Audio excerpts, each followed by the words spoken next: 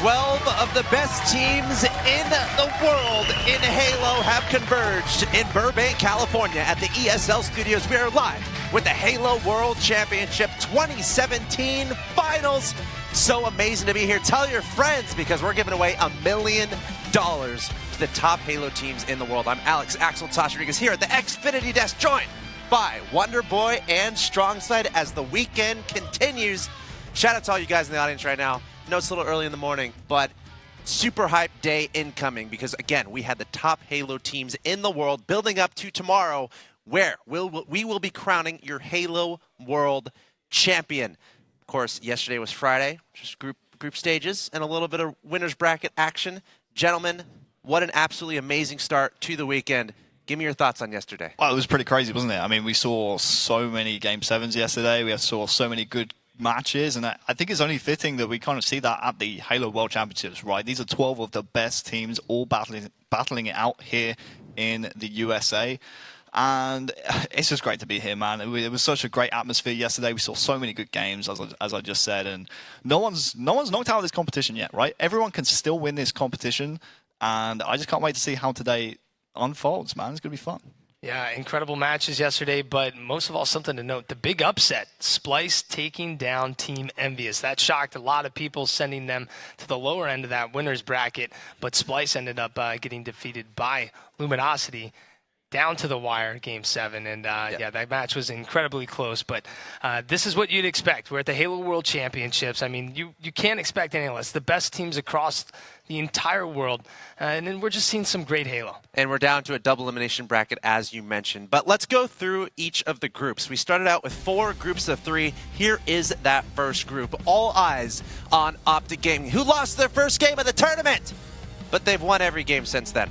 In the same group with Crowd Pleasers and Supremacy. Yeah, Optic obviously winning that pool, like you said. Supremacy actually doing a great job in this pool, to be honest with you. When you look at this pool on paper, you say, hey, Supremacy probably the weakest team in this pool, but they actually took a game off both of the North American teams who are pretty much in a lot of people's top 5s right now. I know Crowd Pleasers are around that kind of top 5 area. No one really expecting Supremacy to do anything in this group, but taking a game off Optic, that's definitely going to turn a lot of people's heads. And in my opinion, Supremacy probably one of the teams in the losers bracket at the moment that you don't want to be facing because they've shown they can hang with the best in the world purely based on their results from this pool. Iconic moment yesterday, too, with the Crowd Pleasers against Straight Rippin'. We saw Straight Rippin' go up 3-0. Crowd Pleasers bringing it back. We're like, is a reverse sweep going to happen in that moment? Denoxide chewing the gum with the stare down. Looking across the stage. Everyone remembers that moment. Yeah. But they ended up losing that best of 7. Exactly. Well, you remember Straight Rippin' here just a few months ago here at Fall Finals from the HCS Pro League, and you know that was lingering in the back of their head. That happened to them against Team Liquid, so they know that they were kind of in that same scenario, but they were able to pull through and leave that behind and make sure that past history didn't repeat itself. Speaking of Liquid, let's get into a conversation about Group B. This is the second group of 3 that we saw. Liquid, Luminosity, and London Conspiracy. Yeah, taking a look at this, I mean, Liquid and Luminosity, I mean, 2 top-tier teams. London Conspiracy trying to come into this mix here, but you look at Team Liquid. This is the new formed roster. These guys have only been together for 2 events coming into this Halo World Championships, but boy, have they put on a show for their last 2 events. They've placed second back-to-back events. They're looking to take this one home. They're looking to take home $500,000, and they've got their eyes set on Optic. They had an epic series against Team Envious yesterday. Looked like they were going to lose there at the middle of that series, being down 3-2, but they were able to bring it back to Game 7. They were tied back and forth in Game 7 in the Slayer match, but they made it happen. There's Eco, super hyped, super pumped, and they closed it out. What was funny about this pool as well, we actually saw the first goose of the tournament from my European friend Lunny. I don't know if you saw Ninja's tweet, but he was quick to tweet that one out, unfortunately, in around a 4-minute Coliseum game. Lunny with 0 kills. Of course, London Conspiracy down there in the lower bracket. As you mentioned, Liquid knocking Envious down to the lower bracket as well. Is Liquid going to be a team that can take out Optic? A lot of people are wondering. But we have a lot of talent, a lot of people involved with the show. I want to introduce you to a couple of our commentators who will be handling the first match and helping us out throughout the day. You can throw it to Sims and Walshy. Take it away, guys. Thank you very much, Axel Toss, Sims and Walshy down at the desk. Dude, it's a pleasure to be back in the hot seat with you. Obviously, you were over here on A yesterday. I was over on B.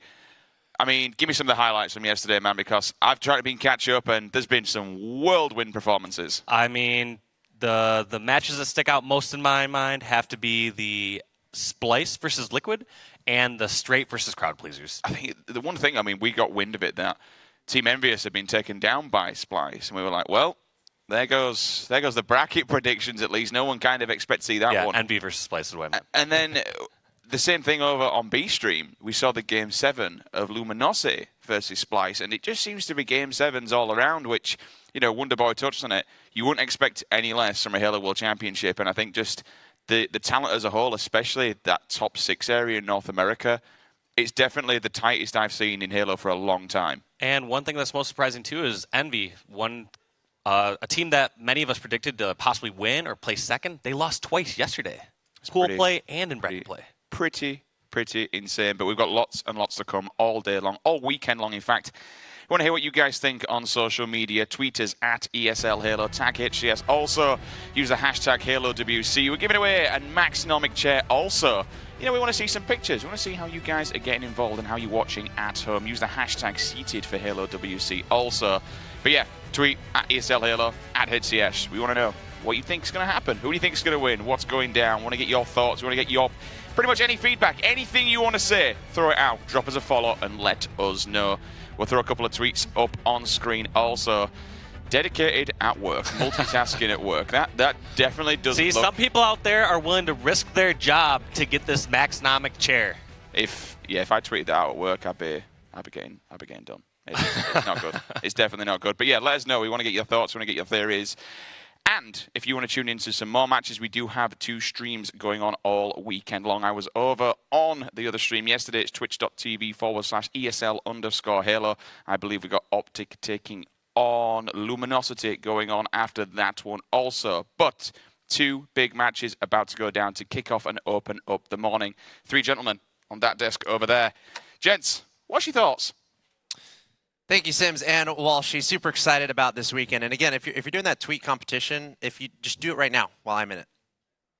Okay, great. You're probably going to win. A good free great frame job. right there. Yeah, thanks a lot. Yeah, all right. Are we allowed to do that at work too? Should we take? Are we allowed to do that? Should we take like a selfie? Or something? Yeah. Is that okay? Should we? Yeah, I think we should do that. Okay, yeah. Maybe not when we're on air though. We'll do it a Maybe little later. Yeah, maybe. But let's get back into group discussion, guys. 4 groups again of 3. We've talked about A and B. Here is C. And this is the interesting one because coming into this event, what a story behind the Splyce team. Bubudubu, Shooter, Valkated, Shotzzy, the youngest player in the tournament. This squad formed just before the St. Louis event. And in the first match on the main stream yesterday, we saw Splyce take down Envious, which meant Envious had to play Liquid in the first round of the winner's bracket, and then Envious ended up losing to Liquid and dropping down to the loser bracket, so we're going to have to see if they can make a run today. Yeah, Envious is basically a lot of people's favorites for this tournament, and they find themselves in a pretty tough position going forward. As we saw in the group, they failed to beat Splyce. They obviously fell to Liquid yesterday as well, so they have a massive losers bracket run ahead of them if they want to make a lot of people's predictions come true. Are they capable of doing it? Absolutely, in my opinion. I mean, we've seen these guys before. They like taking the tough road through tournaments, and they're experienced enough to battle through the losers bracket, but you got to say, it's a tough road for them to take. Are they going to still have, you know, enough energy at the end of the day to survive into tomorrow? That's a big question for me that I'm going to be looking forward to seeing playing out here today on the main stage. It's going to be fun to see. I think what yesterday showed Team Envious is they can beat Team Liquid. They pretty much had them. They let Team Liquid come back, but Team Envious also knows they can beat Optic Gaming. They've beat Optic Gaming before at Fall Finals.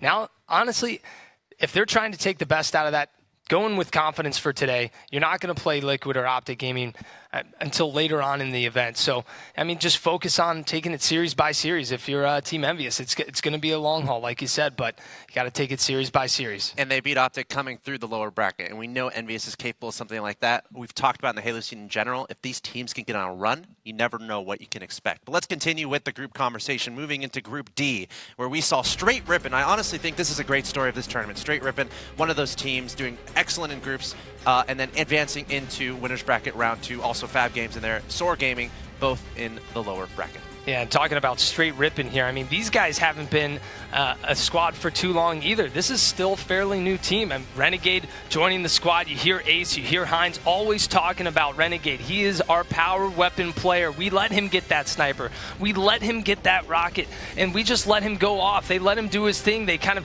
build this protection shield around him so he's able to just move around and do whatever he wants. And you've got 3 veteran players. Hines and Ace and APG have been around for so long, competing in so many different Halos. They've got the experience, and they've just got this young player to kind of feed off of and just let him do his thing.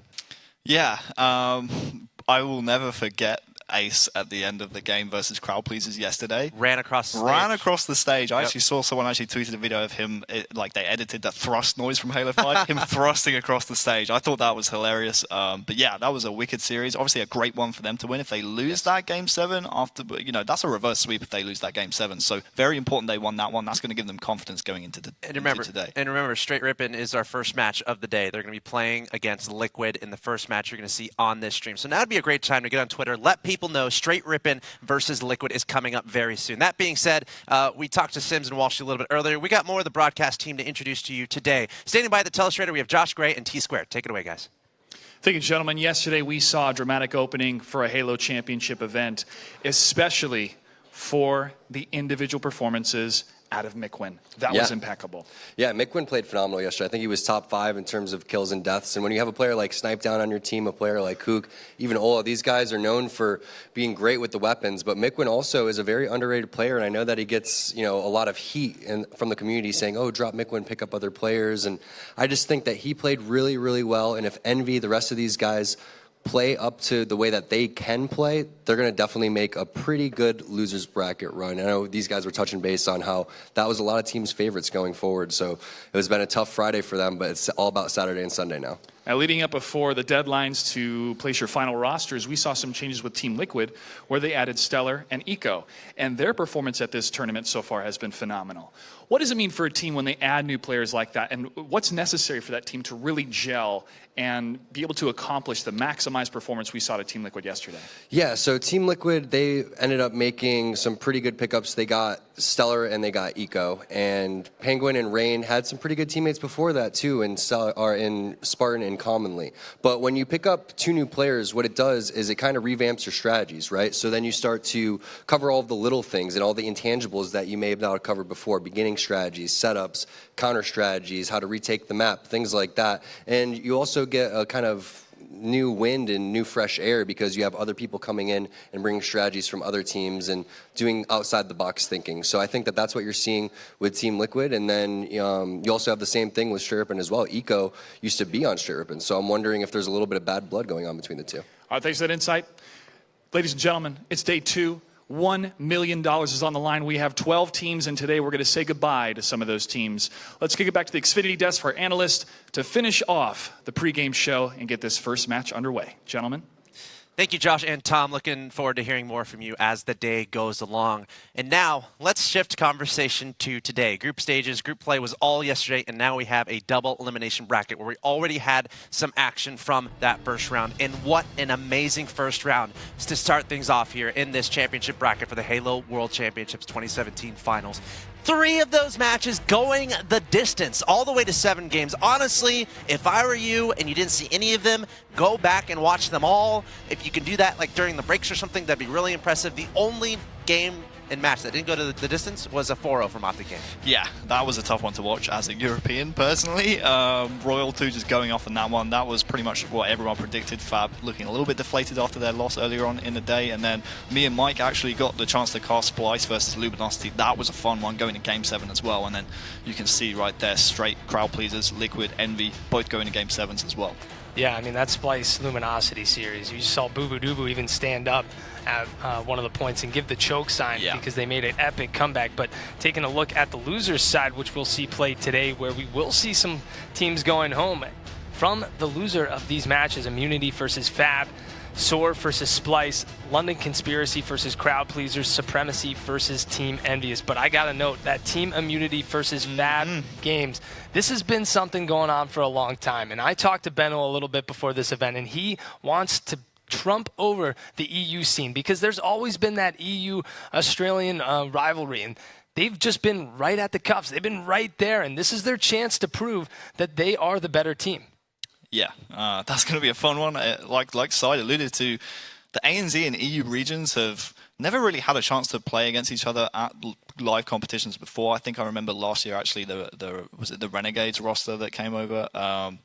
Or it was actually Infused versus Immunity. It might have even been last year as well. That was kind of the second best European team. This time round is going to be the number 1 from ANZ, the number 1 from EU going head-to-head for a chance to survive in the bracket. It's going to be fun. We're going to settle the argument once and for all who's the better region. And guess what? That's your second game on stream. Here is the schedule for the main stream. Starting off with Team Liquid versus Straight Rip'n. What a classic matchup there.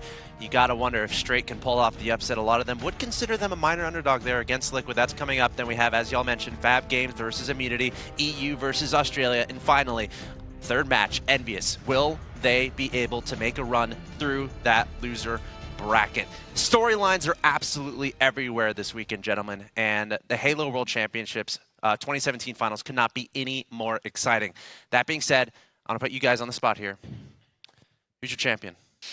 I think Liquid, man. I've said it from day one. I think Liquid can do it. I mean, a lot of people doubting them because, a lot of people are saying that, hey, they don't know how to beat Optic. They don't know how to win events. But honestly, looking at this Liquid roster, they've already beaten Envy, who were a lot of people's favorites. Beat them in a Game 7. I honestly think this team plays fast enough. They play aggressive enough. And I think they're all individually talented enough to win the first place prize here at Worlds. I've got Liquid now.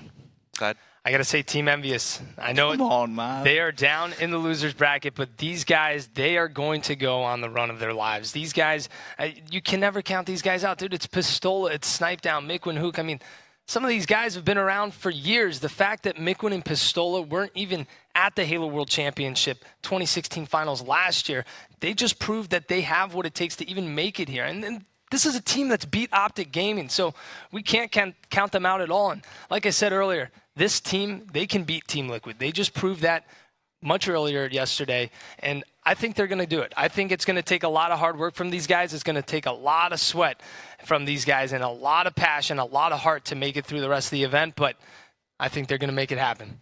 This guy's crazy. I would love to see that. That would be the ultimate storyline. Who's this bracket run? And honestly, looking at the bracket, it sets them up with a match against Crowd Pleasers in the second round. So I think if they can come through and that matchup happens and Envious can win pretty convincingly, that can set them up for making a pretty big run. But anyway, that's enough from us as far as predictions for the championship. Let us know what you think on Twitter. Tweet at us at ESL Halo. Use the hashtag HaloWC. Let us know who you think is going to win. Tweet the stream. Let people know this is going on. This is the Halo World Championship 2017 final. And it's time to start talking about that first match. We are moments away from jumping into Liquid versus Straight Rip'n. So, gentlemen, let's get into it. Liquid versus Straight Rip'n, two of the teams that have been at the top of the Halo scene, and now they are meeting each other. The winner of this best of 7 will advance to the winners bracket finals. Taking a look at Team Liquid, though, talking about this a little bit earlier, how these guys really haven't been a roster for too long, but this roster has 2 second-place finishes. I mean, look at these guys, super composed. I want to give a shout-out to Penguin sitting on the far right. This guy has literally just been a machine the past 2 tournaments, been a main slayer, been a sniper on this squad, just pulling off incredible and clutch plays and nading weapons to himself, finding all those hot spots, where to nade those weapons. Taking a look right here, you'll see Stellar on the left, then Rain. Actually, right here, you'll see on the left, Rain, Penguin, Stellar, and then you'll see Eco, formerly known as Unlegit. But also to note, their coach, Symbolic, definitely a guy backing them up, keeping their vocal communication up, keeping them concentrated on those power-ups and those power weapons. But it's going to be a heck of a match here, Harry. Yeah, because they have to go up against the men on your screen right now. Straight Rip'n. They are, as are Liquid, undefeated at the Halo World Champs so far. Went 2-0 in their pool, sweeping aside both the international competition. Won a really clutch Game 7 yesterday against Crowd Pleasers and avoiding the reverse sweep. Very nice stuff from them. And Honestly, I see this as a real turning point in the Straight brands kind of lifestyle at the moment, because you look at Straight in the past, they're always around that top 4 kind of area, but if they were to beat Liquid right here, then they definitely have a chance of getting towards that top 3, top 2, maybe even winning the Halo WC. It would be a big scalp to take here against Liquid, and it's the boys from Straight have been so solid so far this tournament, all individually, working as a team as well. This is their first real test though. I mean, we saw crowd pleasers yesterday, they were getting hyped, and Straight showed a few weaknesses, almost getting reverse swept, and Team Liquid, if they apply the same pressure that crowd pleasers did, in my opinion, Straight are going to have a tough time. We are mildly early in the morning as well. You can imagine, you know, waking up and making sure you're warmed up. I wonder what these guys have. Do they have a routine coming into this match? How are they feeling being on the main stage, being the first match on the stream? It's Liquid versus Straight Rip, and it's a best of 7. Again, the winner advances to the winner's bracket finals. And remember, there's $1 million prize pool. That's a lot of guaranteed money if they can win this match. So here is the series layout. Guys, quick thoughts on this series layout and how it might play towards either team. Taking a look at this first game, I mean, how many overtimes and replays did we see at Las Vegas just last month? I mean, so many overtimes. I feel like this game, this could be extremely close. We may see a tie, we may see an OT, but kicking it off with this game type right here, I think it's going to be a close one. Moving into the next one, Coliseum Slayer, you're going to want to be letting that sniper go into the hands of Renegade if you are on Straight Ripping, and really just keeping that focus around him. But it's going to be throughout this entire series. Honestly, right now, it looks like it may favor Team Liquid a bit more. All right, guys, let me know what you think, and let us know what you think in the Twitch chat on Twitter. Who's going to win this? I'm going to ask you guys right now. Wonderboy Strong Side, who's got this first best of 7? Is it Liquid? Is it Straight? Who's advanced to the winner's bracket? I'm going to say Liquid. I think this is probably going to be a 4-1 series. I think Straight can take a game, but Liquid, they're so strong. They're here to win Worlds, and I think they're going to sweep Straight right here, 4-1. I'm going to have to say Team Liquid as well. I think they're going to take this one 4-2, though. I think Straight has a little bit more in them to take more than one game. All right, here we go. It's time to get started. A best of 7 between Liquid and Straight Rippin'. I know it's in the morning, but it's time to be excited. Make some noise there in the audience. There you go. We're going to find out which of these teams that is advancing to the next round. It's time to go over to the commentary desk as this game gets underway. It's Sims and Walshy. Thank you very much, Axel Toss. Yes, indeed, Sims and Walshy walking you through this one. There's already a crowd inside the studio, which is great to hear for first thing on a morning. Capture the flag on Fathom. Dave, really quickly before we get this one underway, the gentlemen over there give their predictions. What's your thoughts on this? Personally, I'm with Wonderboy with the 4-1.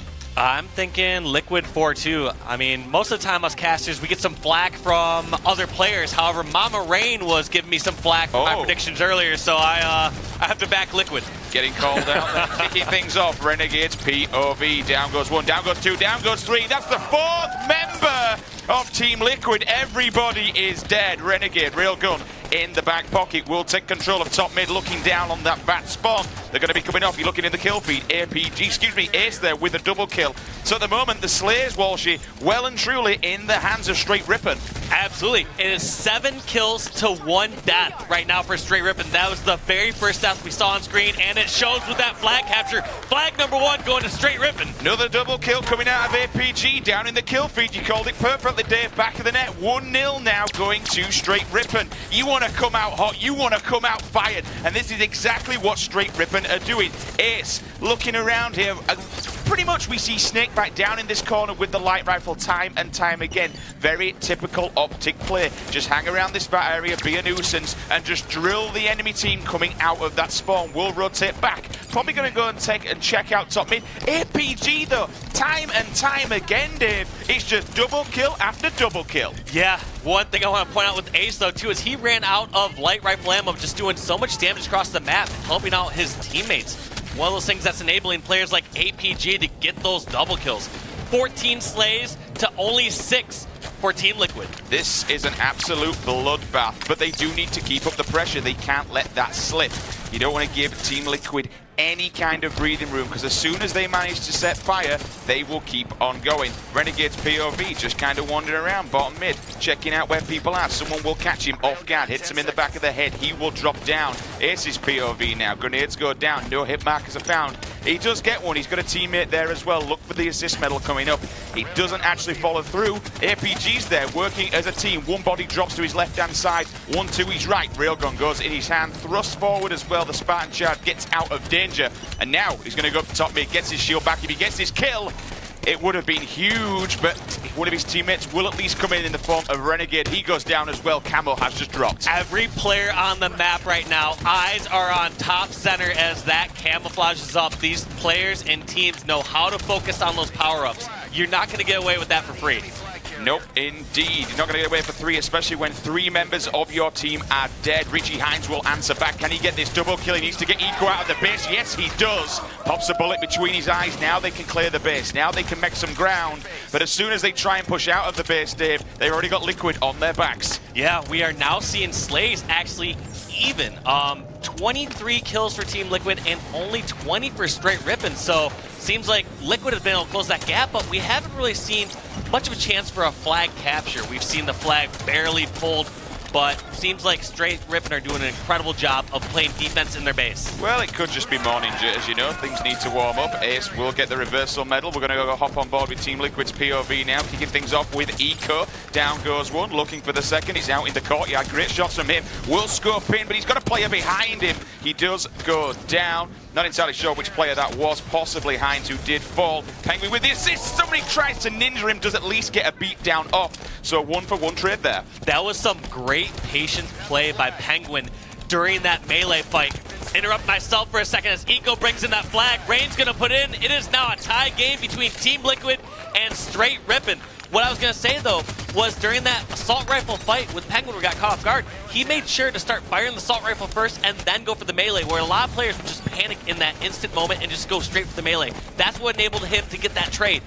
For many, many years, people have been pre-firing, especially time and time again. You do see quite a lot of players, because of the radar, baiting people out. They'll tap the air and say, come on, my friend, come and have a go at this one. And it will pay off, which is exactly what you mentioned, Dave. It did pay off in that instance. One player coming out of Little Door. That's going to be Eco, putting some great shots on him. Ace comes around. He's all tanked up as well. Looking for the call-out, though. He needs a teammate to at least help him out. I believe he's got one in treehouse. 2 members, though, of Liquid taking top middle control. 1 player above him in the treehouse as well. So at this moment in time, Days, it's just Liquid just really battering down on Straight Rippin' in the spot. Yeah, players may have wondered why Eco was able just to look at that front window and not get shot in the back, but like you said, he had that perfect backup from the treehouse, so it almost felt like he was vulnerable, but it was a perfect bait and switch. I like what Rain's doing here. Nice patience rather than run down and give away the railgun. You might as well stay up top. There's the double. One of his teammates is where it's Penguin. He's going to get a touch on it. Can he get this triple? Richie Hines behind. Just jump out. Doesn't manage to get the triple, but does get the kill. So at the moment, Straight Rippin',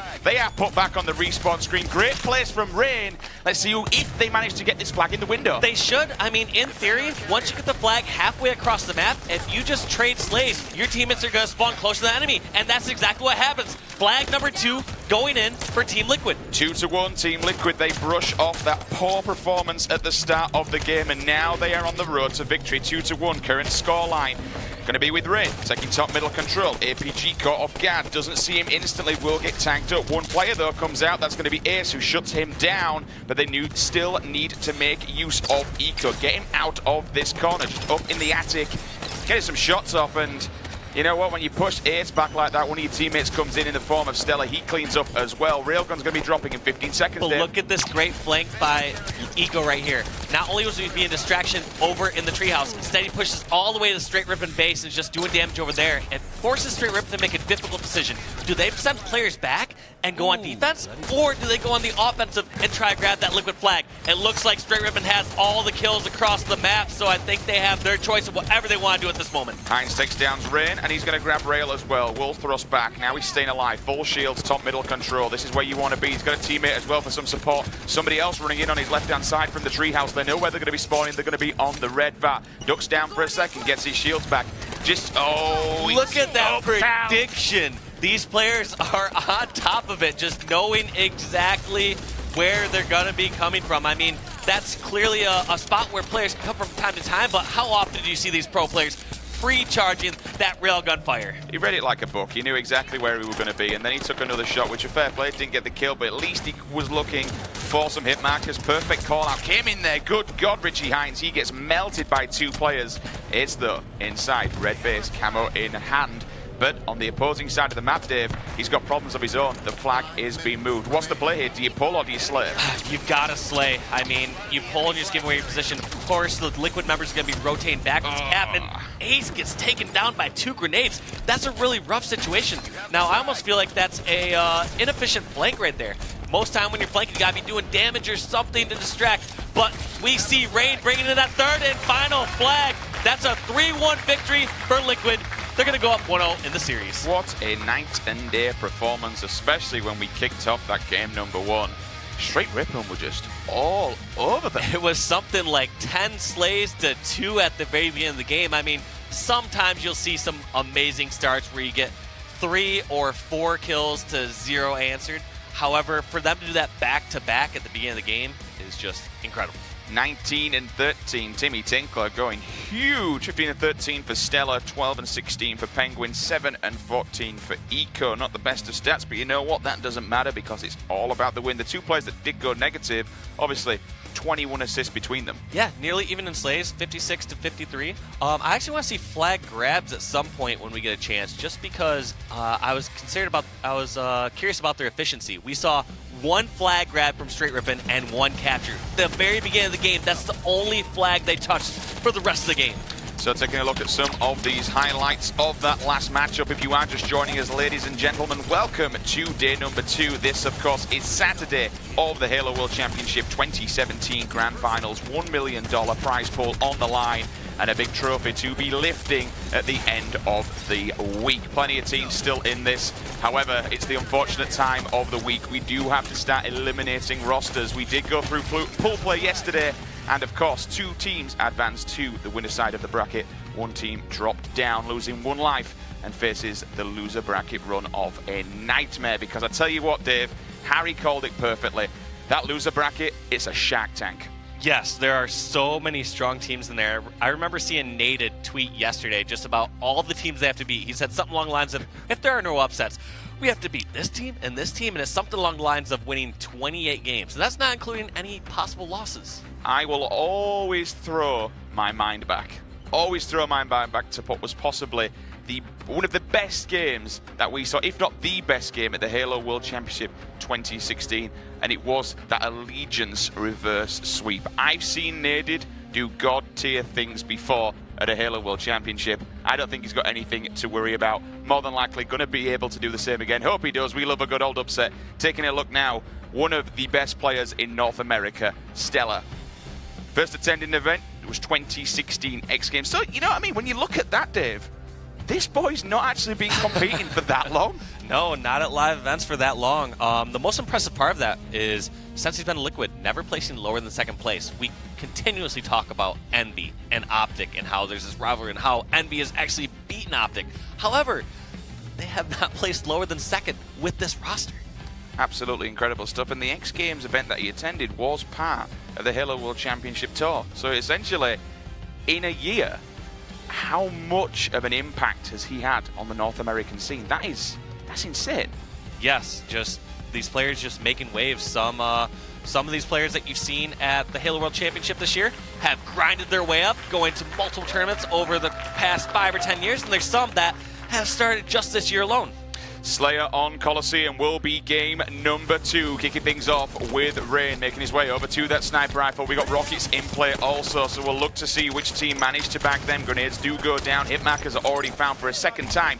Gold medal comes in from Eco. That's an assist. That's a 2nd kill. 2 members of Straight Ripon go down. 1 player, though, being rather sneaky. He has cop for him, so looking for the call out there, trying to do a huge flank around the back of Straight Ripon. But you know what?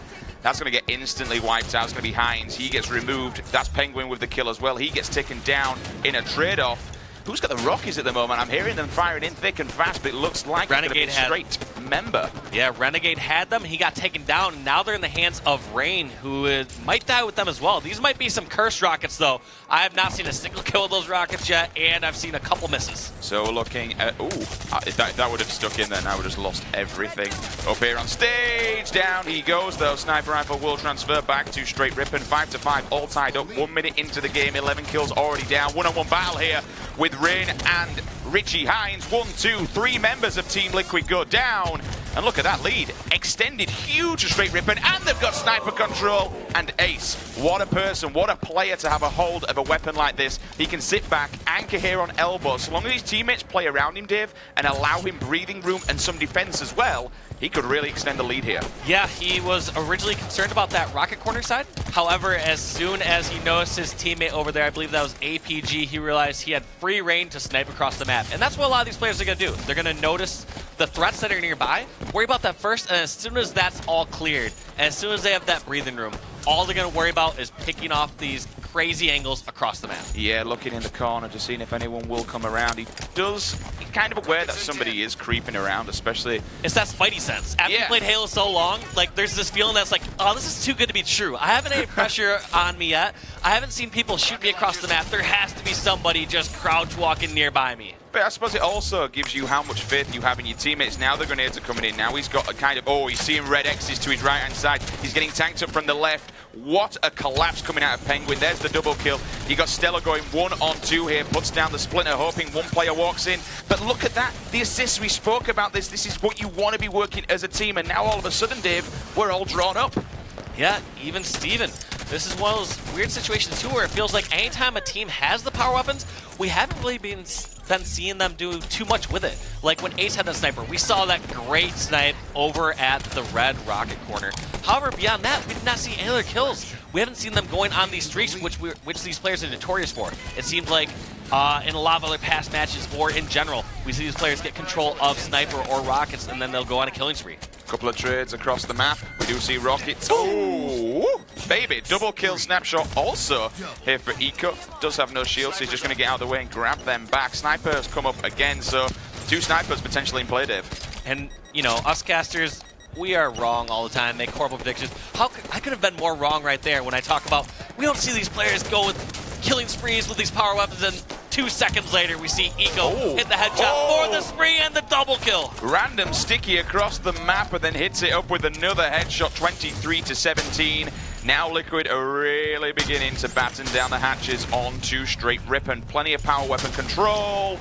And as we move from one sniper, we move on to another. Rain finds a headshot onto Renegade. One player drops down into pit. He's got Penguin above him from some support. He's trying to flush him out. And look at that, he just pushed APG out into the open, and his teammate was there to collect. I love that. As soon as he realized that other player was near no shields, he did not hesitate. He just bust out his pistol, try to get that extra shot or two, and end up getting the distraction for his teammate Penguin. But whole point being is he knows when he should be using the sniper and when he should be laying down shots with the Magnum. Oh, I'm seeing, I believe that was a player from Liquid who may have just combat evolved the rockets across the map. One player has gone down. Richie Hines with a double kill in the kill feed, so more than likely Rain knows that Hines has these rockets in his pocket, so needs to be careful. 3 members though, I've got to call this one out, 3 members here of Liquid. They're all kind of boxed together on this elbow, Dave. That's what's gonna happen though. As you called out before in the kill feed, we saw a double kill from APG, and either what's gonna happen is you're gonna have your teammates spawn near you over in that corner, or your teammates are gonna spawn across the map. So you're kind of in a bad situation either way. Either you don't have backup or you don't have angles of attack. They've cut the deficit in half. It's from 10 down to 5. Make that 6. Eco's allowed to wander freely around the pyramid. What a crouch around the back. Doesn't manage to stay alive, but he did at least stay hanging on for dear life like Spider-Man on that pyramid side. Now Ace is giving the sniper rifle once again. Can he bring this deficit even closer? Down by 5, 28-33. APG goes down in front of him, so he knows there's people around the sniper area. One down in silver. Just misses that player, probably now creeping through Maze, Dave. Yeah, he knows there's players creeping around different spots, but the bigger issue is this pressure coming in from red base. I wouldn't be surprised to see Ace either sprint or jump this off the map, and that's exactly what he's going to do. He realized he was the only one over in that red corner, and after being on the receiving end of a few sniper headshots from players like Eco and Rain, he'd rather have that sniper rifle off the map. So, take it off the map indeed, Dave. It's an old thing that we've been doing since Halo 2, rather than giving it to the opposing force, but it does at least cause you a death. Still, this 5-kill buffer that Straight Ripon just can't seem to close. That's a funny point you bring up about jumping Sniper off the map, how it really did only start in Halo 2. Because I started to think about Halo 1, it's like Snipers came up every 30 seconds. Like, there was no incentive ever to jump off the map with that. The amount of times I just grab it and fail, especially in Halo 3, you just grab it, it's like, nope, I'm going to go dive. It's narrow, so I'm just diving off the map. You're not having this one, fam. But less about old times, more about this one. It's a big deficit and a big gap that is starting to open up here for Straight Ripper. They need to really claw things back, stack to work together just a little bit more. Penguin crouching around, 2 players though, moving into Fountain. He does back that off the floor. APG, nice kill from him. Finds Stella though, the oncoming assault. The SMGG comes out, grenade goes down. He reads Stella like a book though, and he knows that he's going to challenge. Nice patience there from APG, Dave, just to back off and let Stella make that initial push. Yeah, in certain cases, Halo is clearly a game of winning your individual battles, out-teamworking other players, but it's also capitalizing on your opponent's mistakes.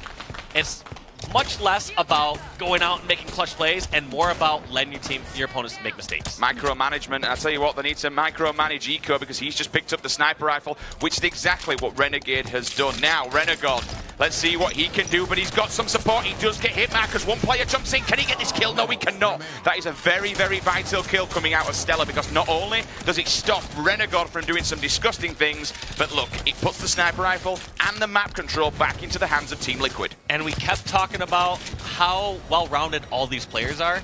It goes to show how many different players we've seen the power weapons in the hands of. We saw the sniper in the hands of Rain, of Eco, of Ace, of Renegade, and all of them doing work with it. Now it's Penguin's turn. Looking around then, things are going to quieten down for all but a moment. The calm before the storm. Can he clip his legs? Not just quite. A little bit of trigger discipline, and why the hell not? 40-44, only a 4-kill lead here for Team Liquid. And that's a great point about the trigger discipline.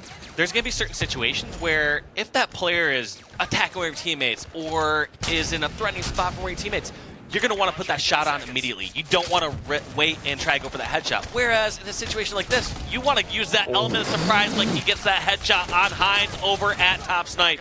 Good God, that was a quick scope if I've ever seen one. There's another as well.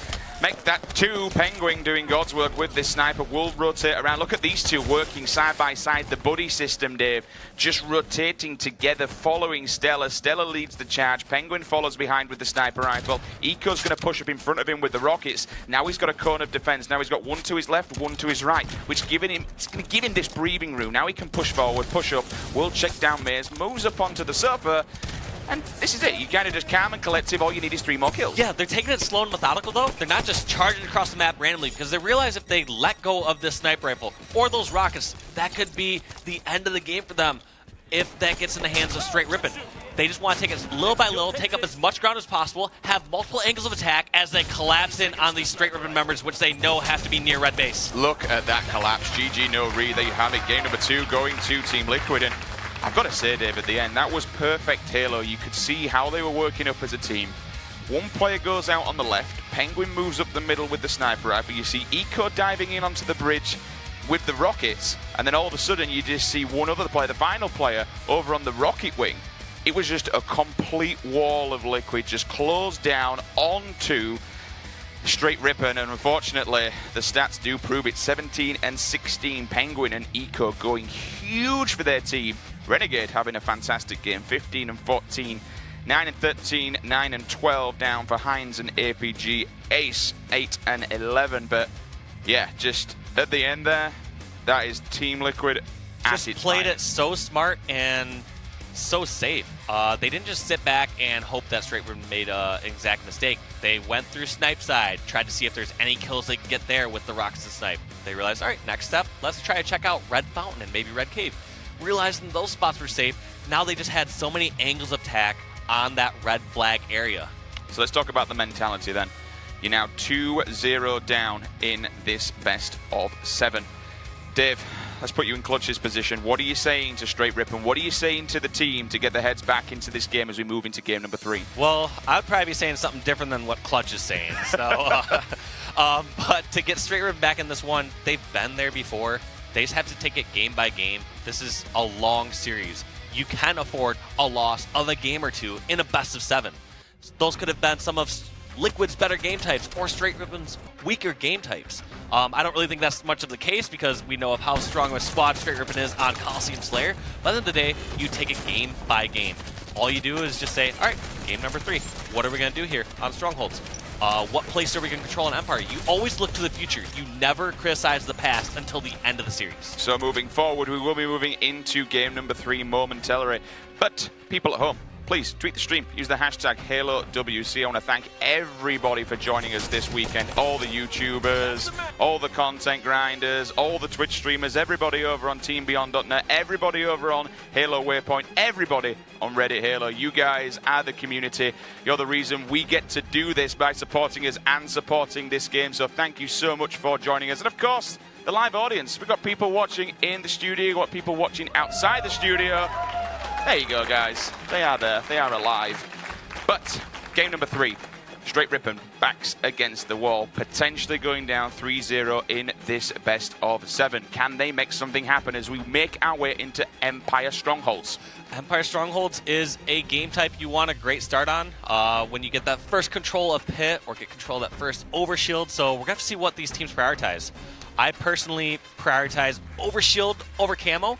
However, Empire can be a dark map, and it's one of those situations where a perfectly played Camo is better than a perfectly played Overshield. Well, we'll find out who does grab these power-ups. We're going to see Stellar, great POV to kick things off with. Will scoop out, and he'll ground pound back on, and he's managed to keep the OS as well. Fair play, it's pretty much been burned, but good God, what a huge play. And he just went for it. Just went for it, and he's practiced that multiple times before, just realizing that he goes over the edge of the cliff and ground pounds back, so he's out of range and can't get killed while that overshield's charging. As soon as it comes back, clambers up, and he has a full overshield to take on any members outside. You see a fair few people doing it where they just go behind and they go to that corner because when they jump back, they can anchor that pillar. They can just hover and ground pound stall behind that pillar to give them the time they need for that OS to kick in, then come in. Fair enough, you see, as you mentioned, you do. Oh, cheeky beatdown from a sneaky player there. 1-2 members do go down. That's going to be Renegade. Penguin comes in with the noob combo. Can he shut this one down? Just clips the wall. Unfortunately, 2 players do collapse on Ace, but he knows where Renegade is. Instantly, though, he's forced back out there by 2 members on Straight Rippin. Well, yeah, this Penguin evolved to have some sort of camouflage, and he did a great job using his full duration. That was the full 45 seconds, as you saw it dissipated at the very end there. So there's going to be certain situations where I've always been interested in that stat to see how often they use the camo to its fullest, because there's plenty of times where players get like that 1 kill or 2 or a little bit of damage and they're only 10 or 15 seconds into the camo. One thing that players fail to realize is every second that the camo is alive, it puts the other team in discomfort. They have so much more breathing room, and they're so much more comfortable. Once that camo is off the map, they will gladly trade with camo any day of the week. Ooh, I tell you what, that little battle that we just saw for Blue Base, fair enough. Team Liquid don't have it. But how long did they stall Straight Rippin on getting that blue base? They've literally just sat them spawning in here for a good 10 seconds, which in the meantime, in the bigger story, we had a triple cap coming out of Liquid, Dave, and because they've stalled them there, they've managed to extend their lead by at least 10 seconds. And look at this, no fear from that Liquid squad. Like you said, not only just stalling, but also being the aggressor. They're just one step ahead. They're not sitting back and just guarding pit or guarding red base. Instead, they say, all right, you know what? We don't have blue base right now. Let's crash in 3 players over at blue base and capture that. And once again, they're doing it over at red base. So even though they aren't holding these full caps for extended durations, they're getting an extra 3 to 7 points here and there, and then they're going to do it again. I would expect to see Penguin to go all the way over towards blue base and try to get this cap or this trip cap again. Well, I do believe we have a Team Liquid listening ready in the back. So you know what, guys, let's dive on in with an Astro listen. Have a listen to the communication of Team Liquid as they now have the triple cap in control. Here, sit him here. Hold on. I'm weak. Look at Turbine. One shot Turbine, APG. One shot, I'm left side. Hold on. Nice. No more Turbine. Gonna chase. Left side. They're going pit. One's left side. They're going pit. I spawned one pit. 2 in pit. One's one shot. Yeah. Go. They're both weak. Get in, Brady. Nice. We got Reed. Oh my god. I got 2. One shot for curve. 2 red shot. Gonna go sneaky. He has to go sneaky. I'm chasing him. I got red security. Going red tower. Top red tower. Yo, look top security. Red security. I have shots. Running at 2 shot. Get on red. I'm going blue. Get on red. I'm going blue. Red security. I got blue. Me and him got blue. Me and this guy got blue. I'm getting blue outside. I'm getting picks up this. Yo, red blue security. Outside. APG blue security. I got two. Nice, keep it going. Go. Play aggressive. Security as well. Sitting on the left, same. Keep up the aggression. Go weak. Blue plat still. My bad. Blue plat, let's go. Blue plat. Weak. Go left side. I'm dead from outside. One triple plat. Front blue. Nice shit, Tim. Absolute blue security. Renegade, go plat. He's on the plat. OS 49. Alright, I'm hiding under red fan. You're red sneaky? Front red. Blue BR. Okay. Trying to look blue BR. No deaths here. OB49. One's on I got blue. another one red sneaky. Blue, guys. Red sneaky chasing me outside red. Blue become blue. Only one on blue. One shot on blue. Nice shot. OB49. I'll go camo. Camo's 44. Go for OB, Kevin. 44. I'm on camo. I'm just waiting. Go for OB, B challenge. Time and time again, Dave. It's just OS after OS after OS. Liquid just absolutely drilling straight into the ground here in game number 3. I think this is pretty much games. I mean, fair enough. I'm a believer in comebacks, but this is looking rough. Yeah, I mean, it's possible, but there's a trip cap. You have Overshield in the hands of Eco. You also have Team Liquid outslaying 39-21 at this moment. It's just an absolute slaughter right now. Team Liquid taking game number 3, 100-1. Mass murder indeed. Liquid, excuse the pun, washing away the competition. Straight Rippin are absolutely looking like nothing. I mean, it really does just kind of go to show the difference between this, you know, that top 2, top 3 section, especially top 2, compared to as you work the way down, you know, 3, 4, 5. At the moment, they're playing on a different level. Yeah, and well, that's the weird thing is you look at game number 1 and game number 2, it's actually extremely close. You saw how Straight Rippin got that first flag cap on Fathom, how they were neck and neck on Coliseum Team Slayer. I mean, even Coliseum Team Slayer, like a 50-41 game, that can take off towards that second half of the game, depending on who gets those 6-minute power weapons and who's just hitting a few more shots. I think the one thing I just want to note here, Dave, is how you're looking at the top KDs and the top kills done. There's still, it's not as if they're not doing objective work. 4-4-4 at the top. They're still doing what needs to be done. Look at the secures coming out of Eco.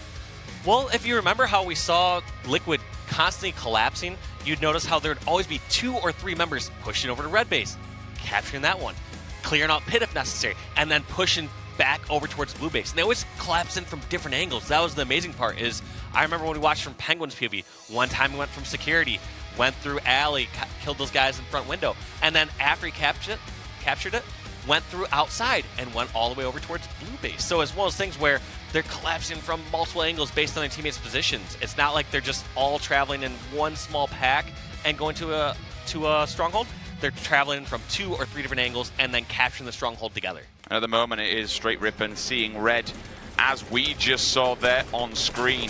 Team Liquid taking the first 3 matches of this best of 7 series. I mean, you've got to be concerned. You've really got to be concerned going into game number 4 because Liquid, they are doing what Liquid does best. They are just going on an absolute mission. Me personally, I'd probably like to see, I know it's hindsight me just saying this, but how good did Straight come out of the stocks on Fathom CTF? If they could manage to keep that up, maybe we could be seeing a difference. But honestly, I think Liquid were just like, oh, okay, boys, it's time to go now. It's go time. Let's pull his finger out and do what needs to be done here. But yeah, we're moving into a capture the flag on Coliseum. Coliseum was a little bit messy earlier on for Straight Rippin. Let's see if they can tighten this one up and at least push this to a game number 5. Well, this is actually a great game type for Straight Rippin coming up next, because after how chaotic and fast-paced Empire Strongholds was, they would like a game type that should take a little bit longer, something like a Coliseum flag, or, you know, clearly they already played Fathom capture the flag, but it's one of those things where they can slow it down, start to feel out the other team, and a lot of times a convincing victory on something like Coliseum flag over 12 minutes could bring that momentum back. Instead of just getting like one quick regret Team Slayer victory, it's like, all right, they can beat and batter Team Liquid if they're able to take this game and switch it over in their favor. So you saw the sniper, you saw the rockets. It is so vital, so damn vital on this map. You control the power weapons because they point blank control the game. APG kicking it off with his POV. First strike comes in, down one goes with the sniper. Sniper potentially has flown off the map. We will look around, comes around the corner, catches one player, thrust to the right, but he does. Good God. I mean, we know Richie Hines likes objective, but talk about a quick pull, Dave. Yes, that was Incredible by Heinz, and look at the distraction it creates. Renegades get the double kill. I don't know. He put down the Death Splinter. He put down a Death Splinter nade. And he stopped him from getting the flag. He couldn't get a touch, and then the rockets fall as well. That is a game changer right there. That could have went from a capture plus control for Straight Rippin', and now that's a flag return and back on even footing. That's absolutely devastating. Not only do they lose the power weapon control, but it was a very clever play, I believe, from a member of Team Liquid. They know they're about to go down, so they put down a Splinter nade, and you saw Ace just sprinting in to try and get a touch on it, and he was just demolished. Easy return for Liquid. We'll go back on Heinz's POV, back on the aggression, back on the post. I believe that, yes, there is indeed a member of Straight Rippin' inside this base. However, they don't have that elbow covered. He's going to be drilling many players, but unfortunately, it's all for nothing. Saying that Ace is also here as well. He can get this kill on Stella, which he cannot. Yes, he can. No, he cannot. That was actually his teammate who went down. The flag's still on the move, so I've got to say, Dave, they've not stopped the pressure.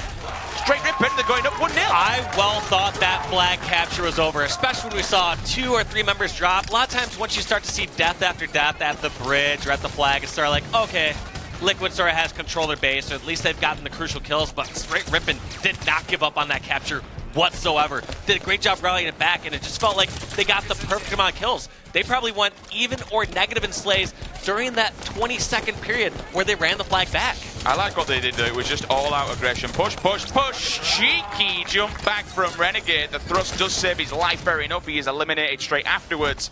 But that's going to be a nice kill for them, as Richie Heinz will go one-on-one with Stella. Hides around the pillar. Grenade goes down, hoping he'll jump onto it. Instead will be Stella who nades out Richie Heinz. APG though left over here in Maze on his own, gets demolished.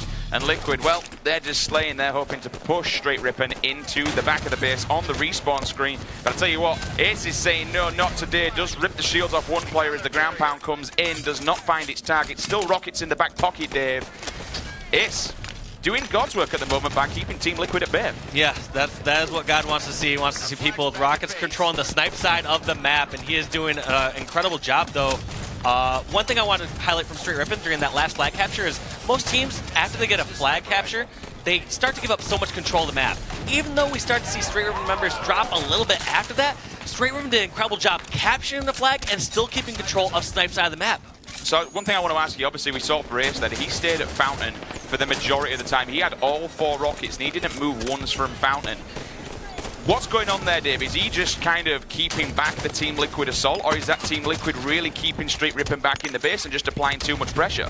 Oh, I mean, that one's a tough one to pick apart. I feel like Straight Rippin' have best been the aggressors this entire match. We haven't seen a Liquid flagpole yet. We haven't seen Liquid get fully comfortable. And one of the reasons being is because Straight Rippin's just outslaying them so heavily. It is 30 kills in favor of Straight Rippin' and only 22 for Team Liquid. Oh, missed shot at the end there, unfortunately for APG, so he will drop down. One player goes down as well. Heinz pretty much last man standing. Flags on move. Does fall down into a spider web of Splinter Grenade, but the flag is on the move, and it's going to be Team Liquid looking to put this one in. Grenades coming in thick and fast, but managing to see Rain stay alive. His teammates there for the collection. FedEx in full control. Stella puts it in. 8 minutes remaining on the clock. We're all drawn up 1 apiece. And look at Stella, that heads-up play. Realizes the player's right next to him on the elbow. Gets that ground pound, gets the damage, and I believe that was cleaned up. Yes, that was Heinz who eventually got taken down. We're going to see what Rain and crew do here to control these set of rockets, because right now they're in prime position. They have a player over at snipe side, and they have a player near top rockets, but seems like Straight Rippin' has something to say about that as we see 2 members of Liquid fall. They will be pulling this flag, but they've got to be careful of APG. I'm not sure where he's creeping around, but he does have a sniper rifle. That was a big blunder. I hate to cut you off, Sims, but they had flag run over front bridge, and 2 of those players got hit by the same frag grenade. That is one of those, I don't want to call it exactly an unfortunate circumstance, because you always know grenades are going to fly towards the flag. Sure, you want to cover your flag carrier from different angles, but at the same time, you can't be standing right next to each other. We appreciate how long those rockets have actually been uncontested. They've been up there for at least 30 seconds now. And look at this. This is potentially a stealth cap. No, it's not, because the flag, I didn't realize, Dave, has actually been drawn. It's only on the bridge, though. 2-1 now for Straight Rippin'. This is exactly what we wanted to see. Look at that kill feed. Rockets and Sniper, both power weapons in control of Straight Rippin'. I don't believe APG has actually died since last time we saw him. I don't think so either. He has 1 bolt left in this. Now, the important moment coming up, though, is 40 seconds from now. both these squads, they may try to go for an immediate flagpole, but in the end, they're going to mostly focus on these rockets and snipers coming up at the 6-minute mark. So for those that are unfamiliar with how the power weapons spawn in Halo, every 3 minutes the sniper comes up, and every 2 minutes the rocket comes up. So that means at the 6-minute mark, both those power weapons are coming up at the same time. Creeping around bottom mid, the player above him doesn't know where he is, so he's definitely called out this guy. On Rocky's side, you just see his jetpacks kick in as he goes sprinting past. That's going to be Rain trying to make something of that flag. He's let him get away though, unfortunately. I'm looking for a teammate to support him and help him out, because while all this is going on, he's just running free. Yes, this is risky, and it looks like it's paying off for Rain and Team Liquid. Maybe not, though. As I talked about, it's somewhat risky going for those flags during both power weapons, but it seems like both squads making a bit of a mistake. We see rockets falling now in the hands of Liquid along with a flag cap, and Heinz is going to see what he can do with the sniper rifle to hopefully get this third and final cap. Quite a lot of misunfortunates happened then. We saw one player in the form of Rain catching the bottom area here on the silver side, on the metal, didn't manage to get the flag up in time. But then one player from Straight Ripon came in with the rockets. I'm not entirely sure what happened there. Personally, would like to have maybe seen them jump back a bit. I suppose it was emergency panic stations, grab the flag and pull it. Yeah, things happen. It was panic from both sides. That rocket player could have just tried to go for the counter cap, went and just got those couple easy kills. Instead, tried to be a hero and tried to get the kill and the stop. So we're gonna have to see if that ended up biting them or not, because right now we almost have every single member on the map dead. I first was going to think that Liquid was going to take control of the map, but there was literally 7 people on the map dead for just one moment. We had a quick look and everyone had died. Penguin comes in, sniper rifle. In fact, just opts to leave it. I mean, fair enough. If the people are down, the time's right. Why not run this flag? He's bumping across. He's got it all the way to the other side of silver. That is a huge, huge flag pull. Let's see if they can make it happen. Liquid are just going to want to bait this for a moment and get Slays, because they could put themselves at risk of a counter cap if they desperate this too hard. Rain tosses up on the top bridge. Right now, Liquid needs Slays more than anything. That's a flag recovery for Straight Ripon, saving this game and their tournament life. The Ketchup Club will be yelling because Richie Hines just went clutch to keep his team in this one. Jumps up onto the bridge. One player comes around on APG screen. Can he get the no-scope? He gets the tag. One of his teammates from across the map, Dave, helps him out. Ace saves the day. And that was the sniper rifle that Penguin opted to leave earlier. We talked about whether that was a wise play or not, and it looks like it came back to bite Team Liquid by giving that to APG. And Rockets will drop down bottom mid, so both power weapons in play, but they're out and about looking for Spartans to pick them up and put them to good use. Ace's POV will drop down. Eco with a double. Penguin with a kill of his own. And now they can push back. Whoa, does get the kill finally, but still, that's going to be pretty much all of Straight coming off of the respawn. One's in the back of the base. You've got Stella diving in here with Rockets as well. Does clip it off the table, though, so great kill from him. That's a double. That's huge. And I'm wondering where that headshot medal was, because that was a perfect Rocket headshot right there. Stellar's running this across bottom center, gets it over to red Rocket corner. He is one shot away from dying. That is Team Liquid taking the game and the series. GG, no re. Straight Ripon will fall down to the loser bracket. We will see Team Liquid advance forward to the upper side and the winner final. What an absolutely sterling performance from Stella. We'll bring the stats up in just a second. I say Stella, from the entirety of Team Liquid. What a fantastic match. And I mean, I've got to say, I've got to still give credit to Straight Ripon. They did not give up in that game number 4, Dave. No, absolutely not. But one thing I also want to highlight is that's a 4-0 against Straight Ripon. Straight Ripon, a squad who was playing incredible yesterday against crowd pleasers. What do you think about this Liquid roster at the moment? I mean, we keep talking about how they're poised to be the second best team here. We talk about how strong of a squad Optic is. But at the same time, Liquid in the semifinals just got a 4-0 victory. So we'll take a quick further look at some of these stats. 23 and 18 coming out of Stella. Damage done. Look at that, 3.5k from him. On the opposing side, though, I've still got to say, 25 and 18 coming out of Ace, 3.2. We saw some of the damage that he was doing. We'll take a look at the flag grabs also. Just generally, absolutely incredible work coming out of Team Liquid. I mean, I've still got to say, when we moved down, we said we're a bit of a shark tank. Straight Ripon, they're going to put up a hell of a fight against some of the teams that they do come across, but Liquid, they're just looking like they're on another level. For me, I've still got these guys coming second at this event. I think Optic's just a little bit too strong, but certainly these are, without a doubt, for me personally, the second best team in North America.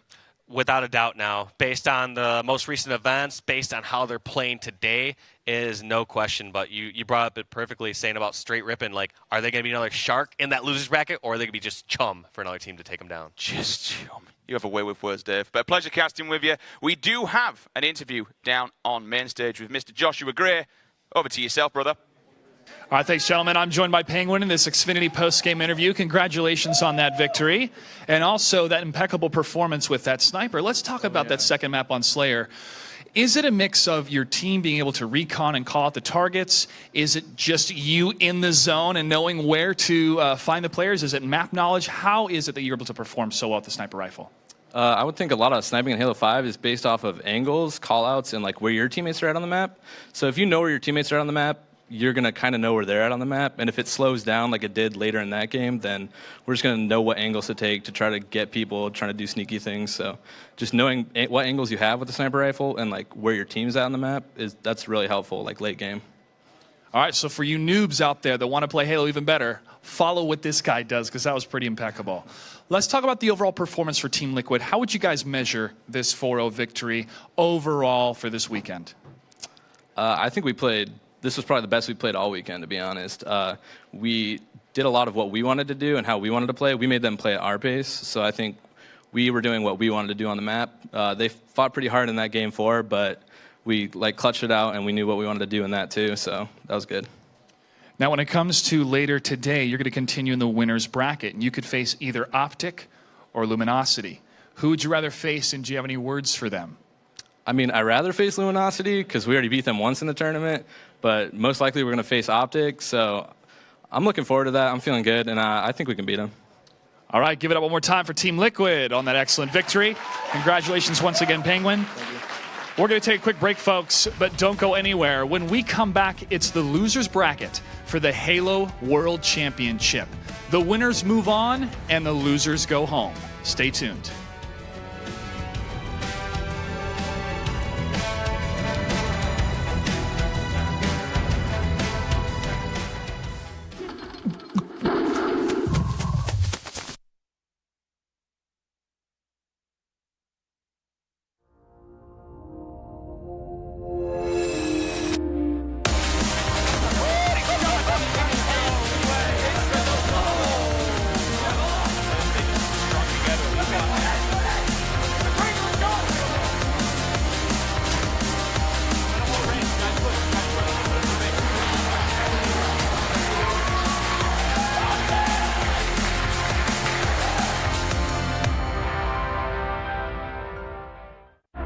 Rough night, huh?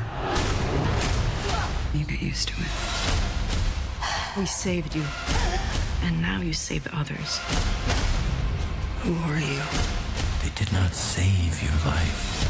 They stole it. She knows. I order you to terminate. Scarlett Johansson. They created me, but they cannot control me. Ghost in the Shell in IMAX 3D. Rated PG-13.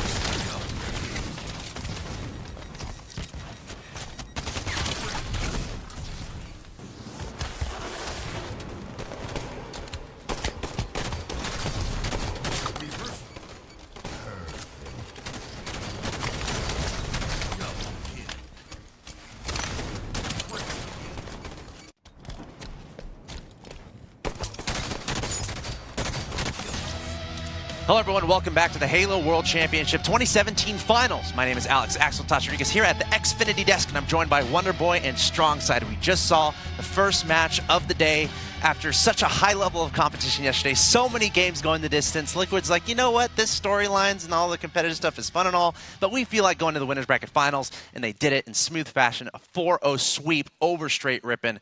Wonderboy, were you surprised about that? Nope, and that's why I have them winning the whole thing. They played lights out right there. I mean, Straight yesterday, they looked really good, right? I mean, obviously that's Game 7 against Crowd Pleasers aside. They looked like a really strong team, but you can see the series layout right here.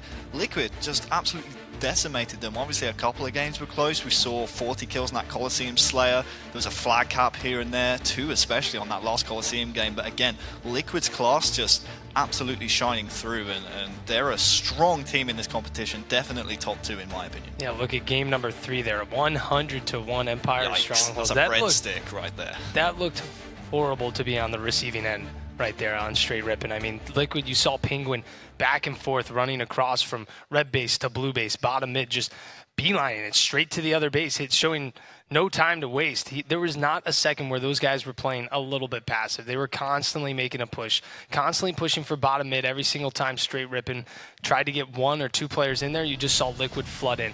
But let's take a look at a clip from Coliseum Slayer here, where we saw Team Liquid constantly focusing on controlling around the sniper side of the map. Eco now does have sniper, but sniper is coming up. He hits a ridiculous snipe here to hit the double kill, and then follows it up from around here and down by the red courtyard. Gets a nice kill here across the map with the stick. He hits a nasty headshot there, and just his entire team is just staying around here. Over on the other side, just showing that Liquid, they don't need to have the power position. They don't need to be in the top part of the map to have any type of control. Penguin now with the sniper rifle, and he goes on this wild sniping spree, going all the way from red corner across the map to blue base to bottom left, over to snipe all the way in back to red base. But there we saw at the end of that game, Team Liquid didn't slow up. What they did was they put more pressure on Straight Rippin' because they knew Straight, they didn't really have too many kills that they could give up, and Liquid saw that opportunity. They capitalized and flushed into the red base to just close the game out quickly and smoothly. I think what's really crazy about that Liquid series of events we just saw with the replays and the sniping positions, like you said, Mike, they don't need the power positions, which is crazy. I mean, some of the shots they were hitting, despite being in front of the base, like on the silvers, going down through trench, like through elbow, they don't need that top catwalk position where you usually see snipers kind of hanging out, having that height advantage and stuff. It's crazy to see the amount of faith they have in each other to take those kind of positions, those unorthodox positions with the power weapons, still hitting those shots as well. They're such a dangerous team. They're so confident in each other, and they're just honestly my favorite team to watch here, I think. Like, outside of Optic Gaming, these guys are definitely tier 1 competition here. It's amazing to see. It's amazing to see, and especially after that, the 4-3 really close match against Envy in Winners Bracket Round 1.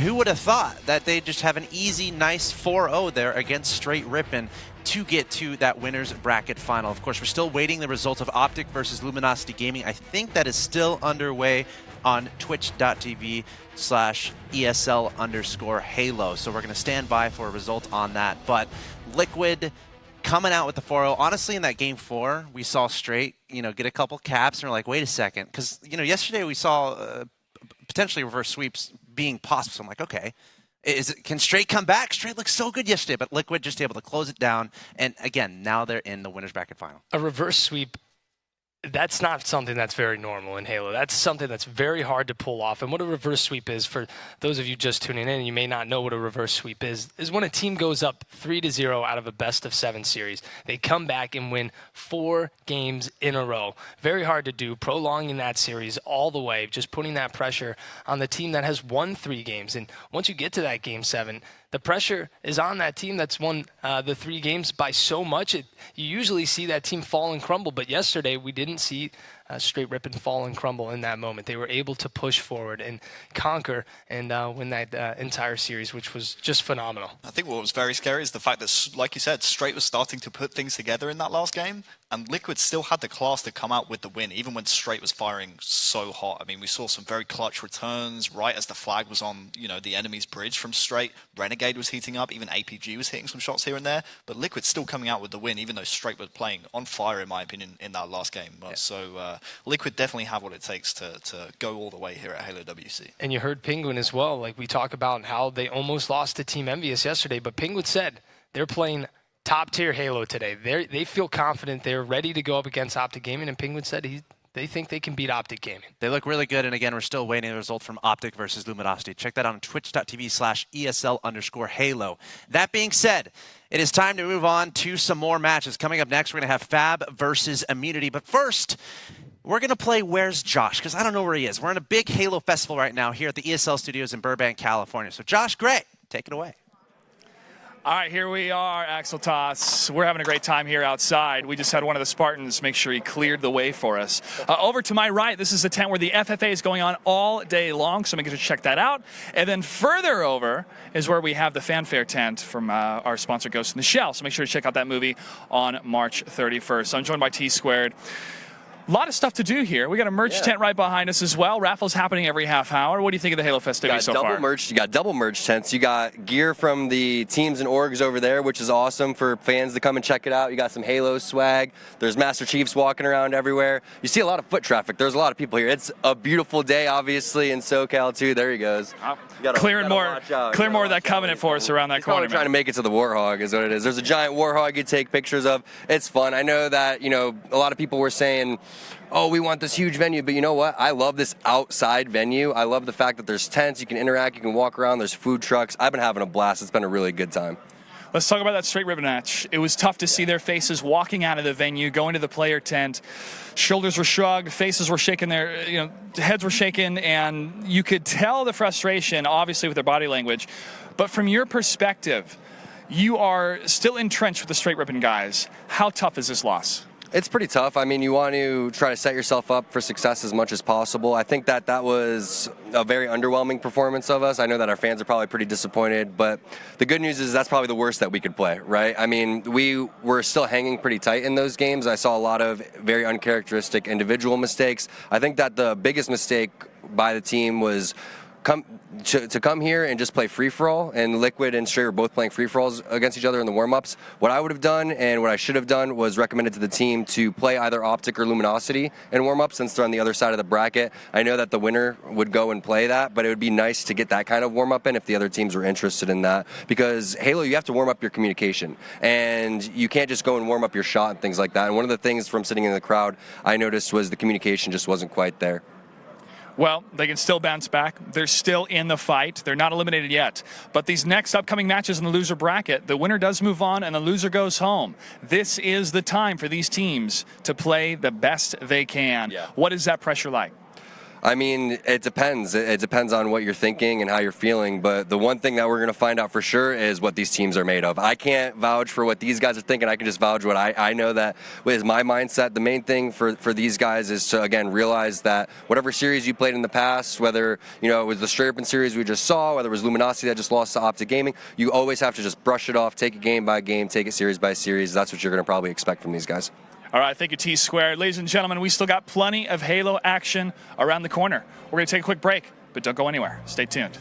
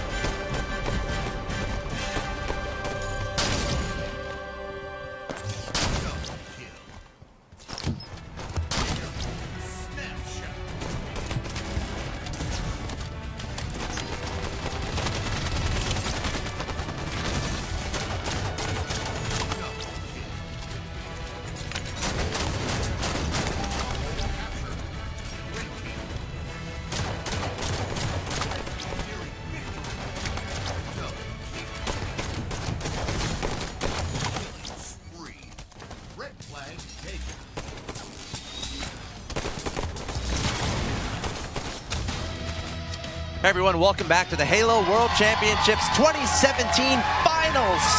We got a nice crowd in the house. Shout out to you guys, waking up early. Still early for some gamers here.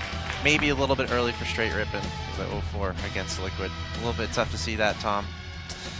Thanks for rubbing in. I just did an interview.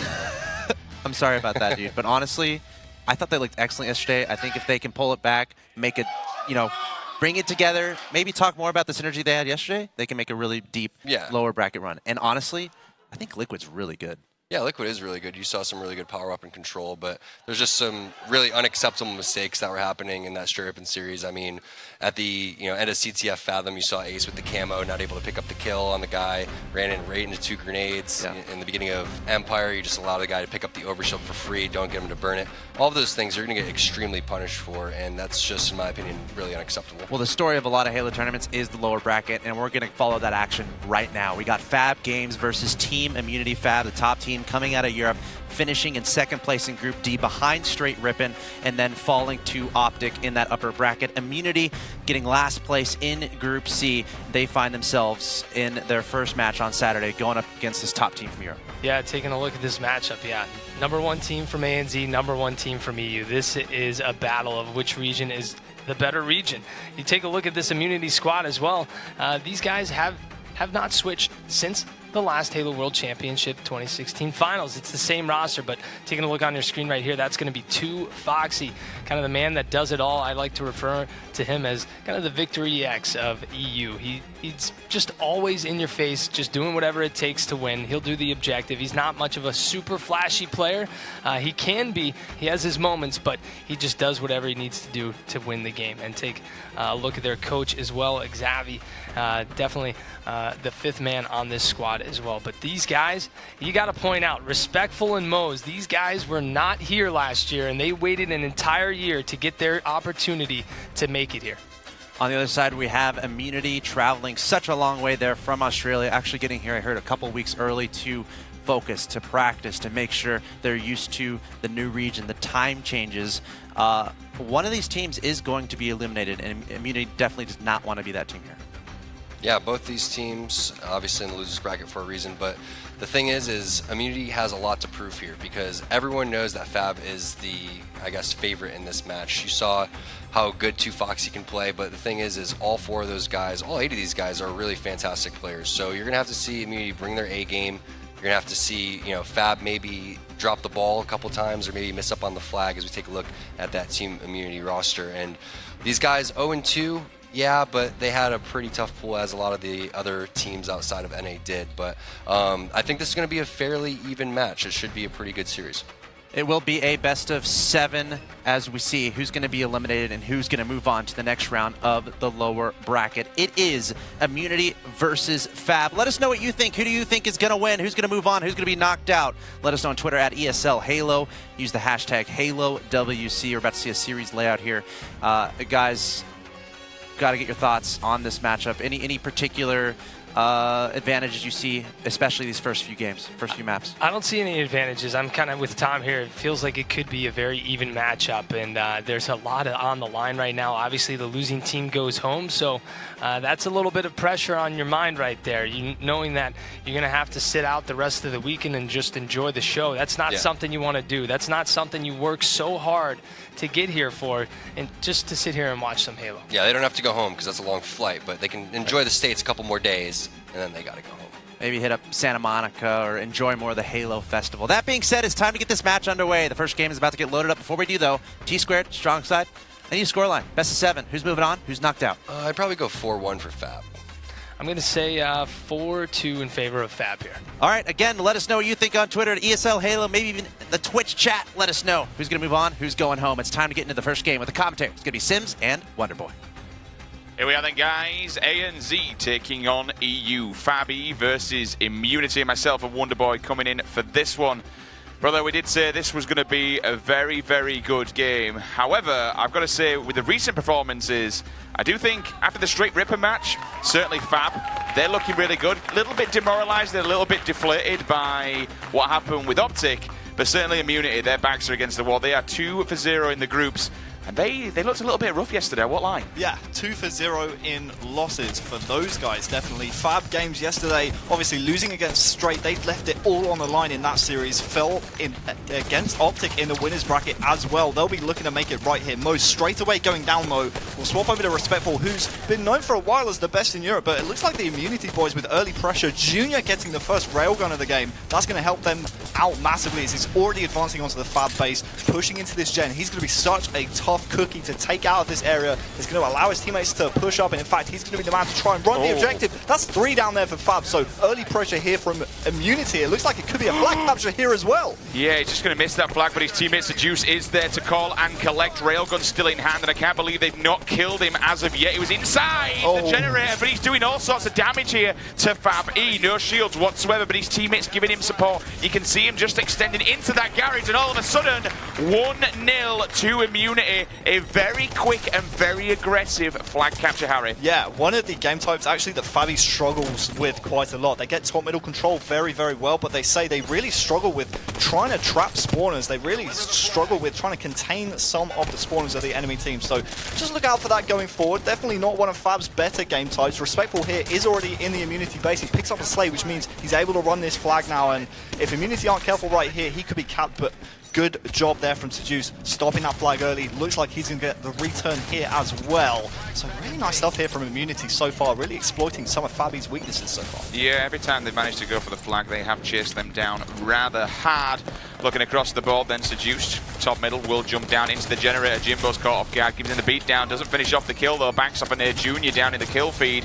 There goes 2 with a double, and look at this, the aggression, the push. Immunity are just flooding Fabi's base, and they're all dropping like flies. Now the flag's on the move. Respectful, the only man who can do anything. He's the last one standing. Double kill comes out, but it looks like it's going to be 2 Foxy who's managed to stay alive and somehow managed to save the day and put a stop on this flag. Yeah, Seduce though is doing so much work here for Immunity. So many big slays being picked up by him right there, and his slaying actually allowed Benno over here to pick up the railgun, and he already has top middle control. Camouflage coming up very soon. That's why we see Immunity around this area of the map at the moment, but Benno is going to be taken down. You can see on his death screen that Camouflage is being picked up. 2 Foxy and his teammate right there, already pushing to top middle, burnt there from Taj. So good execution from Taj, burning that Camouflage, not allowing Fab Games to pick up that Camouflage as well as this railgun. But speaking of the railgun, it's 2 Foxy with this, top middle control, and Mose with 2. Mose with a double kill, as you mentioned. Mose does go down. Immunity answer back. 2 will fall. A little bit of a missed railgun there, unfortunately, for 2 Foxes. He does take control of top mid. One player more than likely about to jump up on him. You can see the radar there, the little dot running around. And without question, here comes Benno. Clips the initial wall, so he's going to be weak. He's looking to try and secure this kill. Grenades go down. Benno, good God, still alive, Harry. Yeah, still alive. Benno's still alive, but we've seen in this kind of period of play from 2 Foxy being top middle, with this railgun, he's constantly looking for spawners, and you can tell he's not really entirely confident in terms of where the Immunity spawners were. As a result, one of the Immunity players, I think it might have been Voltage, actually was able to get out and pull Fabi's flag, but 2 slays coming in from Fabi right here means 2 Foxy's going to push up from top middle and start running his flag a little bit more direct. Fresh slays from Fabi means 2 Foxy can run this very quickly. You mentioned over 2, you're going to make that 3, misses the beat down there, opts to run the flag instead, but there are 3 members of Immunity. They are coming down hard onto Fab. They're going to try and reclaim this flag. It's out in the open. Unfortunately, in fact, there's 2 members, and they're looking at the door. They're getting the slays, Harry. It's going to be Seduced, double kill as well. That is an enormous push from Immunity. They've stopped the flag, they've managed to save it, and they stay 1-0 up in this game. Yeah, Seduce the God with 2. He's finally put to bed, though. I want to swap over to Voltage, coming off the respawn right here. 8 minutes left in the game. That means the railgun's coming up, as well as the Camouflage coming up soon as well. Looking across the board, looks like it's actually going to be Fabi with the majority of map control, but Junior, you can see in the kill feed with the railgun, Mose will take him down and get that railgun as well. You can see Mose here transitioning immediately to top middle. In fact, taking a little moment. I like that to get his shields back. We'll take down Seduce there as well. That's going to put Mose in a prime position to grab the next Camouflage. If you can get a camo rail on the board on Fathom, as it looks like Mose is about to do right here, you could be a really dangerous player here on this map. Yeah, just watching for the spawn over on the back side. Gets himself a free uncontested camo as well. Railgun with 1 bullet in the chamber, looking for a target. It's going to be Seduced, who is on the receiving end of it. 1 more bullet, looking around, and there is a guy below him, so he needs to be careful. Flag's actually there now. We're all drawn up. Fabi, stick 1 in the net, And there we have it, all drawn up, gets the beat down. Teammate is there in the form of Respectful. They're going to be running this flag again. Probably look for him to get another Slayer before advancing. Ow! What a scope though, scope's in hand. Pauses for a second, goes around the corner, but he will be dropped. Looking at Immunity now to see if they can get out of the base. Unfortunately, they cannot as they get drilled back down. But we do have an Astro listening ready from the boys down under. So let's dive on in with Immunity and have a listen to what they've got to say. What's kind of solo? One One top center on our court somewhere, guys. One top bottom, middle down. One treehouse behind you, Benny. Our court's still weak, Jimbo. There's a flag, Tosh. He's behind me, I'm gonna die. Our flag as well. Yeah, there's 2 on me. One hit at elbow. Respect. Yeah, there's 3 on flag. 3 on flag. I got 1. One more on court. Oh, shots, guys. Absolute. Alright, so four shots ready to kill him. Push him. I'm looking at Jan. Top mid, last guy after that. No, it's better. Top mid. And top middle. Can't see him. Yeah, he went to our tree, I think. Yeah, he's leverage. And our tree house got 2 shots. He's absolute. I got him. Just keep pushing out, Tosh. Yeah, I'm pushing. I'm going the bridge. I'm on their silo. I'm pushing. Railgun's up in 10. Yeah, I'm looking at silo. Red nade. Nice nade, dude. Jumping top. There's a guy in there, Jen. There's a guy red bridge. Red bridge is going to chase. Red bridge. Come in, drop that court behind you. One shot red pit. One shot red pit. They're going to get rail, I think. Weak on rail now. Just got rail. Flanking him. They're front base. They're front base. Guns up. Keep saying, Tosh. Stay alive, Tosh. Last 2 they're caught. They're last 2. And they have rail there. They're both there around the jump up. Nice. There's another one there. He's kind of weak. I'm looking bottom mid. One shot Solid. One shot Solid. Against one shot there. Cameras up soon. One shot there, BR. I'm not sure what top. Bottom middle. Wait, Railgun's on our side. He's going for it. Bottom middle. I can't live. He's out wall, 2 shots. They're staying on touch by yourself. Absolutely. Red tree pushing top mid. Railgun's down our court as well, guys. Cameras up. There's 2 on it. I'm trying to look camera. One shot top mid. I got him. Nice. Big kill, dude. That's huge. Alright, Rail is down our court. And anyone look, there's So nice teamwork there. You were listening to them. They're very calm, very collective, Harry. Nothing panicky, nothing too much, working together. They're really giving Fabi a good game here. Fabi are not been allowed to run away with it like a few people may have expected them being able to do, but we did say this could be a very close game. Yeah, nice, calm and collected communication there from the boys from down under. Representing the ANZ region, they realise how much is on the line in this series, an entire region's pride on their shoulders. And Fathom is one of those game types where if you start getting a little bit too frantic in your comms, you know, it can really slip out of hand. But coming back to the game right here, Jimbo again with height control and this railgun, but he looks like he's going to be caught out right there by one of the Immunity members. That's going to be Voltage. So Taj here with top control and that railgun now. Good team fight coming in from Immunity, but Mo's still making a kill happen right there. That's going to help his team out a little bit, but you can see already Taj here with top middle control and that railgun. Looks like he's going to be able to put some damage. Yep, indeed, and as soon as you mention that, Harry, he will fall, but Benno comes in at least to help him out and support him. Oh, here we go. Now it's started. Now it's begun. Mr. Two Foxy, the man who is known for doing this. That's a couple rude. of, oh, well, why not? You know what I mean? It's game number 1. You might as well have a crack at him, try and break some confidence. It's the reason that he does it. He tries to tilt you and he does it on purpose. And I'll tell you what, if you've ever matched against him in matchmaking, good God, does it do the job. The flag will get returned, though, across the map. Junior comes downstairs. Bit of a whiffy miss from him, and he will drop down. That's what you get, Sunshine, for shooting bodies. Respectful, hunting some players, though. He's going to get grenaded and hit hard from behind. Hits the Juice Stone, answers one back, does get a bullet from the spawn over on Silo. And at the moment, we're just looking for some players. Everyone seems to be dropping around the map, Harry. Jimbo, the only man really to make anything happen as he tracks back to his base. But this is kind of what I'm seeing a lot from Fabi. They always seem to be really worried about what's going on in their base rather than being able to advance forward and make something happen to the opponent. Yeah, Benno from Immunity actually has the railgun, so I almost want to swap over to him. Watching his point of view right now, you can see in the kill feed he actually just went down. So we'll stay on the point of view of Jimbo. He actually just surrendered that camouflage to Junior, but again, you see in the kill feed, the arrow comes up, Junior gets taken down. So that camouflage, absolutely a non-factor in this game so far. Good slaying coming in here out of Fab, and considering this is one of their weaker game types, they're really giving a good game to Immunity. You can see them pushing in through the elbow right there. That means Jimbo's going to know exactly where they're spawning. He knows they're going to spawn 100% silo because that spawn is not blocked, but great focus fire there from Immunity, taking Jimbo down, and now he's going to be seduced to try and clear out his own base and find some of the Fab players, and there goes Mose. Diving back into his generator, will clear this out. There's the BR. One of his teammates will run across his screen, get the return there. Still tracking back, having to wander around, making sure nobody is alive. Does finally tag up the return, probably could have left it, but just wanted to make sure that flag makes its way home. 2 players though, top mid, grenade goes down. Shots coming across from both tree houses, so the pin top mid, getting bullets from left and right. Bobbing and weaving, ducking and diving, bottom middle. We will move on to observer mode, show you guys at home where the players are going to be coming around. Respectful down in the kill feed, that's a huge double kill for him. But Seduce in a prime position to at least get some defense. As soon as I say that, Harry, he will drop. Yeah, I was going to say, it was, you can see on the player outlines, 3 red members from Fab in the Immunity base, and it's so hard to clear out 3 members from your own base. It's going to be Respectful here to try and put the flag in, but he's going to be stopped. Moz has top middle control. It's going to be Jimbo with the return, and the flag capture right here. 2-1 to Fabi. There you have it. The crowd's making some noise, and Europe's dreams are still alive in game number 1. 2-1, 2 minutes remaining on the clock. Slay here for Fabi, in my opinion. Fabi, excuse me, 2Foxy will move his way into the opposing team's generator, looking for anybody who wants to try and challenge him.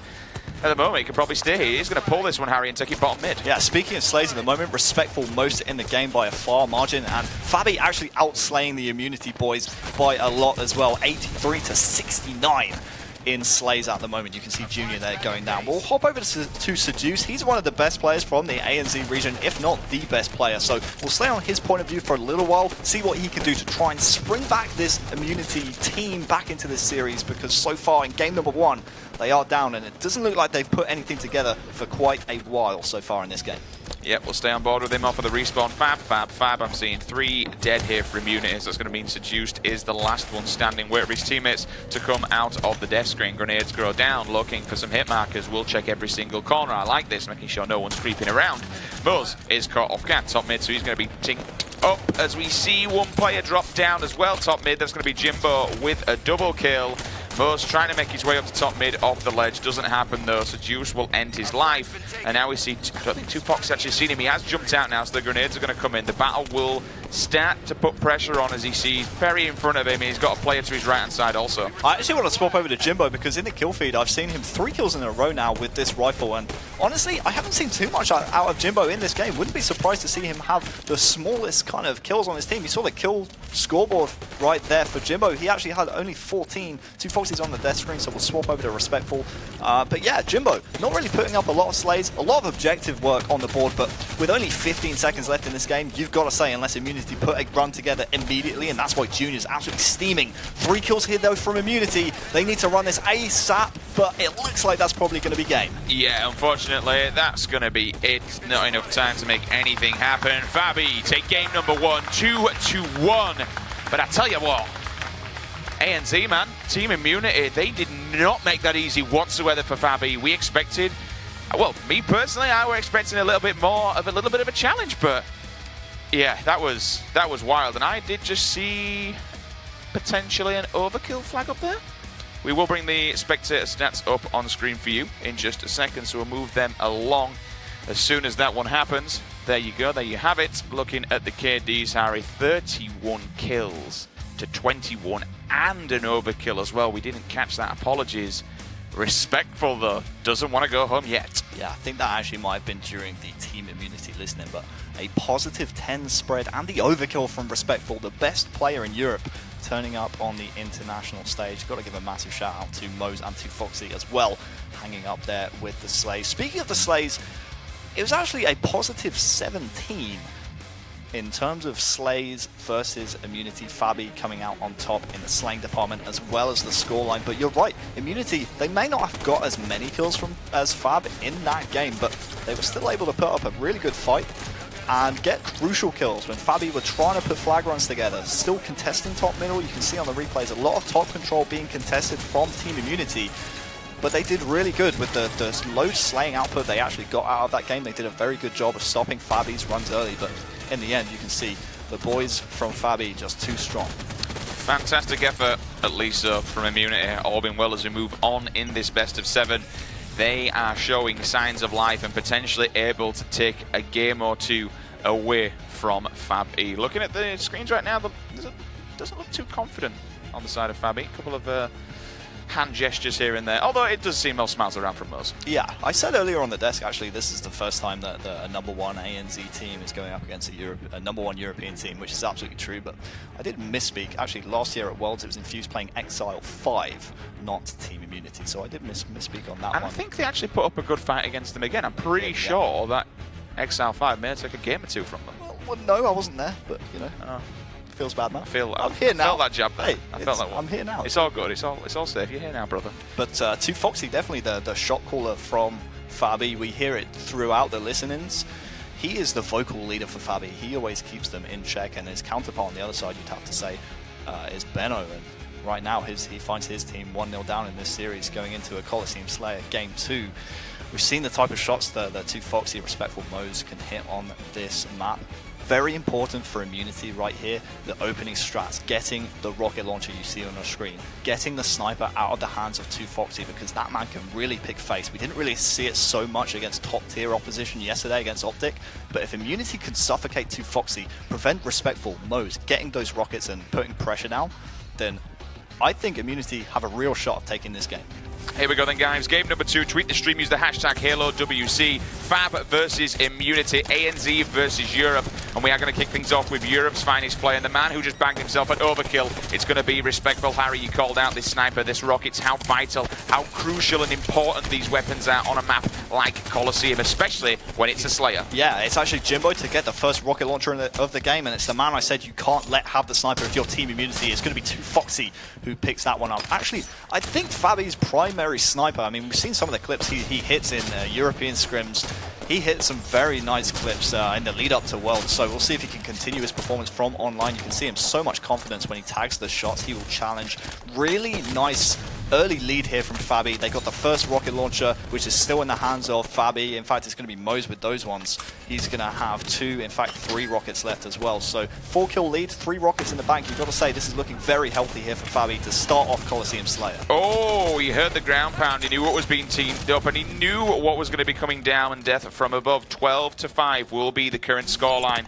But that's the man, the myth, the legend that is Respectful with the sniper rifle. Will jump for a second, and he's actually managed to stay alive. Unfortunately, though, the sniper rifle, Harry, didn't fall off the map with him, so that's going to be left looking for a player over on Immunity to pick that weapon up and try and make something happen. But all I'm seeing across the screen is red X's here as we are on the POV of Junior. And we've got another red player on the opposing side. That's going to be Respectful. More than likely the man who has reclaimed the advantage with the sniper. Yeah, that kind of period of play from Junior right there is kind of the counter to a team that likes heavy tower presence, right? If you go over to top rockets and get that carbine, start raining fire down into that sniper tower area, it's a really good counter, and as a result of Junior putting all that damage down, it's only a 4-kill game right now, so if they can get this next rocket launcher, they're right back in this game, to be honest with you. But you can see a Fabi player right there. I believe it's Jimbo actually on the rocket spawn at the moment. Really nice shot there from Junior to take down 2Foxy, but Jimbo again in a prime position to pick up the rockets. He's just picked up those, so if Junior can find his scalp right here, that would be a big one to take, but Jimbo escaping with the rockets. And he's also out of sniper ammo right in front of his face. The trade does go down. 1, 2, 3 red dots all appear. He's going to try and take somebody with him, which he does at least. That's going to be Moz, but it's Jimbo with the rockets. Holds off for patiently for just a second until Seduce gets in range, loses his legs, blows him off the server. Jimbo, 2 rockets in the chamber, looking for blood. He smells it. He knows where they're going to be. They're going to be down here inside the cave. 1 red dot appears on the radar, but that's going to be fine because he's got Respectful behind him with a carbine. Takes him down. That's going to be Junior. And now he knows that they're going to be trolling around here, Harry. They've kind of got them locked back into this blue base. Yeah, I actually want to swap over to Respectful right here. Jimbo did not connect with that rocket. He will clean up Seduce, but Respectful was playing kind of the Junior position right there at top rockets with that carbine. We can see a big fight going on here between Jimbo. He actually gets the stick as well. 2Foxy cleaning that one up, but the new sniper's just come up, which means Moz here is going to rotate from around that trench area to try and get some height here on this sniper tower, making sure Immunity don't get that sniper. But I've just seen the score, 27-18. Immunity, they need this sniper to try and claw away the deficit. But 10-kill lead here for Fabi. They look in a prime position to grab the sniper, and it's the main man to grab it for them as well. So Immunity, they're under the cosh right here. They've got to be careful though, because Moz is on his hands and knees and crawling around in grass down bottom mid. We do see 2Foxy tags up 1. Moz comes in. That's the man who I said you need to be careful of across that map. He finished off the kill. Scoops in hard, but unfortunately is shut down. Looking to see if that sniper does fall off of the map. We're looking at Jimbo's POV. He's going to go check it out. You know what? It hasn't. It's already just there waiting for him on the pyramid side. Scoops in, hits the pillar. That was put in a while back to give a little bit more kind of traction over on the rocky side, and somewhere too high. Staying alive here on pyramid. He's going to be crouching down to get his shields back, but he's only got 3 seconds to get out and bail, which is what he does. Not getting the kills, but you know what? When you look at that scoreline, Harry, 32-21, it's huge. Yeah, it's commanding. The silver lining is, though, is that Seduce has the rockets, and they've just taken Jimbo out with the sniper, I do believe. So if they can get that sniper in their possession, they can start getting some untradeable picks. But Fabi, they don't like sitting when you have the power weapons. They will push you very aggressively. So Immunity need to keep their wits about them. Seduce on our screens right now is going to be a big player in this game at this moment in time. He needs to shut down any of the Fabi players who are going to fly towards his own sniper rifle. He needs to make sure he shuts them down with this one rocket he has left. And in fact, he's going to collapse into the base. Bit of a whiffed rockets right there. You can't be doing that, Sejuice. Oh my days. Really should have gone for the easier option right there. The silver lining is Junior still with the sniper, but that long-range rocket, man, that is a low percentage rocket, and they've just surrendered the sniper to 2Foxy once again. That's 2 rockets in a row that he just YOLO'd and went for it. One across map on back Rocky Bridge, one in the back of the base. That was 2 easy kills. If he would have been a little bit more patient, he could have bagged. You don't want to be, when you're so down, when you're down by 10 like this, you don't want to be going for those Montage style long-range rockets because it's just a complete and utter waste. ANZ rockets, lol. No. Is that what we're already getting into that already? Nah, we just got to brush past that, I think. Still a 10 kill lead though for Fab, and 2Foxy's been putting so much damage down. He's out of ammo in both of his weapons. He's going to pick up the silenced assault rifle, but now an 11-point lead, and this game looks out of the hands of Immunity in my opinion. Looking at the power weapon pickups from Fab, they've had 4, and not a single power weapon actually picked up from Immunity off the get-go. So very interesting that we're seeing a power weapon pickup differential between these two teams. Fab definitely the more drilled side here on Coliseum. So here we have it then, 42-28, 6 minutes remaining on the clock. Power weapons are about to pop. And I tell you what, Immunity, they need to grab them and they need to make something happen if they want any chance of staying in this game. Voltage will go flying off the map, tries to stay on, but unfortunately it's too late. 2Foxy picks up fresh sniper rifle, checking every single corner, looking across at rockets. He's just seen ahead. Dive up. Can he get a headshot? Can he land it? No, he cannot. He's going to take another crack at it. But the carbine, the distance on that weapon is just too strong. That weapon is insane and will just cause you all kinds of damage at long range. Yeah, and it's such a frustrating position to deal with when you're a sniper at tower as well. That's why it's kind of the hard counter, because that carbine, like you said, can drill cross map, and it's a really tough angle to hit. You can only really see the head and shoulders of the other player's Spartans. So really nice counter right there. Respectful, you can see on the left-hand side of your screen, has the rockets, but 2Foxy still with the sniper, 49-32. This is GG. Yeah, just wants to seal the deal, looking for players, but he doesn't need to do it as Respectful comes in hot with another kill, and there you have it, Fab E. They go up in the series 2-0. Certainly, night and day performance when we look at game number 1. Game number 1 was a little bit squeaky bum time for the boys on Fab, especially when they went down 1-0 so early on. But I tell you what a fight back that was. That was absolutely incredible. And once again, the man at the top of the stats, Respectful, 17-7, 5-7 for 2Foxy. Unfortunately, 3-10 coming out of Taj. Not the best statistics from him. Definitely not. Very surprised actually seeing such a low kill output there from 2Foxy, considering he had a lot of snipers in his possession. But again, they're coming out with the W. They won't be too fussed about that. But yeah, Fabi really strong there on Coliseum. Respectful putting up big stats. He is known as the best player in Europe, and so far in this series, he's dropped an overkill game 1, highest Slayer in game number 2. Let's see what he can do going forwards. This man's on fire in day number 2 at the Halo WC.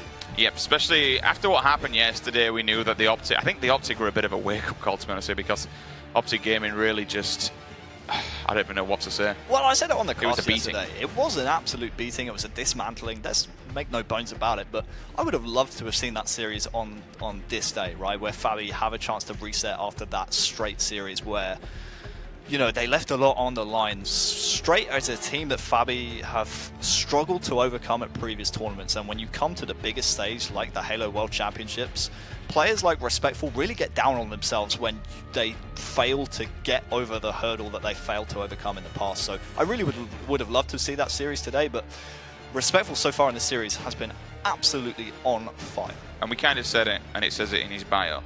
Highly regarded as the best player outside of North America. Failed to qualify for the Halo World Championship 2016 and has since won 3 back-to-back EU majors. That being the 2 Pro League finals and, of course, the London event. And we said this a while back, Brandon and Mose, they kind of needed that beating. I mean, it was devastating to watch Dignitas get booted out of a competition where we highly regarded them as potentially being the people that would dethrone Epsilon. When Millennial beat them, I was like, well, yeah, this just got very interesting. It was heartbreaking to watch for them, but they've made it here now, and Respectful is a player that so far this series has been on fire. Actually the highest damage dealer in the last game and the highest streak in the game as well. He actually went on a 7-kill streak. The next nearest was actually just the 2-kill streak from the next nearest player, and I believe that was 2Foxy. So yeah, going into game number 3, Immunity, they need to take this one in my opinion. Fab, one of the better European teams on Plaza Strongholds, yet to drop it against a European team. Let's see if they can continue that streak against ANZ competition right here. We're going to kick it off with Voltage. In the previous game, didn't have the best run, looking to try and fix that and make amends and do much better in this game. Struggling to take middle control. Finally he does. There's the camo guy as well, eliminates him from the map. Seduced also with a big double kill down in the kill feed. Benno will transition down to bottom mid. He's got some teammates for help. They'll secure that. 2 plots on the board. Keep up this aggression, push that triple cap, take down 2Foxy, but unfortunately 1, 2, 3, as soon as I'm saying that, Harry Curse the caster, they are dead. Fabi come back swinging. And who else is it other than Respectful to get a big double? Right as it looked like Immunity are about to take control, 2 from Respectful and 1 from 2Foxy. And this is a very dangerous position for Immunity to be in, because now they're 3 down. Respectful is going to push this yard so quickly, but looks like they got a fortunate spawn right there. Benno is the man to make the stand on yard. He will be taken down, but he took 2 down with him. But Jimbo and 2Foxy here already double capping the yards, so looking across the screens, doesn't look like they have nest control at all. So in my opinion, a bit of a weird play call there for Fabi, surrendering the nest to Immunity. Now they have a little bit of a better spawn. Seduce is going to come around. He's going to have that S4 control and have height on all the Fabi players. 2 kills in a row now for Seduce. That play call from Fabi, in my opinion, a bit of a misplay. What a grenade though, banks it off the floor, takes down Moze. 1 player on White Cow will fall also. Now they're going to make a transition down to bottom. They're going to collect that. What's the best call here, Harry? Are they going to have to just push round and hopefully get the next one, because Nest behind them is falling? Yeah, Nest was falling, but you can see in the kill feed 2Foxy went down. Looks like there is another player. Big team fight going in there. Seduce coming up clutch, but 2 kills again from Fabi. Respectful and Moze chiming in. They have mid back, and now they can push Nest here as well. If I'm Immunity right here, if you spawn blue, if you spawn tram, don't try and contest this nest unless you have a player like an Immunity player right here who can potentially make a play on Respectful, but Jimbo has his back. So looking for Immunity here to get yard and try and push out from there. In fact, Fabi never even got the nest right there, so Jimbo is actually going to be forced to be pulled back from the loop and capture this. But again, kill feed, 2Foxy with 2. Big fight right here. Jimbo wins it, and he lets Taj know. That is a big kill from him. Reversal comes in with the Storm Rifle, takes him down as you mentioned, Harry, but he will fall himself as he looks for top mid. We do see an SMG action across the map. Junior's POV now fresh camo in hand. Let's see what he can do with this and make something happen. 14 to 27, time is ticking away. But you can't go burning camos like that. If you want to come back in this game, you've got to put power-ups to the maximum usage. So this is something Immunity did earlier on in the game when Fabi accidentally pushed the yard a little bit too soon. They push round to blue and then push round to Nest. Moze with a shotgun though is immediately taking them down. 2 from him. We haven't really seen too much of his point of view so far this series. And this is dangerous here from Immunity, because this is something Fabi do so well. We actually have, I want to swap off of Moze's point of view here soon to Jimbo. He's actually just gone down, but one thing they do so well, they actually have Respectful in the yard right here, but 2Foxy, he's going to push back to the nest and kind of sit around the S4 area. What this does, it blocks all the snipe lift spawns and forces Immunity to spawn tram and blue. 3 though in a row from Respectful. Marvelous stuff from the best player in Europe, and look at this triple cap, 54 to 14. What's really scary about this, Harry, is the fact that they have the triple cap, but they're getting the slays at the same time, and you know, usually you'll see triple cap poke up and all of a sudden it will be then dropped because the team will manage to jump on a nest, jump into basement or something and get a couple of kills. But look at this, the rotation out of Respectful with that shotgun. I believe that's 6 or 7 kills for him now in a row. He is just single-handedly dismantling Immunity. Yeah, I want to swap over to Jimbo right here. We just saw Respectful putting damage down, but again, look at Jimbo just making sure he's in a position to contest the nest in case of the snipe lift spawns. He will go down right there, so good job from Immunity to get the nest, but this is something Fabi have actually worked on really well, just making sure they're always blocking that snipe lift spawn, or even if the enemy does get the snipe lift spawn, it's going to be them in a position to contest it. But this is the chance for Immunity to get back into this game. They have the nest, they have bottom middle, all they have to do is make sure they trap Fabi in the yard right here and then flank round and try and push that triple cap to make this game as close as possible. 37 to 24 when we look at the kills. Make that 38 over for the side of Fabi. 21 to 80. 2 plots in the hand of Immunity. Can they keep a hold of them? Not for very long. Bottom mid will go down. Jimbo runs in, Doesn't manage to get the camera though. It's burnt with a nice perfect kill and a double coming out of Benno. Will drop down to bottom mid, helps his teammate out. Another one comes in to tag up as well. They'll transfer that plot a lot quicker. Grenades go down, trying to find people, trying to get some feelers and some hit markers.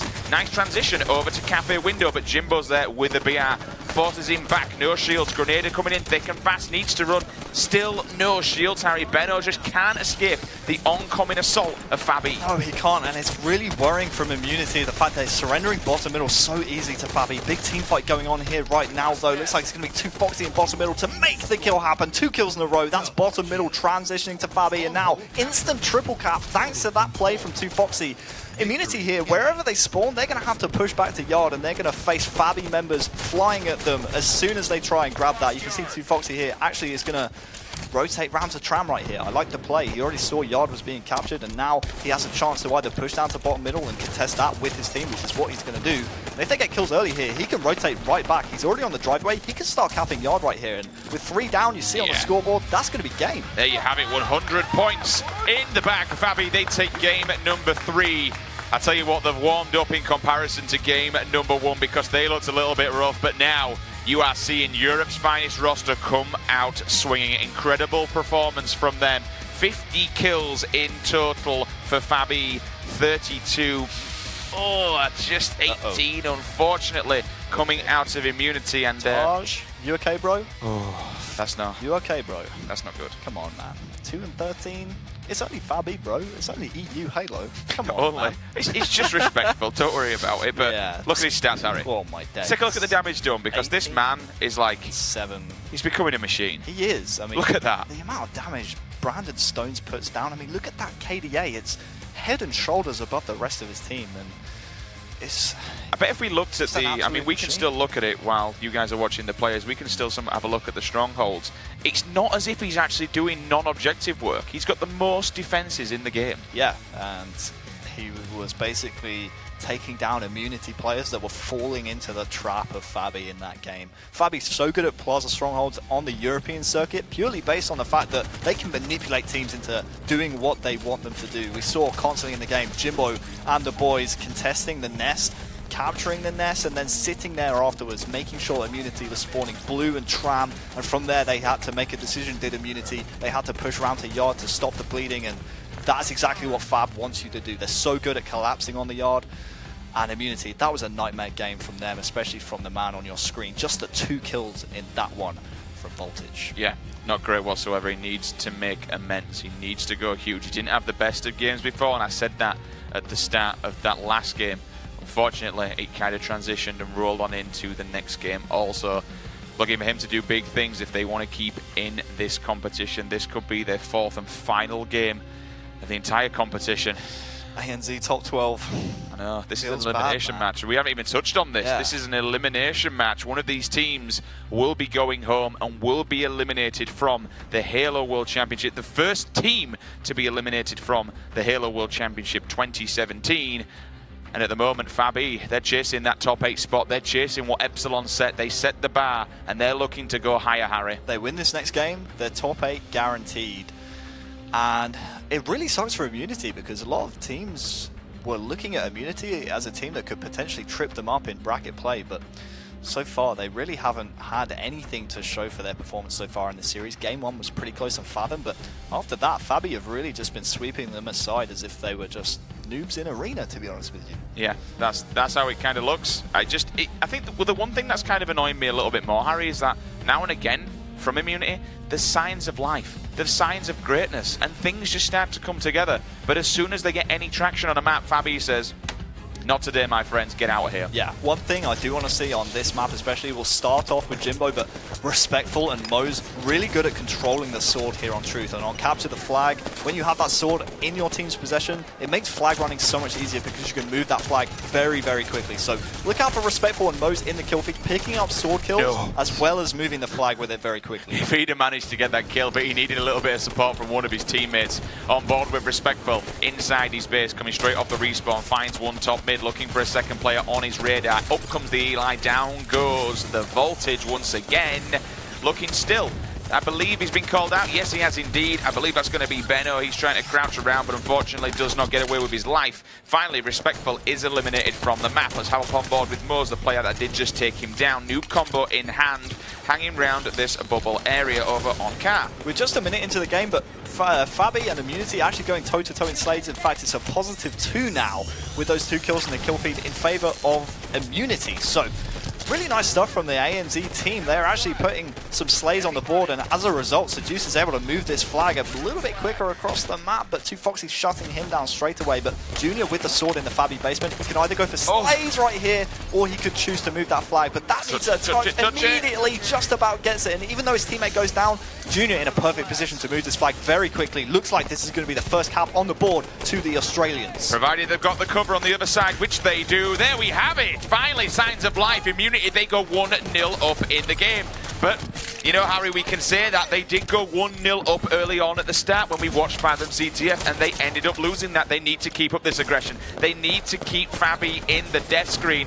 And once again, Seduced, he's on the assault. He's going to go toe-to-toe with 2Foxy, but he does drop. Yeah, I like what you bring up in the fact that keep Fabi on the death screen, purely based on the fact that we saw Fabi on Truth yesterday against Optic really struggle when they weren't slaying Optic, right? When they couldn't get those kills on the board, they really found it hard to maneuver. They couldn't fight out of their own base and really struggled to do that. So as long as Immunity can keep up this slaying performance, the gap's closed a little bit. It was +5 in favor of Immunity, excuse me. Now it's just a +3, so Fabi closing the gap. But if Immunity keep on slaying like this, they're going to be in a good position going forward. And also the best thing about keeping Fabi in death screen, you don't have to deal with this man. Yeah. This man has been an absolute monster. Storm Rifle. We call him Storm Rifle Stones for a reason. Camo in hand.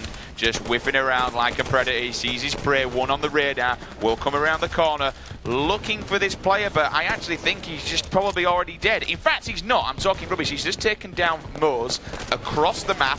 The flag's now going to come on the push. He'll throw that out. There's no one with him though, Harry. He's here on his own. Yeah, we did see those stats actually flash up on screen. KD ratio at World so far, not the best from Respectful, but you have to realize that those stats are actually going to be very skewed. 3 down there for Immunity, Respectful with 2. It looks like the flag's on the move, but you have to remember, this Fabi team had to play Optic in 4 straight games yesterday, so that KD ratio from Respectful is going to be a little bit skewed. The flag goes in from Jimbo, all tied up in this game now 1-1, and Respectful still slaying with the sword. Isn't it just what I said, though? Respectful and Mo so good at controlling the sword here on Truth. We see it so much in Europe. They're doing it here at Worlds as well. What makes me laugh is that he was dead. He died with sword, and then Immunity allowed him to get the sword straight away off at the respawn. I really want to see Immunity make something of this. I really want to see Immunity give Europe's finest a bloody good game because they have the ability. I believe in this roster. They just need to believe in themselves. Moz at the moment going to get his shields back, hopping around, will drop down bottom mid, creeping and looking for a target. Seduce comes down with the AR,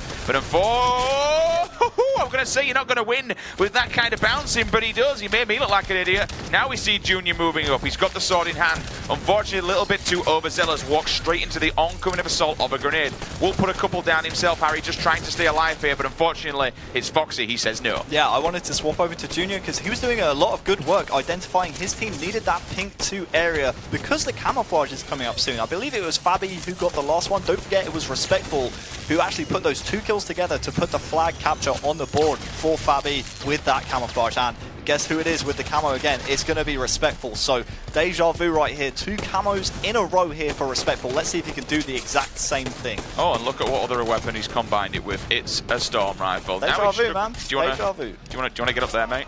No, that's the 4th time. All you want another crack at it? No, EU jumps, lol. EU midship player right there. One player will drop. That's Moz who takes out Seduce from the Eli. He will get transferred back though. He will drop trade for trade going across. Probably 2 alive on either side at the moment. Storm Rifle though does get traded out. 3 dead here for Fabi. Jimbo last man alive. His teammates have just spawned with him inside the back of the base. Grenades go down. 1 player top mid. No hit markers are found. Harry above the side of the P. Lovely little jump, but unfortunately just walks straight into the lines of a sword guy. Yeah, Benno the man. Again, pink 2 control. 2 slays on the board there from Immunity. Respectful just stopping that flag player though. Benno does have this sword, but that 1 slay from Respectful has stalled this whole flag run from Immunity. The Fabi spawners are already coming up on the Carbine side, and yes, Benno missing the flag. That's huge. I was about to say Benno could move the flag, but he would have been met at his own base by Fabi spawners overextending if Immunity weren't careful. But wow, him missing that flag really just didn't even give them a chance to move that flag. Seduce with 2 though.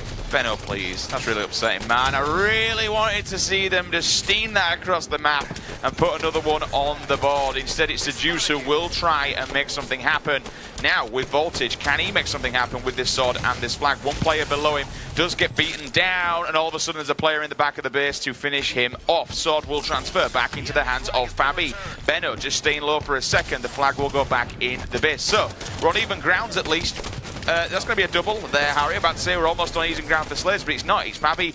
Make that 3. Only 1 player left alive. Yeah, only 1 player left alive, and it's actually Immunity outslaying Fabi right now. So we'll stay on some Immunity points of view. Looks like the flag is trying to be moved right here. Junior will go down. We'll see what Voltage is up to. He's down as well. We'll stick with him through the respawn, but 47 to 41 in Slays at the moment, make it 48 in favor of Immunity. But look at that kill feed. 3 from Fab right there, and 2 Foxy's the man coming in from Carbine, ready to move Immunity's flag. And if they're not careful right here, Fabi are so good at containing players in that Carbine bubble spawn. Look at the kill feed. Jimbo picking up 1. That's going to be a flag cap easily for Fabi. Well, they're sliding this one in, and there you have it. 2 to 1. We're approaching 5 minutes remaining. Stealth cap came in. We're on the POV of Respectful. Tell you what, Harry, we've had enough of talking. You guys don't want to listen to us anymore. Let's listen to the communication with an Astro listening with Fabi.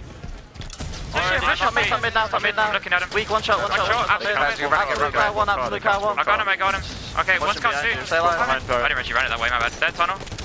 Relay. 2 guys on me, car one's one. One mid. Another guy there, car one. I'm nading car one, bro. Behind me now. P, 1 shot. Top car now. Bubble. One shot. I'm windows on. Oh my god, got it.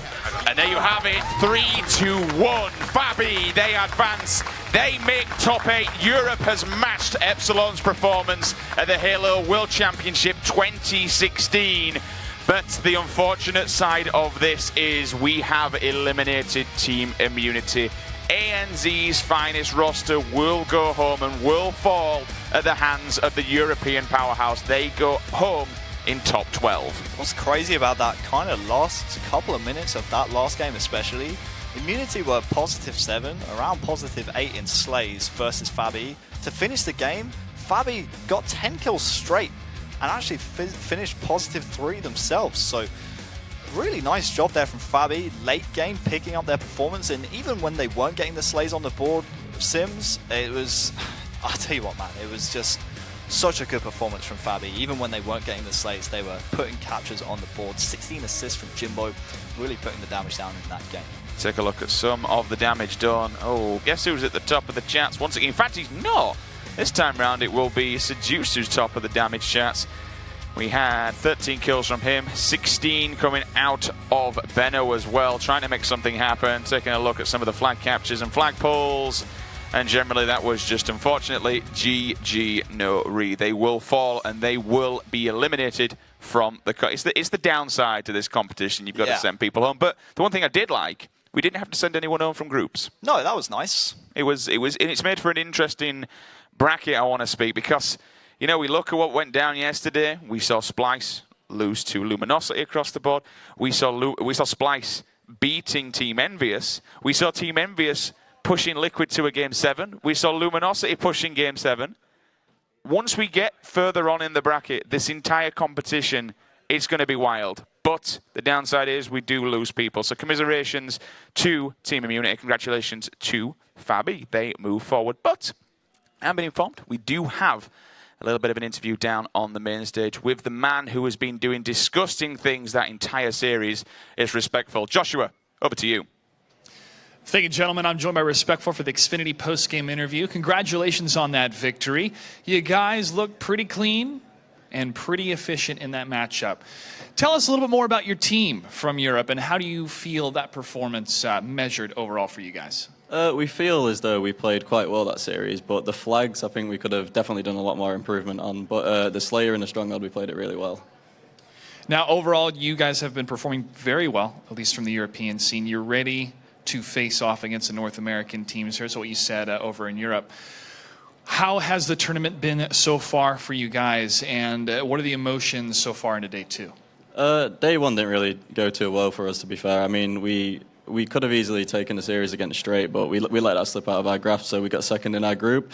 And we played Optic off the main stage, and they're just an incredible team. They beat us far out. We couldn't really do anything about that. But at the minute, we're looking, because obviously now we're in our last life, we're just going in. We want to beat the next team we play. Right now, you guys are still fighting through the losers bracket. You're still alive. There's $1 million prize pool at stake. At this tournament, what do you want to prove to the world? We just want to prove that EU teams are good. I mean, I would love to come out and boot camp in NA earlier just to get a lot of practice in, and not because obviously we can only practice to an extent over in Europe because the players over here are a lot better. But I mean, we want to make sure, we want to make a statement as well, just from Europe. All right, well, you made a statement against Australia, New Zealand, so congratulations once again on that victory, and best of luck in your future matches today. Give it up one more time, folks, for Fab Gaming. Well done from the European scene. We're going to take a quick break, but don't go anywhere. We'll continue with a loser bracket here at the Halo World Championship 2017. Stay tuned.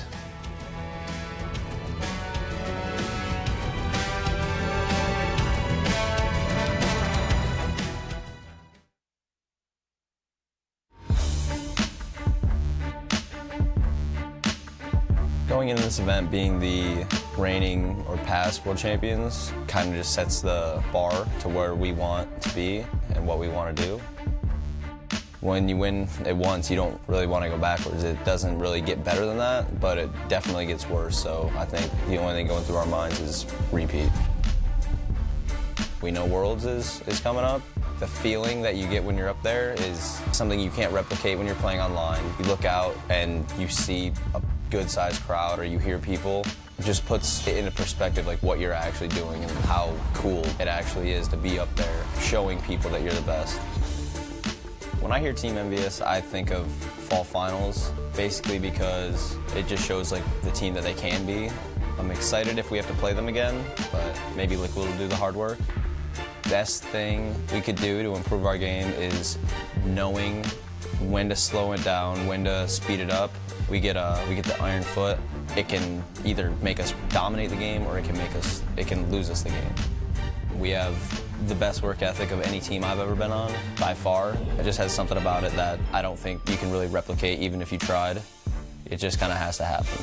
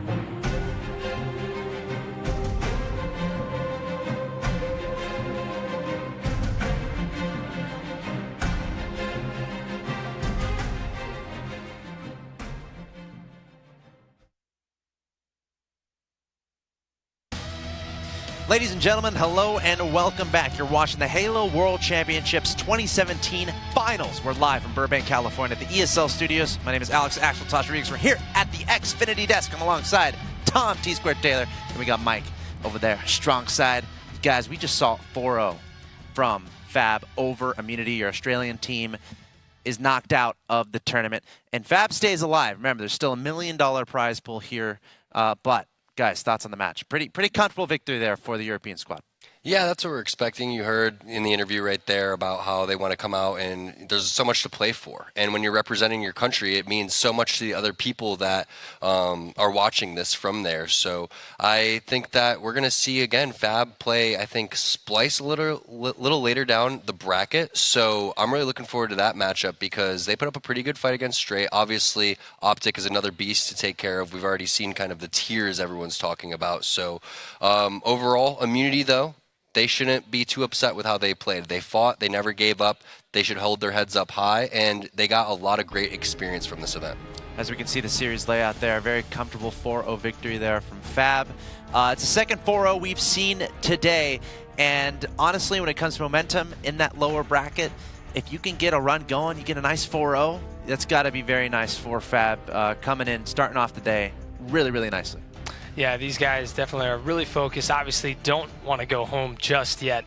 But yesterday kind of was a wake-up call for these guys. Like, they got to come in strong. They got to come in well buttoned up and be playing at their tip-top shape. And taking a look at this, we see a lot of teamwork out of the guys from Fab. You see some Respectful putting some shots on. They're able to take down Junior from Immunity, but while Respectful's making this flank, he has two Foxy and another player pushing up towards the nest, and they're able to collapse on these players, get those kills, get the reset, and make their way back as well.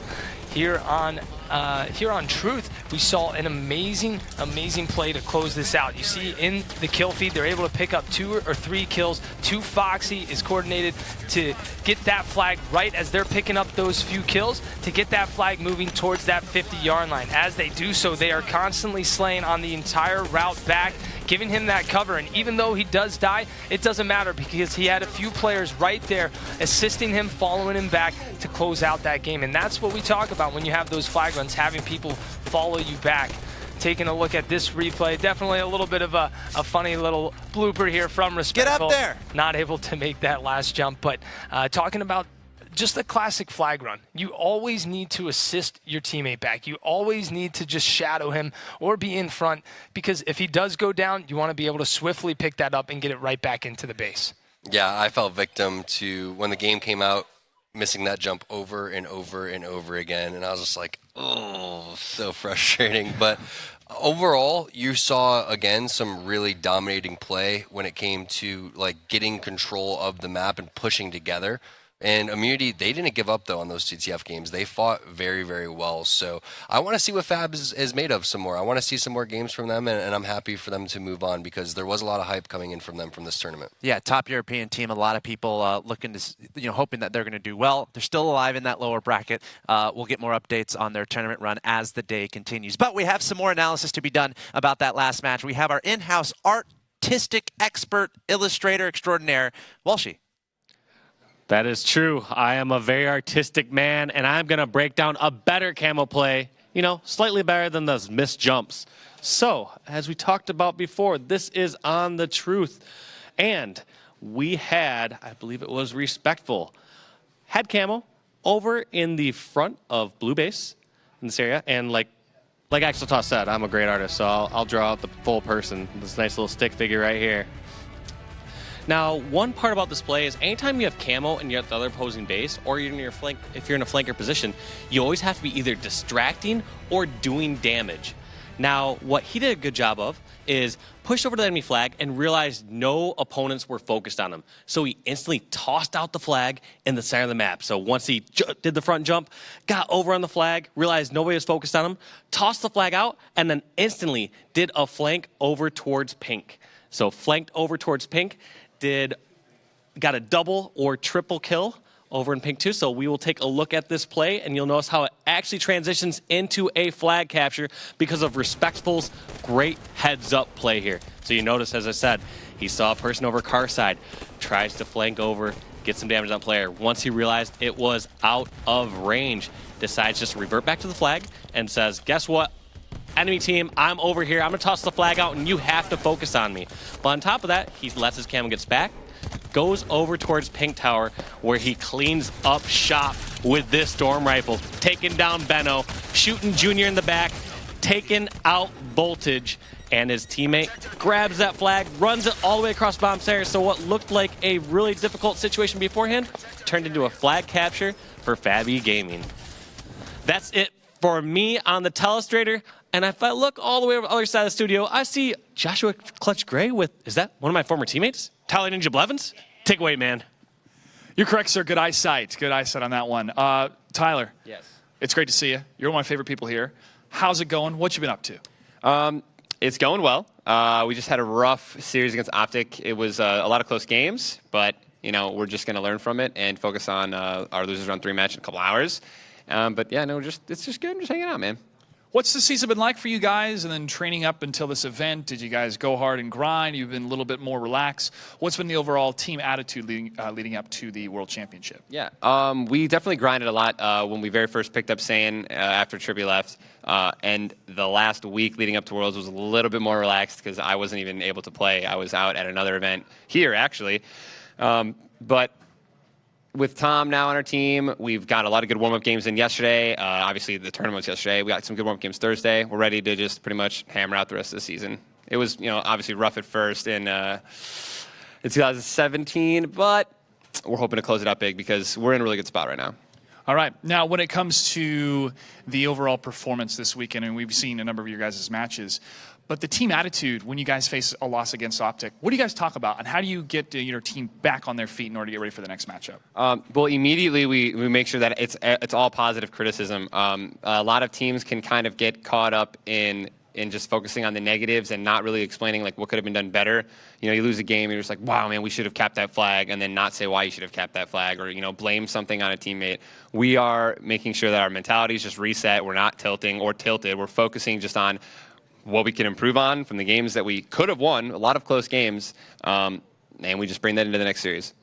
Now, we have a lot of stuff outside for the festival. You've seen the FFA tent. You've seen the Fanfare tent that's brought to you guys by Ghost in the Shell. You excited to see that film? I'm insanely excited to see that film. No joke. You can't pass up an opportunity to see Scarlett Johansson kick some ass. And it looks amazing, all the trailers that I've seen. I just think it's just going to be the badass movie. All right. Thanks for joining me, Tyler, in front of the Xfinity wall. Ladies and gentlemen, we are almost ready for our next matchup. We're going to take a quick break, and I'm going to give some prizes out to the crowd. You guys ready for some prizes? A couple people are. Tyler, you may help me out with that. Yeah. When we come back, folks, it's the next match in the loser bracket. Stay tuned.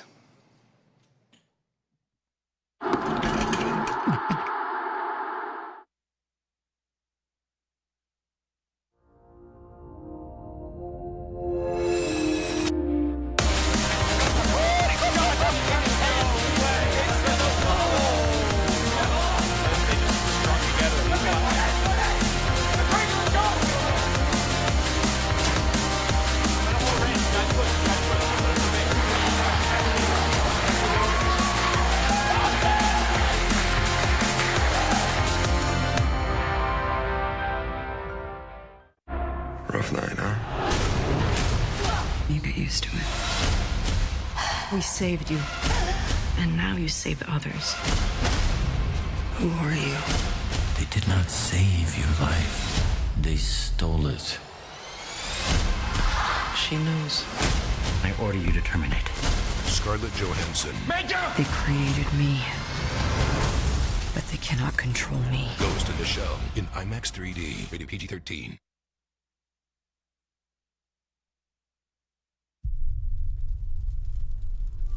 Morgan Cansano is a really interesting character. Not only is she new to the Halo universe, but she's coming up from the ranks. She's a former Hellbringer. Cansano is a leader that's certainly all about fire and damage, which really blends well with a leader, for example, that can stun or pull units into a certain place. From a visual standpoint, it's going to bring a lot to the table. Fire is typically downplayed in games for performance reasons, and I think fire is one of our nicer effects in the game. So to have a leader centered around that, to me, is going to bring a fantastic spectacle to any battlefield.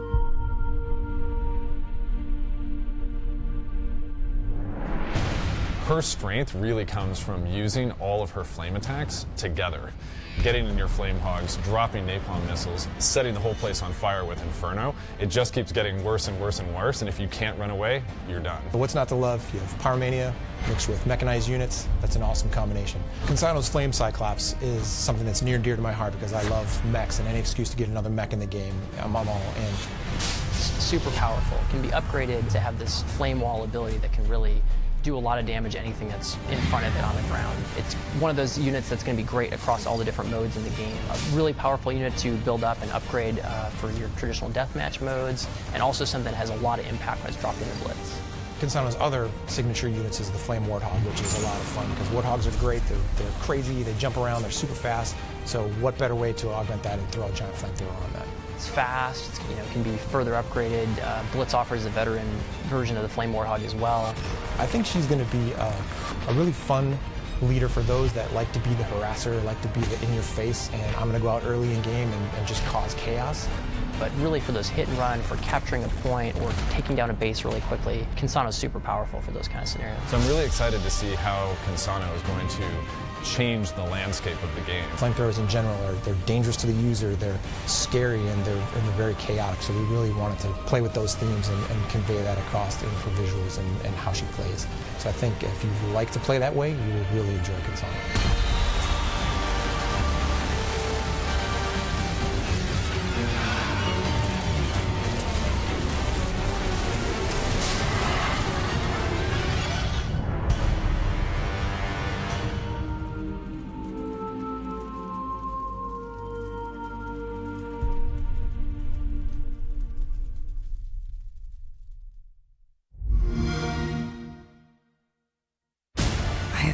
Strong and fast. Rough night, huh? You'll get used to it. Scarlett Johansson. They created me, but they cannot control me. Ghost in the Shell. Rated PG-13. Hey everyone, welcome back to the Halo World Championships 2017 Finals. Oh, I love hearing the crowd cheering. I have a feeling that they were just given prizes. I think they were cheering for you, actually. Were they? Yeah. Oh, wow. Thanks, guys. Really appreciate it. But you should be cheering for these teams in this tournament because we are in the lower bracket, which means teams are starting to get eliminated from the Halo World Championships. And no one wants to get eliminated when there's $1 million prize pool on the line. Again, Axel Toss here, T-Squared, Walshy. We've seen 2-4 today, Liquid and Fab moving on respectively. Liquid in the winner bracket, Fab in the lower bracket. And now we're moving straight into the next match. We're going to keep the matches going here. It's Envious against Supremacy. Now, Envious getting second in their group, losing to Splice. That was the first match on stream we saw yesterday. A bit of a surprise there. Then ended up falling in a very close series against Liquid to drop down to the lower bracket. Meanwhile, Supremacy, pretty much the second best team in Europe, getting last in their group, but their group had Optic Gaming and Crowd Pleaser, so a really tough group there. But that sets up this lower bracket match where the winner moves on to loser bracket round 2, and the loser is out of the tournament. Yeah, this is going to be a tough match for Supremacy because Team Envious is coming with a chip on their shoulder after the loss that they had yesterday. And this is going to be a nice little building block for Envious to get some momentum going, get some confidence back, get their communication warmed up, get their shots going in, and then start to kind of play the game types that they may see later on in the losers bracket. Because if anybody can make a losers bracket, in my opinion, besides the two teams that just got put into the losers bracket from the winners side, from the teams that lost yesterday, Envy by far the favorite to make the longest push. Yeah, I talked to Pistola a couple times yesterday, and he always said they come out flat, sometimes on Friday, sometimes those early matches. They're not expecting to play a Splice first round. And on top of that, a Splice who's playing well. So it was a really, really tough bracket for Envy, but it is possible. If you think about Carbon back in like the 2006, 2007 days, sometimes they'd have that random loss in like the round of 16 or round of 32, and then they'd make this miraculous run, losers bracket run and make them all the way to the finals. That's what's so frustrating. When you're playing against them, you're like, what? These guys, they lost to so-and-so. But then it really does depend on the time of day, the matchups. There's so much that comes into us, the energy levels that you're bringing to the table. How much did you warm up beforehand? And I don't know, Dave, when I look at the warm-ups, I feel like back in our day, we would warm up a little bit more intensely, I feel like. What do you feel? Yeah, it was not luxurious. I did not have my iPod going on. I was just in the game trying to get used to bouncing my grenades everywhere, just hitting every single shot and always worrying about staying alive. But let's take a look at the Supremacy crew right here. Yeah, we have Supremacy, one of those teams out of Europe trying to make a run. When 0-2 in groups, but again, they were in the same group as Optic and Crowd Pleasers, two extremely good teams. And it gets even tougher for them. I mean, what a tough tournament, having to play Optic, Crowd Pleasers, and then Envious. So Supremacy going to try to pull off the upset here. What has to go right for Supremacy for them to have a chance against Envious? Well, it's the World Championships, Axel. So first off, you're not going to face any teams that you're going to want to face, really. They're all going to be really good teams. So I just wanted to point that out, that it's not about like, oh yeah, it's really tough. Well, it's really tough because this is the 12 best teams in the world. Yeah, the other interesting part is I think even though they've gone and had a few losses so far this tournament, they've also shown that they can hang. Taking a game off of Optic is a huge feat. I think, are they the only team that's taken a game off Optic so far this tournament? I didn't hear the Luminosity series. I think you're right, and then also didn't they take one from CP as well? So yeah, so they're showing that they can take games, and they just got to start to string those together. Clearly, they don't have the same consistency as a squad like Optic or Envious here, but like I said, if you can take one game, you can take it one game at a time. The first game, Fathom Capture the Flag, is loading up as we speak. Gentlemen, before we jump into this best of 7, who's moving on in the lower bracket? Who's getting knocked out? Scoreline prediction. Well, I already said that if they can take it one game at a time, they can take it, but I'm still going to go with the NV4-0. Well, that's the key, is getting that first game. That's going to be the most difficult part, and we're going to see what Supremacy is made of, and can they take a game? I think that'd be great. Can they take 2? That'd be even better, but I'm sorry, it's going to be a 4-0. All right, here we go. Predictions are a 4-0. What do you think? Let us know on Twitter, Twitch, what you think. Can Supremacy pull off the upset? It's time to continue with the Halo World Championship 2017 Finals. Winner moves on, loser goes home. It's Envious versus Supremacy. Game 1, your commentary with Strongside and Wonderboy. Thank you, Axel Toss. And yes, you guys were just talking about Envy making quite a run right now that they'll have to be on, winning 3 matches today, and then to get to the grand finals, they'll have to win 2 more matches tomorrow, but it's down to this match right now. Wonderboy, how are you feeling? Feeling pretty good, man. I mean, we just saw Fabi from the European side take a series here at Worlds. Let's see if Supremacy can do the same. They took a game off Crowd Pleasers and Optic Gaming yesterday, obviously going up against top-tier North American competition once again here in this series.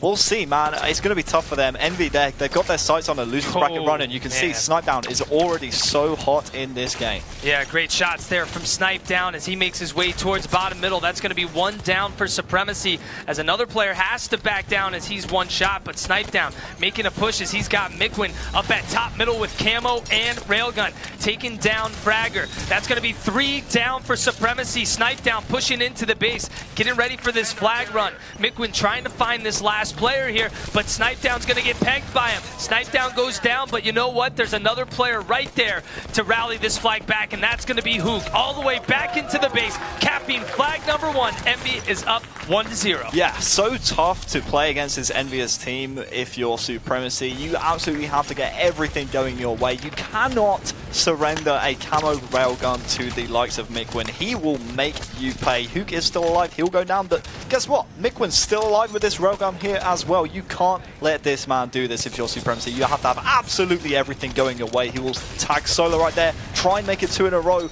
almost gets the double kill right there. In fact, misses the beatdown. Oh my word, Punisher punishing that player right there. Mikwin finally goes down. 10:30 left on the clock, and that was Supremacy's chance to push. You can see Punisher here, after he got that kill, immediately setting his sights on getting into Envious's gen, but the rest of the Supremacy players, apart from SLG, are trapped in their own base. So very important that SLG stays alive right here with top control. You can see in the kill feed, Solar chiming in with a kill. That's going to be the spring for SLG to push forward right here and try and find more Envious players. SLG narrowly dodges a ground pound, stays alive, and gets some help from Punisher to take down Pistola. Snipedown on the other side is able to pick up a kill as well, but that's going to be 2 down for Envy, 2 down for SY. Can they potentially get into that base? And it doesn't look like it by the looks of that kill feed. 3 down for Supremacy. Solar trying to stay alive, wait for his teammates to spawn up, but that's going to be Pistola. Noticing that situation, that he can play a bit more aggressive there to pick up that final kill. And now we've got Mikwin with Camo, with Railgun, ready to go on a terror once again. Back-to-back camo railguns for Mikwin. Supremacy, you can't let this happen. Would not be surprised if Envy get a few slays right here and then get a flag capture on the board, because Mikwin, he's always going to put this railgun to use. That's a kill on Solar right there. and with still top middle control, he doesn't have to flank. He can still hit shots with this railgun from top middle. Finally shut down by SLG right there. That was a big kill, and now with SLG with top middle control, they can maybe start to put some things together, but Snipe Down, he's going to chime in with a double as well, and he's already advancing here onto the Supremacy base. He knows there's a player in the Gen, which is a really tough position to play against when you have a player locked in their own Gen. It's really tough to get him out right there because you can see there's so many options you can do by pushing out. We'll swap over to Pistola. Haven't seen too much of him so far this series. Obviously, we are still in game number 1, but this is a man who likes to flank around a lot, known for his world-class movement, so we'll see if he puts this to use, starts flanking around against this French lineup. All right, well, it looks like Envy does have control right now, and it looks like they're taking over. That's 3 down for Supremacy. Pistola making a move towards the base, but he's going to take it slow as there's no teammates nearby to push into the base. Picks up a kill, but he'll get tagged by Fragger as he goes down. Railgun coming up here in 15 seconds. Camo right behind it in about 20 to 25 seconds as well. Hook making his way into the base. He does have Snipe Down on the other side to finish up Punisher. Railgun up in less than 5. Hook trying to finish off this kill, but Snipe Down falls on the other side. So if Hook goes down, this flag run is not going to happen, but he's able to pick up a kill, at least get a trade, which is a massive play from him, keeping these guys back in their base. Supremacy on the other side. SLG making a move. He's got the flag to the 50-yard line, not able to pick up that kill. Harry, what are you seeing right now? Well, I was going to say, not only is the Gen such a incredible defensive position, but look at this. Mikwen with a 3rd railgun camo combo in a row. That's madness. He's picked up 4 kills in a row. 1 more, and that's going to be a killing spree. Mikwen is the star player so far in this game. He has around 30 seconds left of this camouflage.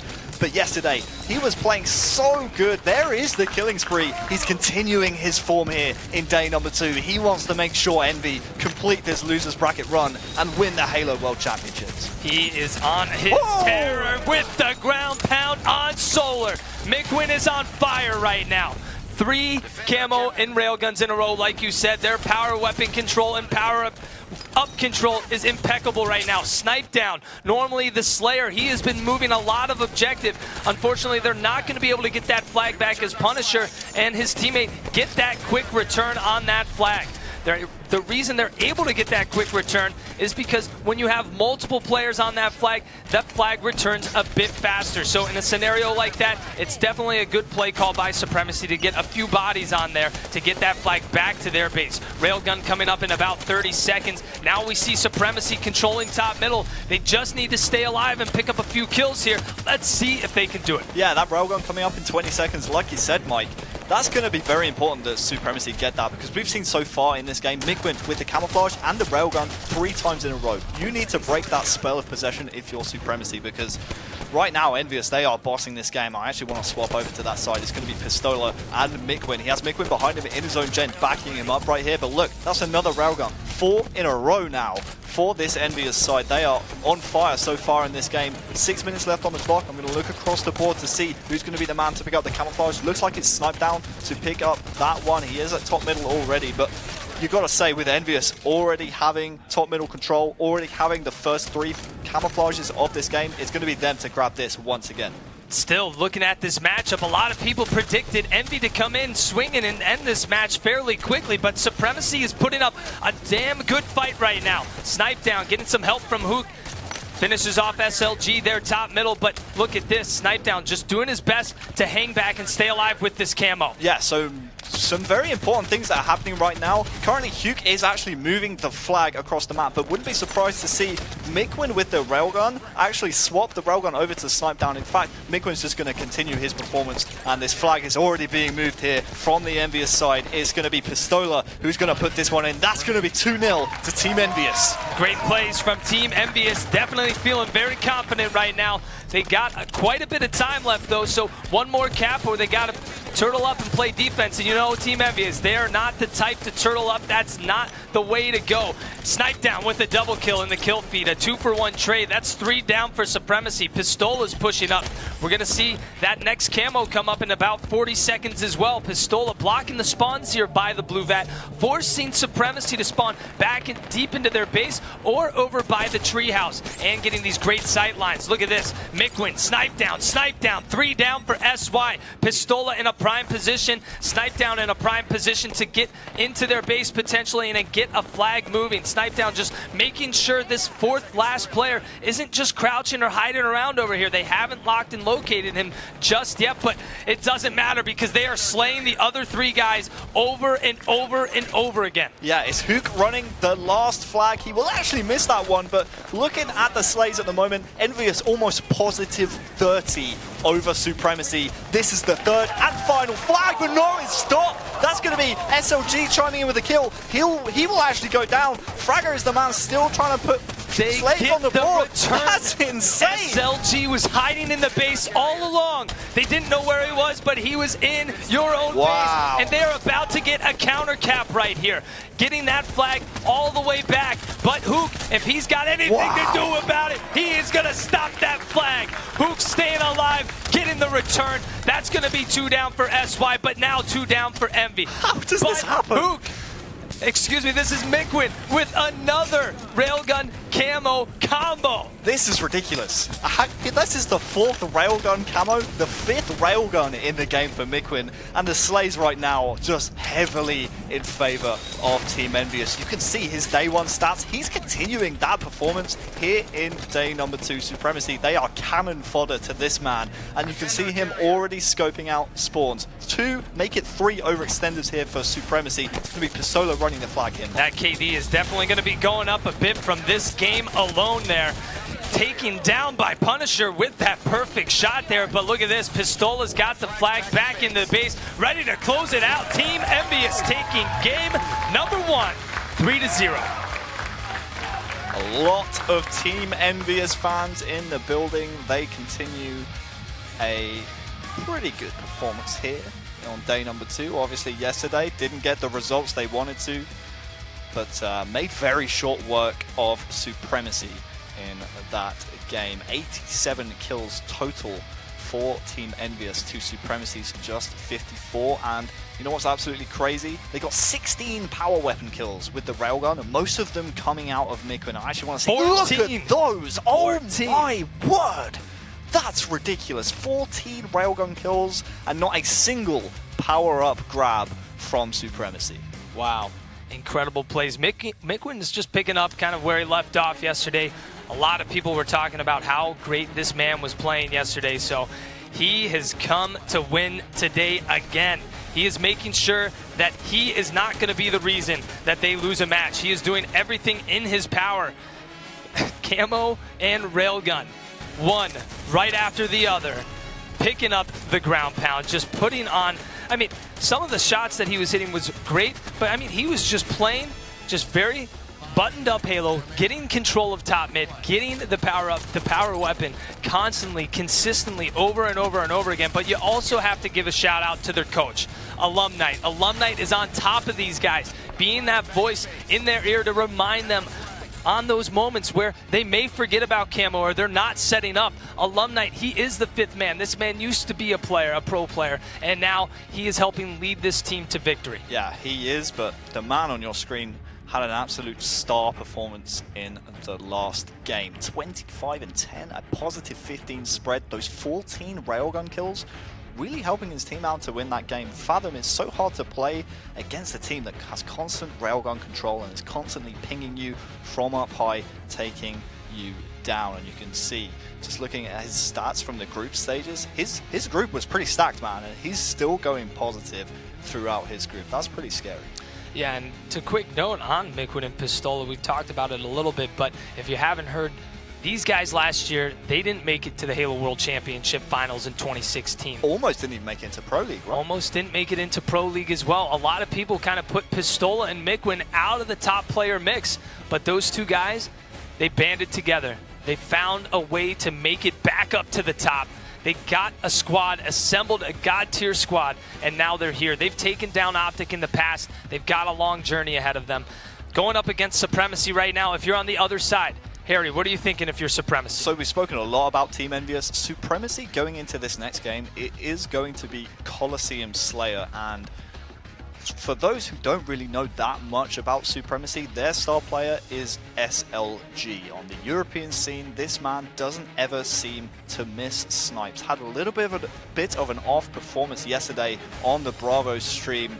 Wasn't having the best of time with the snipes, so would actually like to start this one off with SLG, but he's going up against one of the best snipers in the world, Snip3down. If you know Halo, you know that name. I need to say no more. So SLG versus Snip3down is going to be a fun one to watch, battling over this sniper, and you can see SLG's intention straight away, going for that weapon. SLG has got his eyes on the prize right here, but that sniper is going to get grenaded right off that little platform right there, down to bottom lift. Snip3down does sense the presence of that sniper right below him, and let's see if he's going to be able to lock and locate that. It looks like Hook is going to be the one. No, Snip3down does find it. He's going to make sure he brings this back to safety behind his team. We see players constantly find this angle, but also find the angles across the entire map over by Red Elbow or Blue Elbow. So I'd not be surprised if we saw him take it over there, but you know what? He does see 2 kills picked up over on the kill feed. Finds a player off spawn. That's going to be Fragger. Looks like the spawns over by Blue Cave are open, but he's got a call out here bottom middle. And this is a really worrying position if you're a Supremacy fan right now. 7-1 down, Snip3down with a sniper, Pistola with 3 rockets left to shoot. Excuse me, I believe he only has 2, but 8-1 now the score, and wow, this is tough for Supremacy, man. They need to slow this game down, but as long as they do that, Snip3down is just going to hit those shots all day long. My word, this man is just a machine. Snip3down by name. Snip3down by nature. This guy is a freak. That's a Shrek moment right there, in my opinion. And look at the kill feed. Pistola, rocket kill after rocket kill. These guys are just controlling these power weapons down to the T right now. You got to think, if you're Supremacy, you are afraid to push at these moments. You're just going to think, after Snip3down's hitting shots like that, that definitely gets into your head, and you don't want to make this overextension, and you don't want to challenge him when he's hitting every single no-scope like that. He's got his entire team here just giving a lot of protection, but rockets are going to come up. Snip3down's in a good spot to get some eyes on that, as well as Pistola's taken down. Let's see if he's going to spot any player up here. Takes a look, but not going to spot anyone. He'll leave that. Looks for a player bottom mid. 2 players up top, rockets. He ends up taking one of them down. One of them sacrifices themselves so the other can get that rocket and get it out of there. So we've spoken a lot about Snip3down. He's yet to die in this game, as is Hook, if I'm not mistaken. So Hook also on 0 deaths. We have a couple of geese actually, SLG and Punisher on the Supremacy side. Obviously still early in this game, a lot of Halo left to play. Fragger with the rockets though will finally put an end to Snip3down's life. Fragger, excuse me, did just go down, which means the rockets are actually going to transition into the hands of Mikwen right here. At 22-5, this is an absolute beating. Looking forward to see how Mikwen uses these rockets. Obviously, they're already in a commanding position going forwards. Sniper coming up soon, and guess who's in a position to grab that one? It's going to be the man of the moment. It's going to be Snip3down to pick it up. This could be a real montage highlight reel right here. As he picks this weapon up, I want to hear what his teammates are thinking, what they're calling out, what's going on with their chatter. Let's jump into an Astro Listen In with Team Envious. Heavier with rocket. Grass again, behind you guys. Grass behind you guys. I'm pushing rockets. Last guy, rockets. Red side. I've shot the carbine. Yeah, nice job. You know? I'm playing blue bear on rockets. I'm getting blue corner, one shot. Blue flag, one shot. No, blue cave. Yeah, I got him. Good job. Another one. I have no ammo in my carbine too. I literally am gonna. I'm going to corner sniper. All right, I'm going to corner sniper. That's fine. I just kind of want to get fucking this carbine. Yo, on me, red sniper. I'm one shot. I'm one shot. Can't see him. He's top pyramid and red sniper ramp. Red sniper weak and blue sneaky, I think. Yeah, he's blue sneaky. I'm pushing grass. You can push the blue side for this. Yeah, you should try to red. He's blue sneaky, blue sneaky. Still, SLG. You're gonna push. Nice. Rotate around. Grass. Down, grass right now. Still blue sneaky. 2 down in grass. He's pushing me. Push you, I can kill you. I got him. No, one of them. No, I got stuck. Rockets. New rockets are soon. You don't have to play up there. Yo, red sniper? Yeah, red sniper. I'm dead. I'm gonna try to push sniper rockets. Stay up. I can push you. I'm going for rockets fast, Eric. He's on your sticky, Literally just running for this. Sticky above me. I'm pushing him. Another one on it. 2 on. Really weak on me. You got me. He's I have rockets coming over here. I'm right here. I have rockets. Hold on. I have rockets here. Blue sniper. Blue cave on you. Really weak. Nice. Top cat. Yep. Really weak blue maze. Eric, I'm going back. I'm gonna. Alright. I need someone to play my corner real quick. I went to the corner. Yeah, on me. You just push me. I want a rocket. Nice. Red sniper. Where's Sniper? Blue Sniper ramp, guys. Dude, he's there is a guy at red Sniper ramp, though. Yeah, he killed me, dude. Okay, Sniper, Rocket's down red flag. Rocket's down right there. What? Hey, guys.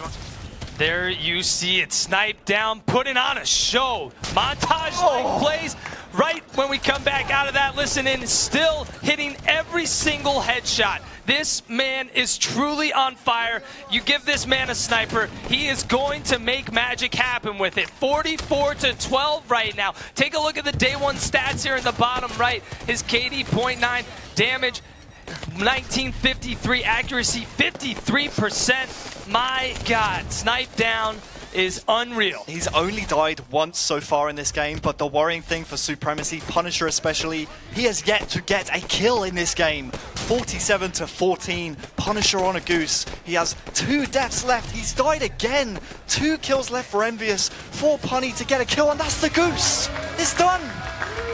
Wow. Snipe Down him. You take a look at that face afterwards too. Snipe Down was a little bit shocked on all those kills.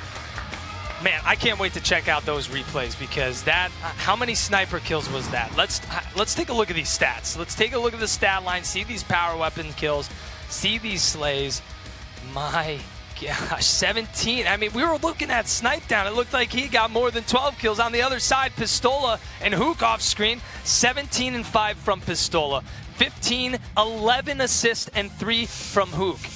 Big slaying numbers, and like you said, Harry, Punisher with a Goose. Not the best of performances there from Punisher, especially on the world stage, but it was just a Snipe Down show. I really wanted to see some different points of view from Team Envious, but when this man has this weapon, it's just mesmerizing to watch. Some of the shots he hits is just out of this world.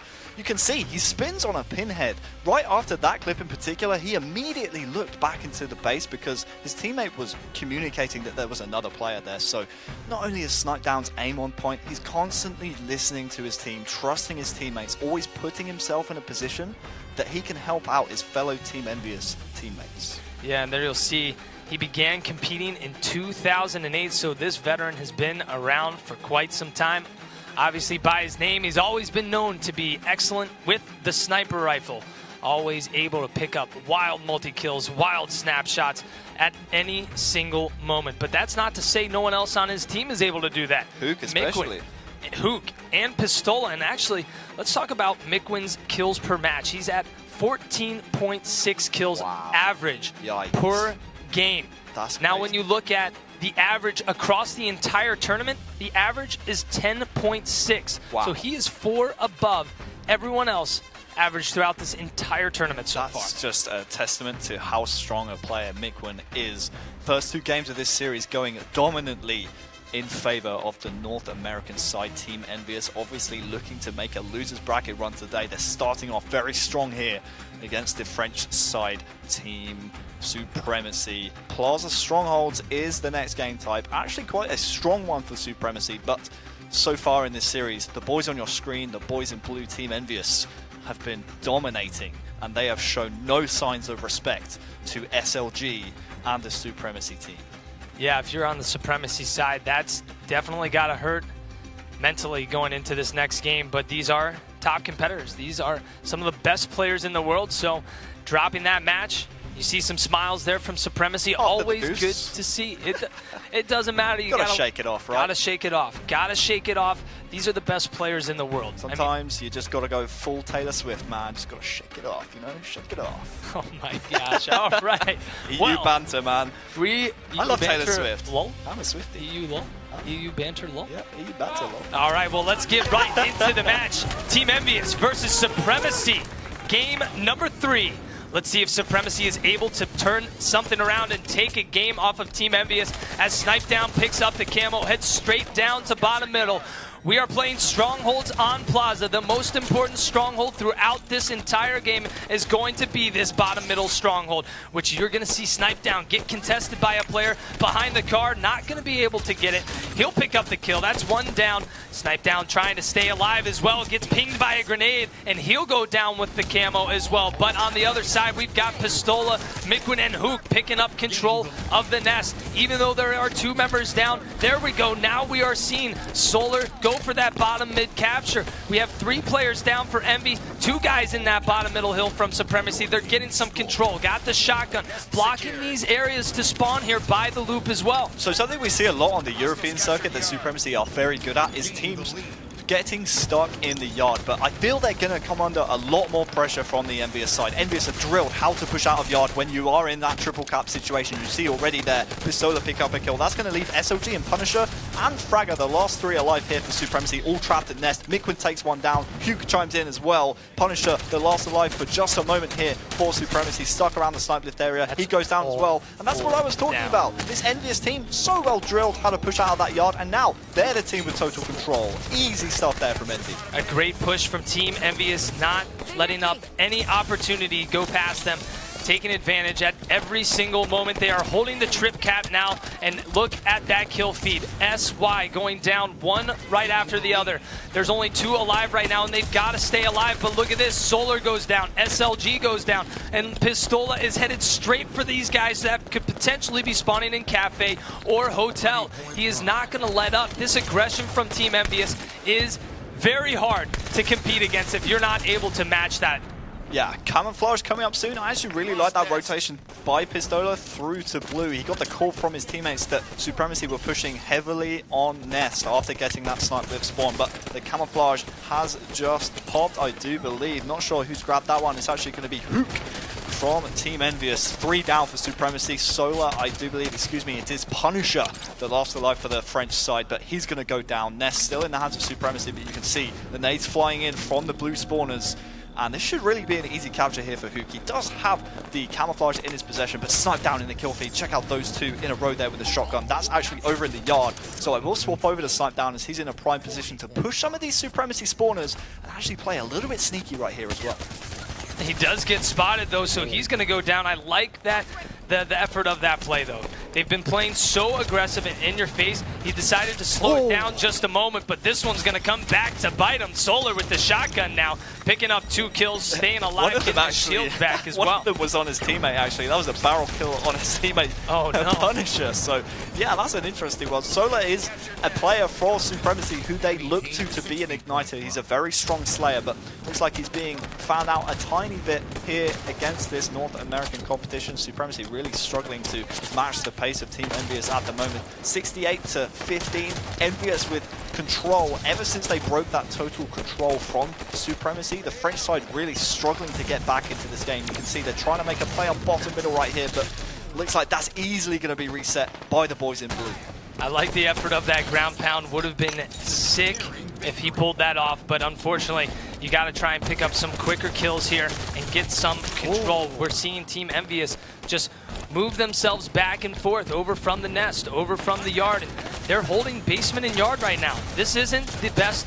This isn't always the best setup. It's always nice to have Nest and basement. What a play right there. We're going to see SLG go down right after that as well, but we're seeing the Slays kind of go back and forth right now, but if you're Team EnVyUs, that doesn't matter to you. You can trade all day long as you are holding on to 2 strongholds, and that's exactly what they're doing. They've got Mikwen, they've got Pistola hanging down around bottom middle, making sure that no player is going to sneak in. Pistola with the camo now pushing up with Mikwen. Mikwen's going to go down, but it doesn't matter. You got Pistola to clean up the kill right there. Yes, Mikwen and Pistola die at the Nest, but look at this. Nobody is around the bottom mid stronghold. Now we start to see Supremacy make a move for it, but EnVyUs answer right back to get the reset in this match.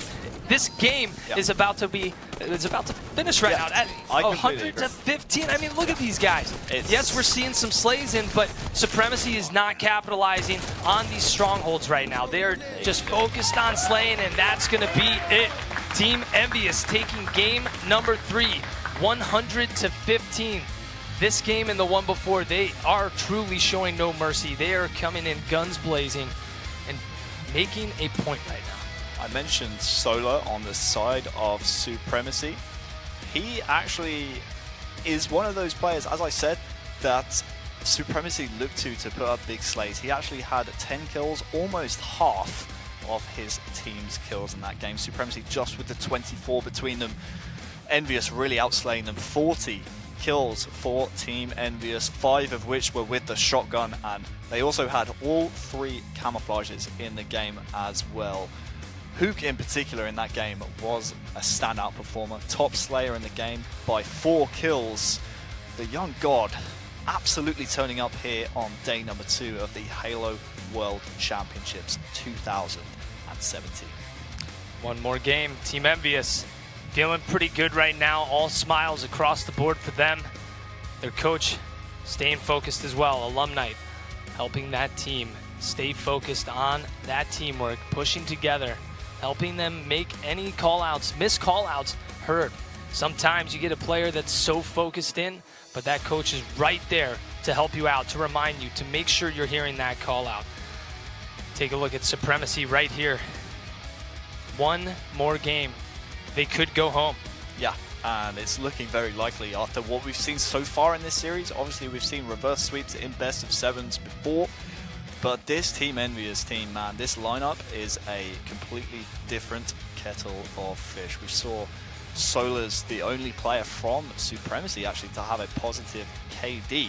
We're always talking about SLG, but Solar, he's kind of the unsung hero of this squad. I mean, we saw at London, this guy put on amazing stats and just going for the objective, but I guess we don't give him too much love because he truly, a lot of people know SLG. He's the guy he's the front-facing man of this squad, but let's take a look at these replays here. I mean, just complete control out of Team Envious. It was, and coming back to Solar, he is the player that really doesn't get enough love. I mean, we saw him, like you said, at Wembley at the London event. For them to qualify for this event, he was the player who really stepped up for them, especially in that Game 7 versus Team Infused, to solidify their position here at the Halo World Championships. So I think it's only fair that we start this game off with Solar from Team Supremacy. The French squad 1 game away from dropping out of this competition, and you can see him on screen right now.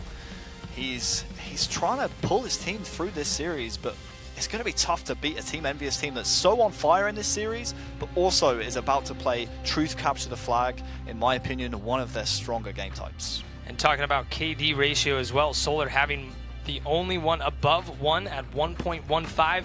SLG is actually sitting at 0.69 KD ratio, the lowest on his team right now, so not performing the way he would like. But Solar making a push up to Pink 2. He's able to get a trade, but that's going to be 2 down for Supremacy, and we'll see the camo go into the hands of Pistola. We'll get that fixed in just a moment as you see that corrected right now, but Pistola staying alive with this camo, making a push into Red 2. He's got a teammate nearby giving him some help. That Snipe down, they're able to get 2 down, but Snipe down falls.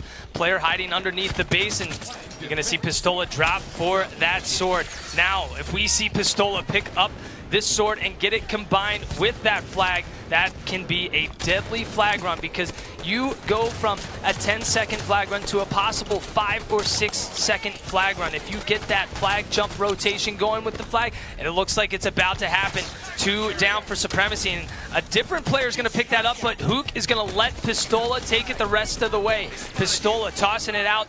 Not going to go for it. Very wise of him, because those grenades and the shots are going to come in. He'll get his shields back and get pegged down to 1 shot. Still staying alive. Knows a player could be in his base, so he's going to take it slow. That player will toss the flag out. That's Fragger. Pistola doing a good job at staying alive, just waiting for a teammate to get the respawn, but Supremacy, desperation, jumping down for that flag and not going to be able to get it. Pistola gets the flag cap. He is making his way back to the other base, getting ready for another flag sword run. Yeah, more of the same business as usual here from Team Envious. Pistola is still alive, don't forget, from when he picked up the camouflage at the start of the game. The next camouflage is actually coming up within the next 20 or so seconds, so it's pretty crazy to think that that's actually Pistola's first death of the game, I do believe we just saw. We'll swap over to Snipe Down. Haven't seen too much of his point of view since that incredible Colosseum game, so we'll give him a little bit more love as well. In fact, haven't seen too much of Hook out of this series as well, so make sure I'll queue up his point of view. But all 4 down there for Supremacy. Snipe Down in a perfect position to run the flag flag, but I like this actually. He's going to block these basement spawns. I think he might have some presence over there on the Carbine side. Maybe Envious were a little bit worried that they might have spawned in the basement right there. So taking the flag into basement, such a mature play there from Snipedown. Is Pistola to grab the camouflage. 2-0 now to Team Envious. Snipedown with an amazing second flag run with the sword and still in control of the camo. Pistola grabs the second one. Look at this flank here, primed up for a triple kill, but he's just going to opt to try and stay alive. Finishes off Solar with the headshot, getting his shields back. Snipedown nearby, Hook nearby. They are on a slaying fiesta right now. Look at the collapse here. Flying into the base of Supremacy. Can Pistola finish this off? He gets the help from Mikwen. That's going to be SLG and Solar down. Fragger down. Last player is up.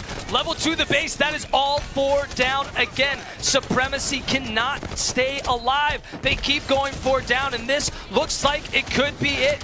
This will send Supremacy home. Team Envious will move on as Pistola jumps into the attic, comes in for the ground pound, and he finishes it off. Team Envious move forward. Wow. What a performance from Team Envious. Wiping aside the second-ranked European team right there, Supremacy, they had a real rough tournament. They had to play Crowd Pleasers, Optic Gaming, and Team Envious, 3 of the top 5, in my opinion, North American teams. So commiserations to the French lineup. But Hook, the man of the series, he was doing real work once again. Mikwen was doing work in that game as well. But what was crazy about that Envious team, that last series, was that last game in particular actually, was the fact they outslayed Supremacy 37-12. That is crazy. Let's take a look at these stats here. Pistola 11-1. Only 1 dead. You know what? Only 1 death. Yeah, he had the breadsticks for just the death. 1 death. And what's funny about that is the fact he had the camouflage first time around, died just as it was coming up, and then he got the second camouflage as well. So both of his lives in that game were fueled with camouflage. That was so cool to see out of Pistola, the sneakiest player from the old school Halo. Talking about the assist stat line here as well. It was so cool to see Pistola, who's renowned for his flanking and being sneaky, just grab the camouflage as well and make him even sneakier. Like that was an awesome thing to see, and Envious will advance. Talking about the assist stats here as well. Team Envious at .73 average assist throughout their matches. So per kill. Per kill. That's correct. Per kill. So they are averaging quite a bit of assists. So a lot of teamwork coming out of Team Envious. But it does sound like we do have an interview down on the stage with Joshua Gray and Snipedown. Down to you guys. All right, thank you, gentlemen. I'm joined by Snipedown for the Xfinity postgame interview. What a performance. What a performance, sir. I'd love to see you versus Penguin on a sniper-only map one day. That'd be fun. Break us down. What happened in that series and what went so well for your team? Yeah, I think it really just comes down to us regrouping after last night. Tough loss, and we just, we're here to win, and we just got to come out strong every single match. I think our first match against Splice, we came out really flat, and, this is not the event to do that. So we're here. This is a new day for us, and single elim tournament from here on out. Is there anything that you focused on specifically for this matchup? Is there anything as a team that you guys went over and over again to prepare for today?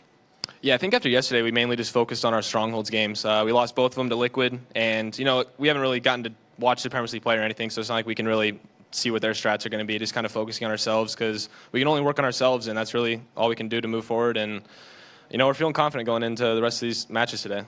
Well, it was a very confident performance. Anything you want to say to the people that are cheering for you in this arena and for everybody around the world that's cheering for Team Envious? Yeah, shout out to all the loyal ones. You've seen us do it before. We're going to try and make another run this weekend. Thank you for the support very much.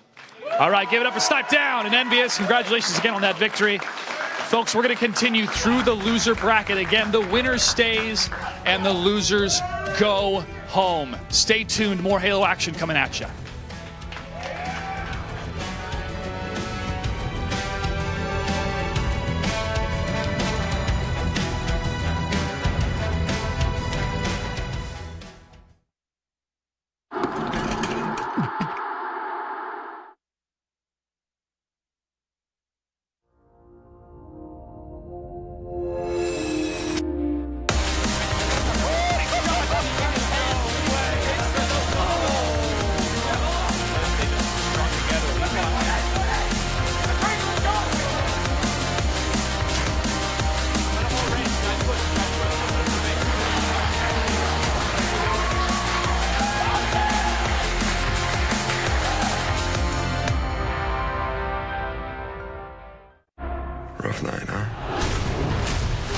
get used to it.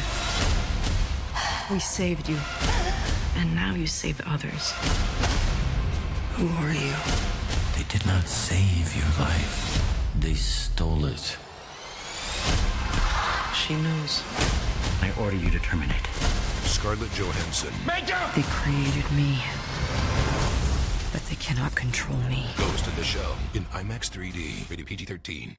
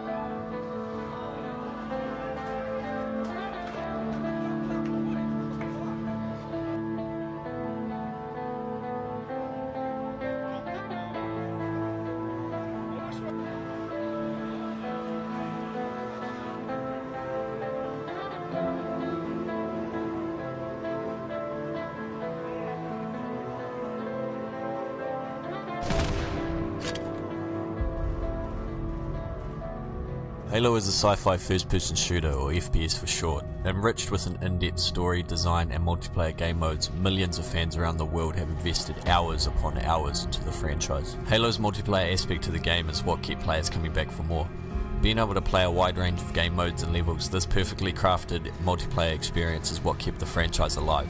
Typically played in a 4 vs 4 scenario where players take control of their Spartan character in teams of 4. They are then placed into a digital arena to fight to the death to see who has the better aim, communication and smarts, with the better team coming out on top.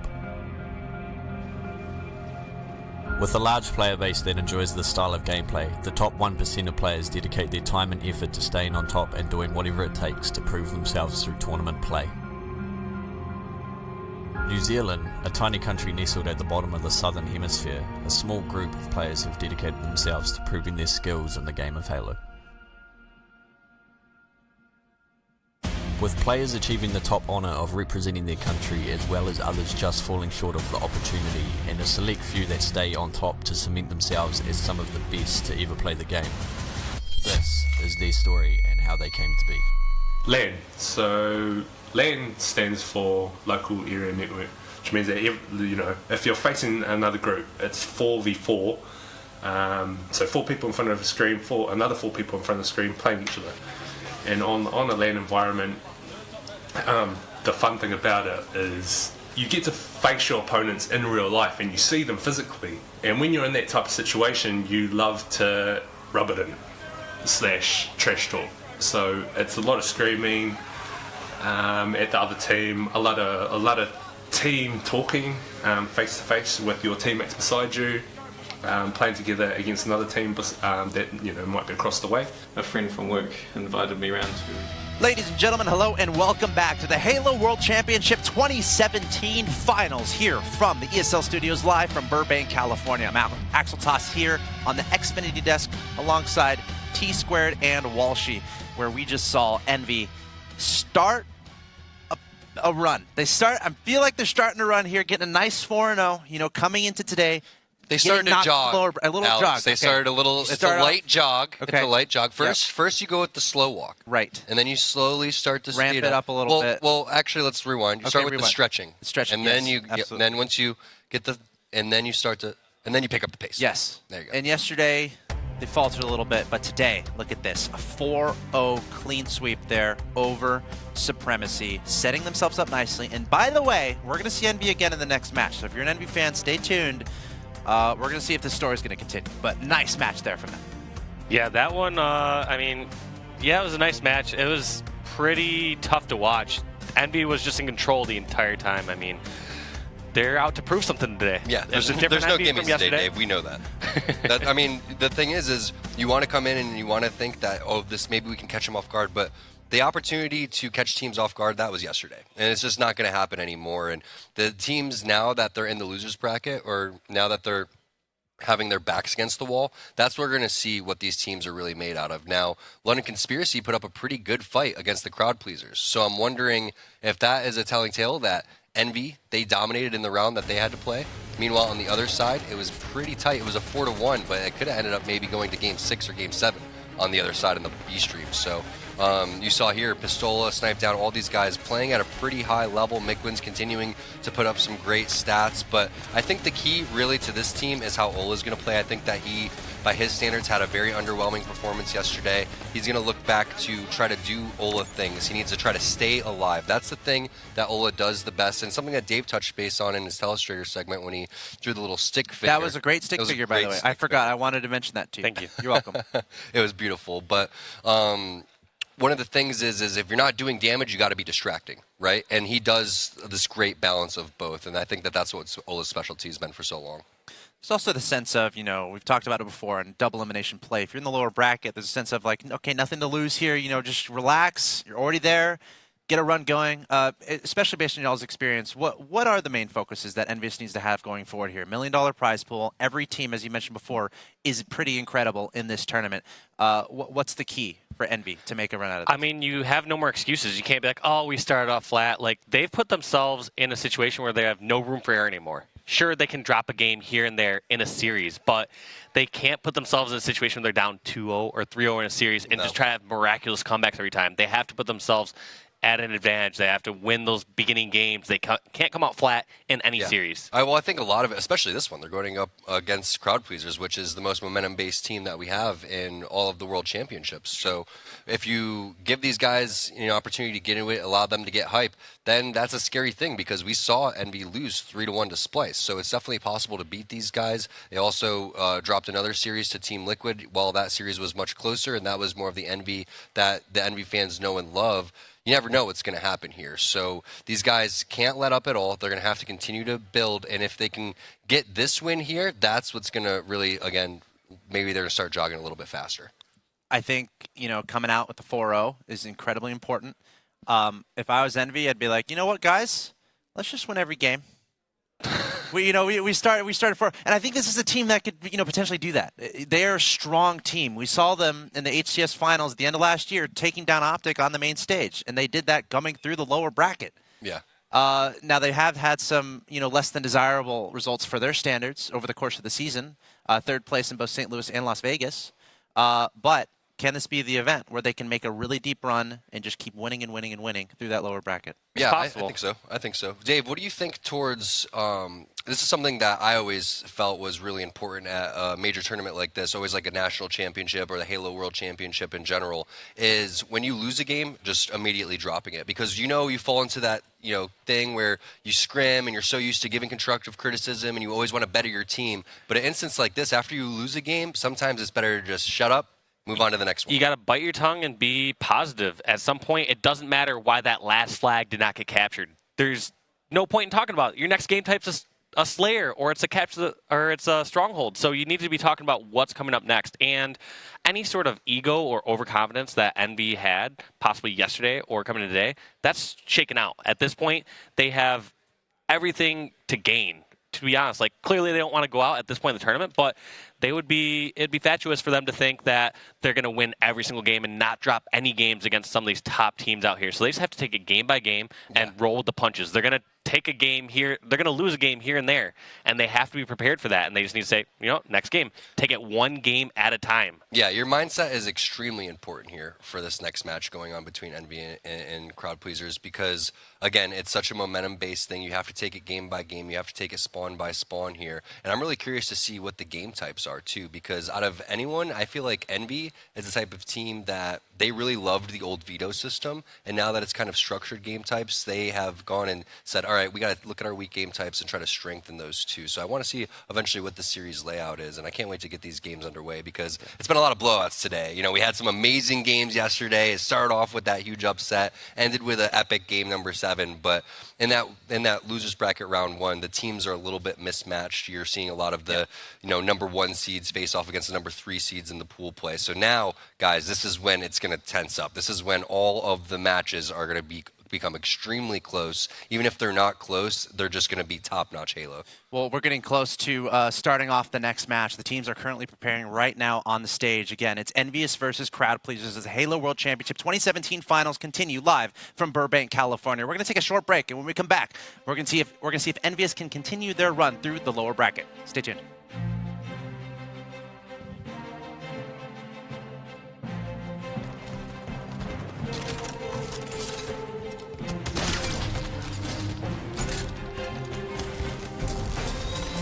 Double. Enemy's got a 20-point run. And that's a triple. You're on a roll. Damn, you're good.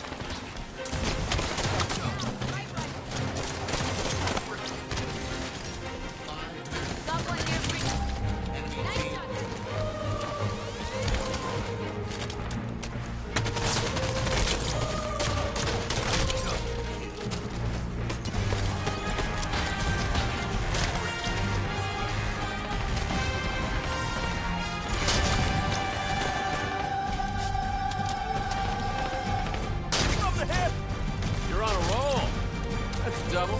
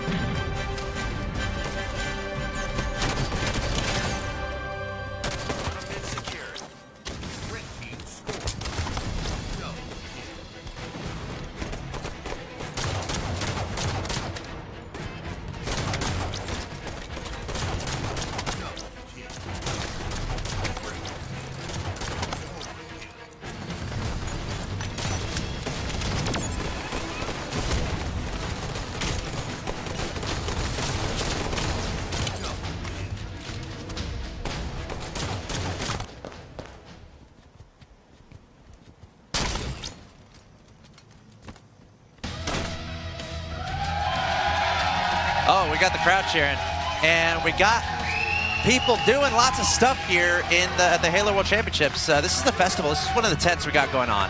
Ghost in the Shell is in theaters March 31st. There's actually a pretty cool competition where the community was challenged to make a Ghost in the Shell map. And here it is. The winning map is titled Geist. You can check it out on Open Play if you're here at the World Championships or online from home. And it's to celebrate the upcoming movie Ghost in the Shell. And the person who made this was actually flown out here to the Halo World Championships. Really cool community initiative here. And honestly, looks like a pretty spooky map. There's some badass maps in rotation at the moment. The things that Forgers can do with Halo 5 Forge are truly incredible. Some of the maps we've seen, some of the remakes, and just generally, when you look on File Browser, not only the maps, but the games and just everything that goes down with creation, honestly. Yeah. Like, there's so much time and effort put into them. It's so impressive. It's very impressive. I was talking to Wonderboy about the Halo 2 days, and we just started talking back and forth about all the custom maps there and all the different things you can do. So really cool to see the community getting involved as much as they do. But welcome back to the Halo World Championships. My name's Axel Toss, and I'm here at the Xfinity desk alongside Sims and Walshy. Gentlemen, what a day we had yesterday, kind of building the storylines of the Halo World Championships leading into today, where we're starting to see some teams getting knocked out of the tournament. And I want to get straight into the brackets here because we have quite a few matches that have unfolded both on the winning side and the lower side. Optic Gaming actually ended up taking out Luminosity to advance to the winners bracket final, I should say. They're going to be playing against Team Liquid, and I believe that's happening a little bit later today, so look out for that. But more importantly, for our purposes, this is going to be a big focus, the lower bracket. 4 teams left there that are going to be competing here in a second. We're going to have Envious versus the Crowd Pleasers on our stream. And these are pretty important matches because if you win here, you are top 6. Yeah, super important. I think the most important, I mean, it's important for everybody, but if Fab, if Jimbo and the European team, if they want to advance on Europe's highest placing in America, it's a must-win. It's a do-or-die situation. They've got to beat Splice. But Splice, I mean, fair play to them. They fell at the hands of Luminosity yesterday. They pushed them all the way to a Game 7. But taking out Envious, I've got to say, for me, that was still a bit of a shock. Yeah, a lot of the casters and even the fans have dubbed it as one of the biggest upsets so far this tournament, but I'm not as surprised. I look at Splice and Envy, and I'm like, these are 2 top 4 North American squads. Sure, Splice doesn't have the number 4 seed. That's actually straight ripping, but based on how well Splice has been playing these last few months, that's not too surprising to me. Well, let's get into conversation about this next match. We are moments away from jumping into it. Envious is going to be trying to continue their run here through the lower bracket, getting a nice 4-0 to start out their day. They're going up against the Crowd Pleasers. If you were tuning in yesterday, you definitely remember that moment. Crowd Pleasers versus Straight. Straight went up 3-0. Crowd Pleasers bringing it back, tied 3-3, and then we had the GIF heard around the world, or seen around the world. The Denoxide slow raised gun shoes, stare down the other side, but Straight had the last laugh, and they were able to move on in the upper bracket. But let's start the conversation with this team right here, Envious, getting a 4-0 in that last match. They're looking pretty good, Sims. Yeah, I mean, you say that 4-0. I wouldn't have expected any less, to be honest with you, against the European roster. If they would have dropped a few games, I would have been rather worried coming into this matchup. Made easy work of Supremacy. As you mentioned, they did drop the series yesterday, but they are looking good. I was slightly disappointed that they lost to Liquid in that Game 7 because, for me, you know, Side still got them winning this event. I really think if they would have got that game number 7, they truly had a chance at winning this. Yep. I think it's going to be really hard doing the loser bracket run for them now. This game in particular, Dave, I'll let you allude to this one more, but Crowd Pleasers, they're a team that lives off hype, team that lives off energy. If they get the ball rolling against Envious, it's going to be so hard to boot back. Yeah, like, what's the saying? It's like, you give them an inch, they'll take a mile. What would the saying be for Crowd Pleasers? Like, you give them a whisper, they'll scream through a megaphone, something like that. I mean, they're a momentum-based squad, but we keep talking about them being a momentum-based squad. I think at this moment, they've established themselves as a consistent squad. You saw how well they did in Vegas, how they do here. Sure, maybe their hype level and their excitement level is much higher than other squads, but I think we're past the days of like the lowest of lows for them, for where they're just dropping to random squads. I mean, they're at the Halo World Championship for a reason. They've placed well their last 3 live events. There's 2 players in particular I want to talk about mainly on both sides. You got Miquin on the side of Envious in red, who's been turning absolute god mode yesterday. Literally some of the best Halo 5 I've seen him play in a long time. And then the same for Crowd Pleasers. At the moment, Straight Sick, he's the man who's the driving force. He's the man who's been putting up big digits on the board. Let's see if he can do it when we move into Coliseum, capture the flag. That's going to be our game number 1 in this best of 7. Yes, it is, and we've talked about momentum. This first game, incredibly important for both teams. But it's time for me to ask you guys a very important question. Who do you think's going to win? Who's going to remain? Who's going to stay around in the Halo World Championships 2017? Best of 7.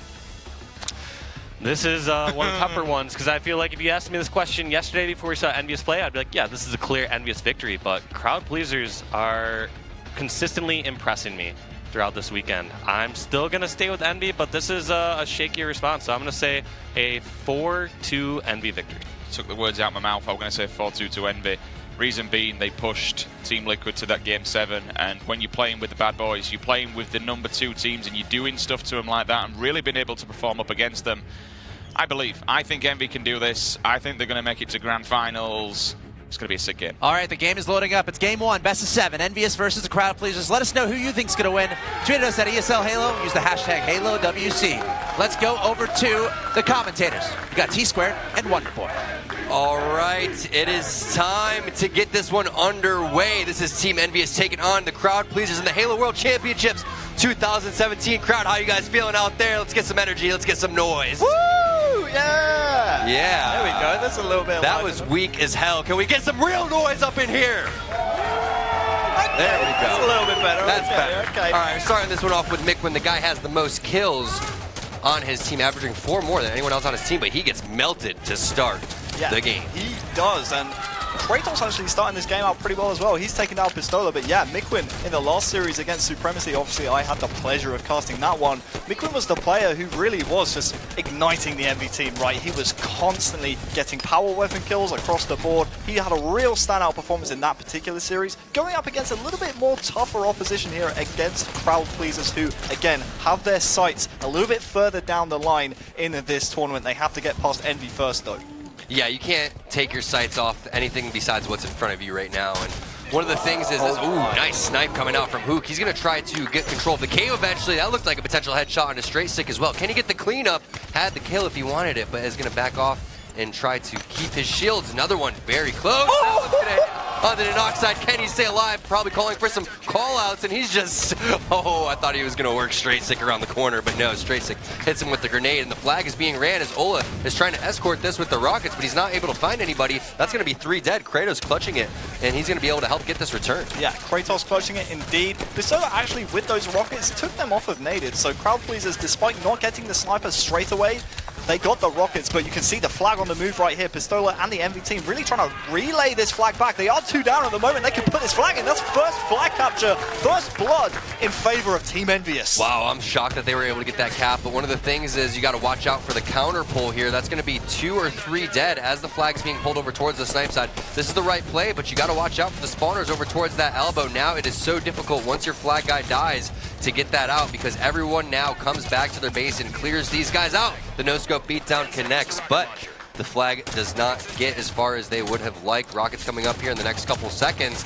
This has been some pretty fast-paced Halo there, Wonderboy. Yeah, most certainly has, and with the rockets just coming up, like you said, it's going to be a big team fight right here. You can see Mikwin there trying to help his team out, put some damage down, but the team fight around these rockets is going to be vital. The rockets were actually combat evolved somewhere, so I'm going to look across our points of view, see if we can see whoever picks those up. Doesn't look like anyone's actually been able to find them yet. It's going to be actually naded from Crowd Pleasers, so that's good for them. They're 1-0 down in this game so far. With these rockets in the possession of naded right here, he can play this either super sneaky or go all guns blazing. Either way, he needs to convert this power weapon into kills to really get his team back into this game. Right now, Hook, Pistola chiming in with kills there from Envy, and now they're starting to run a flag here as well, Tom. That's all 4 dead. This is disaster here for Crowd Pleasers, and look at Ola. He's just going to jump up and down and try to influence the spawns, but no, the spawns are in the back of the flag as they should be, and probably in the cave too. So that's going to be the second flag capture and control of the map. This is looking great for Envy. Yeah, it is, and you still have Pistola here with these rockets as well. We saw Naded with them. Obviously, Pistola, second time in the game. Naded got the first set of rockets, also the second, but both times Pistola getting them off of Naded, and Snipe Down has this sniper in his possession as well. We saw in the last series, this guy was just a one-man highlight reel, but you can see the flag's actually on the move. It's Envious who take game number 1 in commanding fashion.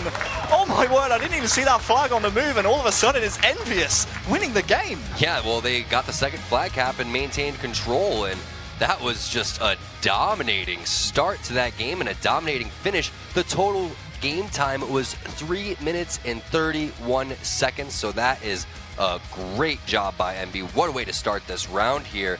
And again, this is a very momentum-based team that you're facing in the Crowd Pleasers. Obviously, we saw that they can be down 3-0 and still never give up and fight here, but this is the loser's bracket now, so everything is just intensified times 10. Yeah, absolutely. Envy there taking game number 1. What was kind of crazy about the stats we saw on screen, really nothing too much to note. Obviously, we had Hook there with just the 3 deaths, but outside of that, really, it was a pretty even game, to be honest with you. 26-19 in slays, just a +7 and a 3 flag capture differential in that game. Envious just showing real objective efficiency right there, and you can see the Twitch chat right now going crazy. Codes Overkill 12. Go to halo.gg, put that in, get yourself some rec goodies. Who got the overkill? Was it on the B stream maybe?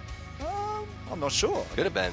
Could have been Fabby versus Spice. We saw, like happening. We did. Guys, there is an A and a B stream. I don't know if it's been called out recently, but yes, we are on the A stream right now. Go ahead and check out the B stream. I think it's ESL_Halo. So go ahead and check that one out. Some really great games going on both of the streams. Bringing you the action over there. I know that Ghost is over there. We got Gaskin over there. And who's the third? That is over there. Taui was over there a little bit earlier today with a little guest appearance too. But let's hop back and talk about this game, because this, in my opinion, is one of Crowd Pleaser's stronger game types. And you could argue to say the same thing about Envy, but they didn't give these guys any room to breathe. I mean, heck, even if Envy plays like that against another team like Optic, I would say that they probably would have won that. Yeah, I was speaking to SLG outside actually after that previous series from Team Supremacy. We see in the replays right there, Envy is playing very fast, but SLG said Envy is probably one of the tier 1 North American teams that we wouldn't want to face, because against us they played very, very passive. But we saw there against Crowd Pleasers on Coliseum, Envious actually speeding up the game exactly when they needed to, right? When those rockets were coming up, when they had the sniper control, they were constantly in the face of the Crowd Pleasers team, speeding up the game, not allowing Crowd Pleasers to put their power weapons into play. We saw 2 different times in the game, Naded with control of the rockets, both times Pistola outsmarted him and took the rockets out of their hands. You can't sit there so long and expect, because the thing is that's a bad angle in general to try to rocket that guy. So the best thing to do is, once you get the rockets, try to rotate him over towards the snipe side, bring him in the cave, try to get towards that snipe ramp, because you can't have 2 people sitting there. He's crouching in that corner, and he's got another player not crouching moving around. So what's the point of crouching? That's not going to do anything for you. Your teammates just completely give up your positioning. But either way, this is Plaza Slayer over here. Red team usually has the advantage in terms of being able to get that overshield. We'll see who's going to be able to pick that one up. But Snipe Down, he wants the sniper rifle instead. And looking around, I don't know if the overshield was grabbed quite yet. It was. It was Hook who ran by Snipe Down. Yeah, and 3 down immediately there from Envy is going to give them instant map control. You have Hook on your screen with the overshield. Obviously, we have Snipe Down elsewhere, the man that you don't want from Team Envious with that weapon. He has the sniper rifle, so really tough start here from Crowd Pleasers. You have Snipe Down again, just kind of pinging faces as he always does. Takes down Naded right there, 5-1, make it 6 now the score. Envious with a really strong start here on Plaza Slayer. And so far this game, you've got to say, it's been instant control early on from Team Envious. So much this tournament, we've seen Crowd Pleasers come out hot, try and be, a bit of a momentum-based team, right? Get the first kills on the board, get loud against the opposition. But this very thorough, Envious team, so far this game, has just completely shut them down. Yeah, switching on over to observer mode, we can see a little bit of where the players are going to be, I guess you can say, hiding, because they're afraid of Snipe Down ripping their face. But this is the right play. So much money on the line. There's no reason to push until the next power-up comes up, which is the overshield. But that's another minute away. So you've got to try to minimize your losses here if you're on the side of CP, and just try to get some picks, even the kills, whatever you can do to try to make sure that you're alive right around that 10-minute mark, so you can fight for the overshield right around 9:50. Yeah, that's a very good point, and you will see a lot. You can kind of see Crowd Pleasers stuck in yard at the moment. They basically have 2 decisions to make. They've spawned Tram right there. Do they either push around to the posters or try and fight from yard into blue to get themselves in a bit more of a prime position for that overshield, which, by the way, is coming up in around 15 seconds. A very, very quick overshield grab off the start of the game.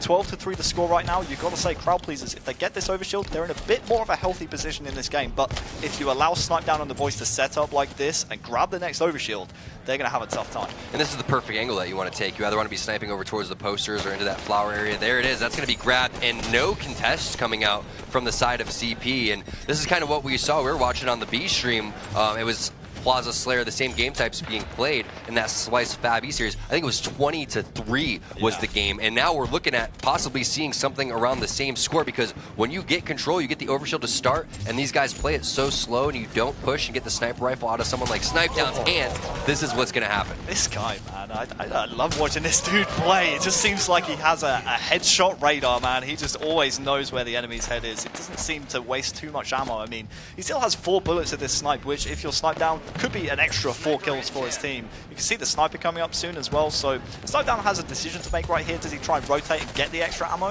He has a player on S4 though, so I don't think he will do that. I wondered whether or not he might try and scope and see if a crowd pleasers player tries to overextend for that and grab that, but he was actually pressured by one of the crowd pleasers members, so not the worst positioning right there from crowd pleasers. They actually get away with a sniper, I do believe. In fact, no, it hasn't even been picked up yet. I don't know. Still on the spawn, and 2 kills from there from Envy means they're going to have 2 snipers in play now. We were saying, what, 20-4, and now the score is 20-6, so just really great execution coming out from Envy. Snipdown, you can see he's rotating great, and you know what? Mikwen has a sniper rifle of his own, so let's switch on over to him. Now, we did touch base on how he has 4 more kills on average than anybody in the tournament in Slayer games. So the average player is averaging 10.6 kills in a Slayer. He has 14.6. So really great job for Mikwen. He's having a great tournament. He is having a great tournament, but also that shot right there on Kratos was awesome. Don't know if you guys kind of saw it right there. Denoxide in the game at the moment, currently 0 and 9.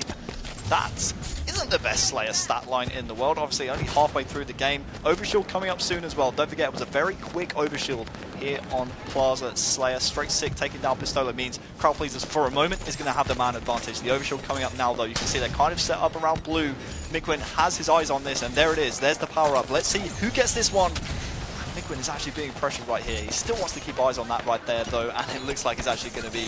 Who is that picking up the Overshield? I think it might have been Pistola to burn that, actually. So, next Overshield coming up in around 2 minutes, which is fine by Envy, because 27-8, Mikwen still has Snipe there. They're in a comfortable position in this game. And I think it's fine for the Denoxide, too, because he got a kill, so he's not sweating about that Overshield too much. He's just making sure that he doesn't have the goose. Now he's working with the breadstick. But either way here, this has been flawless play from Envy. I haven't seen any mistakes coming out from him quite yet. And it's so easy to sit here on the guy with the sniper rifle and say, hey, Mikwen, Snipdown, you guys are doing great. But you got to give so much credit to the guys that were not on the screen of Hook and Pistola, who are filling the map with their BRs, with their pistols, assault rifles, wherever they need to fill to make sure that CP can't push and try to get onto their sniper guys. But that is why Mikwen has a great kill-to-death ratio right now. He is winning so many of these 50-50s and staying alive, and that is buying more opportunities for Envy.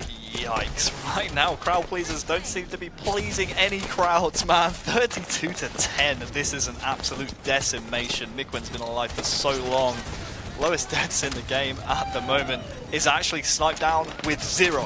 Snipdown yet to die in this game, so only fair, I think, that we actually hop over to his point of view. Mikwen at the moment still with the rifle and the sniper in his hands as well, but honestly, man, I want to see if Snipdown could do this. See if he can make it. He's checking the score. He's like, I still got 0 deaths, guys. I'm good. You gotta do it, man. You gotta play for the perfection. I mean, imagine going for a perfection of the Halo World Championships. That's a pretty good accolade. I mean, especially against another top team who is obviously, top 7 team in North America. Arguably, people would say that they were, pushing towards top 5, top 4.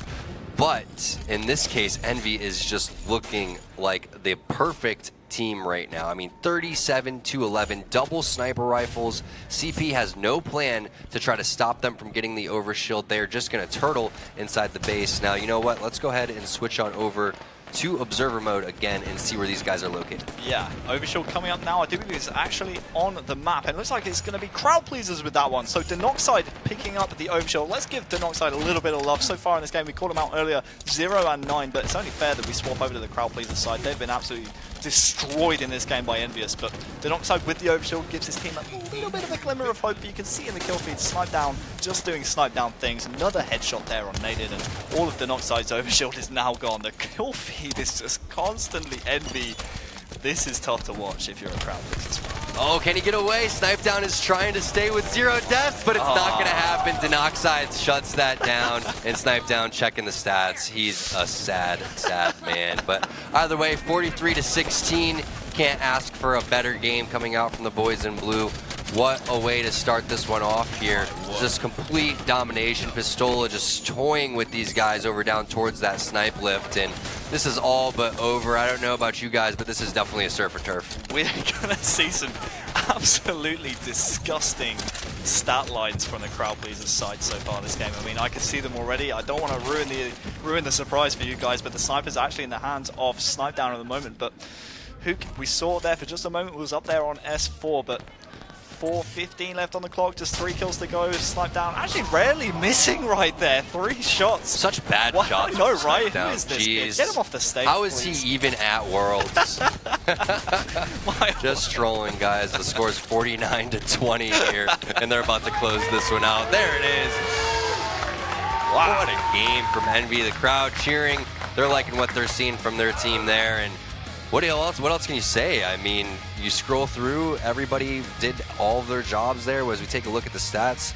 And it was just a well-rounded game. You had the killing frenzy coming out from Snipe Down. I mean, Denoxide got it going. He went 4-14 there eventually, but it's just nothing you can do. You can't look at anyone from CP's stats and say, hey, it's your fault. That was just an overall team effort coming out from these guys, and CP had no answer. Absolutely no answer. You had to say the power weapon control early on from Envy, they actually only had the 7 power weapon kills, so not really putting the sniper into too much use, but we did see, to be fair, Mikwin, when he had the sniper in his possession, tagging players and then swapping out for his BR, right? Finishing players with the headshot. So maybe a lot of the time, you know, he wasn't finishing the kills with the power weapons, but he was still getting kills thanks to that power weapon, the sniper rifle. So again, lovely stuff from Envious. Mikwin in particular having a great game, but crowd please, it's so tough for them to play against an Envious.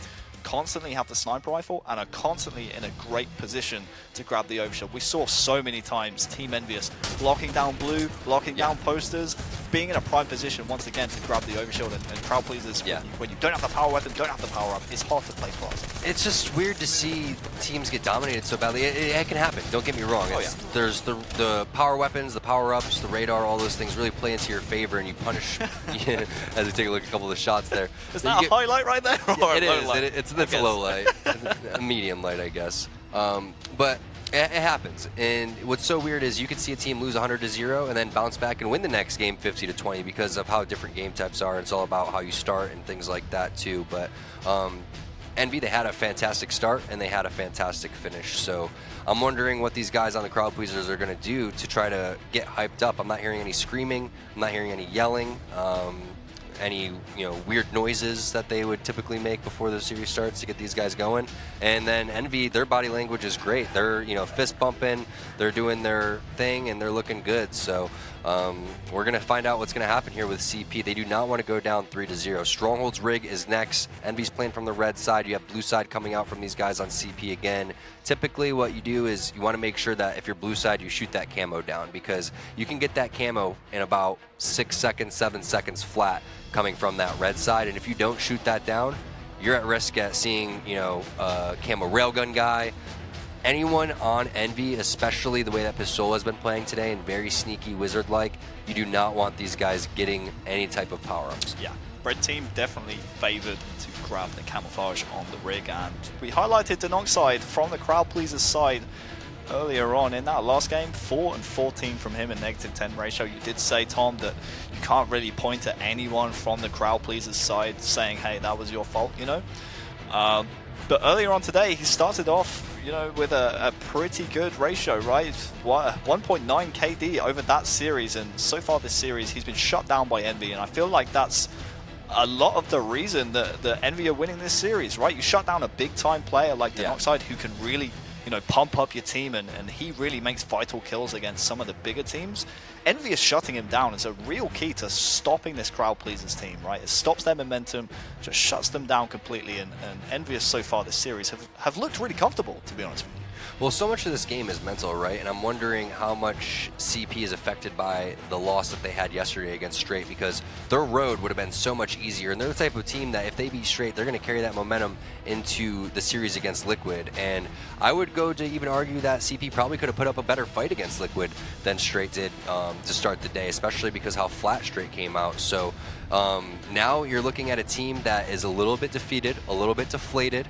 Now they're going up against arguably, a top 2, definitely a top 4 team in the United States. So is that playing into their psyche at all? I think so.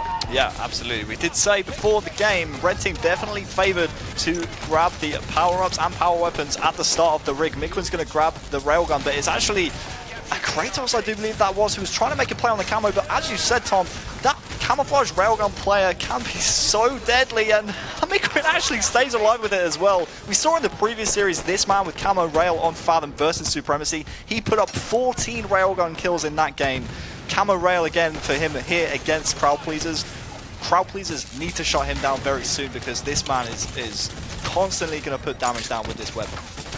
Oh, Mikoin ends up getting pinched and double teamed in between two players from CP. So nice job by them. Let's switch on over to Noxide, who does have this railgun. Can he find the kill? He does. Nice job switching over to his pistol. And he's even trying to pre-grenade it, pre-fire on the players, pushing over towards top engine. And Kratos is going to find that railgun instead. So Kratos, he is a big key to Crowd Pleasers' success, especially in this series, in my opinion, because you're going up against a team of phenomenal shots. So Kratos is going to need to make sure, that he is winning his one-on-one battles, and it's a lot easier to do when you have that railgun. So expect to see him trying to get some more weapons here. Yeah, and Kratos there, after he got that double kill, actually was getting very loud.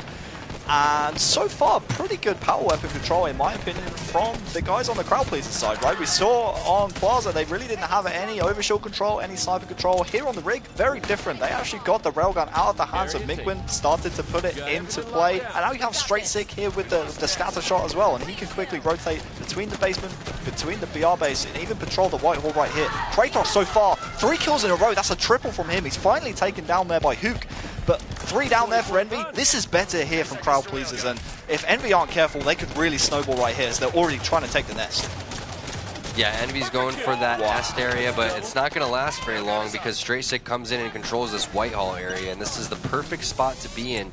This or sitting over towards top tower, especially in a Slayer game, would be ideal with the scatter shot, but he's just going to rotate in between pretty much all of the important strongholds here and just try to control the weapons. Camo's also up very soon. There you can see it drop. The question is Straight Sick going to be able to get this one? Is he too scared to lose the weapons and push down there? Is the risk worth the reward? Yeah, and obviously if you do lose those weapons, especially to the camouflage player, that was Hook who grabbed that one. It would have been a bad play. So Straight Sick there, a little bit of a mature play. He says, hey, you know what, we've got the lead. Fair enough, we're not scoring right now, but I still have both the power weapons. Almost would like to see him drop off of one of these weapons to a teammate, try and get maximized the slaying output. But Mikoin with a big perfect on Straight Sick will grab the weapons. Snipe down is alive here for Envy, and Envy showing little bits of sign of life right here. Looking across the board, can't see who actually picked up those power weapons that Straight Sick dropped, but looks like it's going to be Envious trying to make a play on the nest right here, Tom. Yeah, it is. Let's see what Nate is up to. Another key component of the emotions of this team here. If he's playing well, if Kratos is playing well, these guys tend to get fired up. And the Noxide, the young gun, can kind of feed off these guys as well. So Nate landing some nice DMR shots over down towards that barrel side. And this is looking pretty good for these guys, but Pistola does have the railgun, so let's see if Ola is able to come back here and do some damage. Yeah, not only does he have the railgun, he also has the scatter shot. So the Straight Sick combo here actually picked up by Pistola, and he's one of those players, like we said before, he's a very flank-based player. The camouflage coming up in a round, it's actually quite a late camouflage. We saw a lot of team fights going around that camouflage, which means it's not going to be out for another 45 or so seconds. Pistola does go down, so not really a chance to put those power weapons into play in combination with the camouflage. But looks like Envious here are actually going to surrender control to Crowd Pleasers as Crowd Pleasers take the basement and the nest.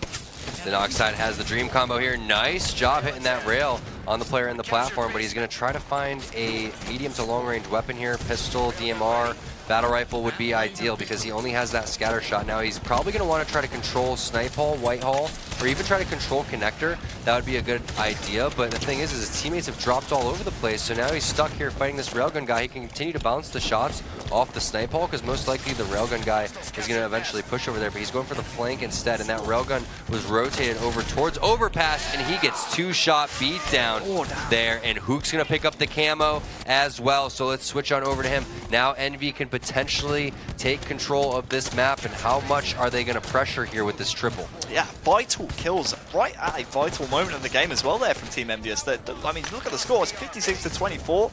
They got the kills right as the camouflage was coming up, and if Hook can actually put this camouflage, put this power up into effect, get kills with it like he just did there on the Noxide, maybe start flanking around, gather some information on the rotations from Crowd Pleasers, that is not only going to help his team out massively as a whole, but also help his stats out. And look at this, total control, not a single stronghold being touched at this moment in time from Crowd Pleasers. So this is the real stretch of the game that Envious can come back as the basement finally starting to be taken by Crowd Pleasers. Yeah, and Envy's making a little bit of a comeback here, so they must be communicating pretty heavily. And this is a really important game, but also a really important time in this game here, Wonderboy, because if Crowd Pleasers is able to string it together and bring this to 2-1, we're going to have a series. Meanwhile, if it goes 3-0, I mean, that's going to deflate them. You do not want to have to come back from 2 3-0 deficits. But either way, I want to hop into a listen-in with the guys from Envy, the boys in blue. Let's see what they're talking about. One's E2. Pipes. One's push right now. Pipes the bottom rail. E2 for sure. E2 is really weak. Big door, guys. One shot, zig. Absolute zig. And top engine and white corner. White corner. And back there, zig. Outside the map. 3 shots. White shot. Rail. Get him, Tyler. Good job. Two dead. We dead. White corner. Rail. I can get rail here. I don't see white hole at all. Yes, you get that. He's still white. On me. I'm here. He's still white. I thought. He's dead. E2. I'm pushing E2. Yeah, he's still there. Easy one. 30. I'm pushing you. Come here. Backhand. They're going for basement. Oh, you want. I'm gonna let him get basement. Nice. No, I can fight this. Basement weak. Two there though. Stay alive. I'm pushing big box and barrel side basement. I'm gonna go for it again. They're gonna spawn BR basement. Yeah, they're MBR. Can we stop him basement? MBR. I got one basement. He's on the rail. On the rail. Watch out, basement on me. Nice play. I got camo. I'm in basement. Camo. Kept basement. Underpass. I'm needing. Wow, it's crazy, Wonderboy. Just listening to the team yesterday, that was Envy, and the team today, that is Envy. They are so much more into it. The callouts are crisp, they're faster. They're not, I guess, lethargic as they were yesterday. Yeah, and Crowd Pleasers so far in this game coming up against this Envious team, who seem to be a little bit rejuvenated and revitalized here today. They were so far up in this game. It was around 56-20 at one point. It's now 72-60, and Hook is just doing Hook things. This man is regaining his form. He's been a star player for Envy ever since full season finals, ever since he joined Team Envious, really. This young man has been putting up such stellar star performances for Team Envious. That's another kill in a row now for Hook, and 3 down for Crowd Pleasers. Envious really starting to light up this competition. Wow, every time I switch on over to someone from Crowd Pleasers, they are just getting pushed on by the guys of Envy. There is no room for these guys to even breathe. Look at the collabs coming from all angles. I don't even know if they're going to be able to call out to one another. What do you say in an instance like that? They're all flying at me. I'm dead. Yep. They're got a triple cap. Guys, this game is over. We're down 3-0. That's pretty much all you can say on the side of CP. What a comeback there by Envy. That is the type of win that you need to have against this Crowd Pleasers team. 2-1 compared to 3-0 makes a world of difference. Absolutely. That, in my opinion, has just killed off the series, the Envy chant. Ringing around the audience, like you said, Tom, it's so important, so important that you take that game number 3, because Crowd Pleasers, they get a game under their belt like Rick Strongholds. They're going to snowball from there, right? They're going to ride that wave. They're going to use the momentum to try and get more games in this series. But at 3-0 up, it's hard to see Envy throwing this series away. Yeah, the thing is Kratos and Straysa kind of hanging in there in terms of the kills. That's the stats don't say the whole story by any means, but when you look at it, Naded and Denoxide, again, back-to-back games sitting at the bottom there. They did it in the Plaza game where they did lose 50-20, so you can't look into it that much, but that was a very winnable game. So combined, they went, Naded was -7, you have Denoxide with -5, so -12 there combined, and I don't think the Slays were that much in favor of Envy. Yeah, 56-38, but that was a more than winnable game coming out from CP. Yeah, it was, and it almost felt like they threw it away after a while. They actually had more power weapon kills, so they were putting the power weapons into use a lot more than Envy were, but it was just Envy's rotations. A lot of it came down to the power-up pickups, right? We saw Hook numerous times in the game with the camouflage. Not only when you get the camouflage can you be a sneaky player, but it's also like the information gathering plays, right? And when Hook has the camouflage, he's being sneaky and hits shots like that, and gathering information on Crowd Pleasers' rotations and intentions around the map. It's so tough to stop Envy, man, and the power-ups, in my opinion, the camouflage on Envious really coming into play in that one, and the Wizard is in a good mood today. Yeah, he is. Oh, lightening up, that's always good to see. That's a great sign there for Envy that he's having fun. Meanwhile, on the other side of CP, are they going to be able to do what they did to Stirrup and start with one game at a time, win that one, make it 3-1, then 3-2, and then possibly put the pressure back onto Envy? Because right now, Envy doesn't feel any pressure at all. They're focused, they're feeling good, and they're ready to potentially knock these guys out with a swift 4-0 sweep. Yeah, and Envious isn't really the type of team that has really felt pressure in the past, right? I mean, this is a team that's always seems to do it the hard way at North American events, right? How many times have we seen Envy come through a losers bracket run or come to the grand finals from the losers bracket, whether it's through the winners bracket final or through a deep losers bracket run? I mean, I remember the fall season finals. Obviously, they reset the bracket in the grand finals, took down Optic Gaming in a game 7 in that one.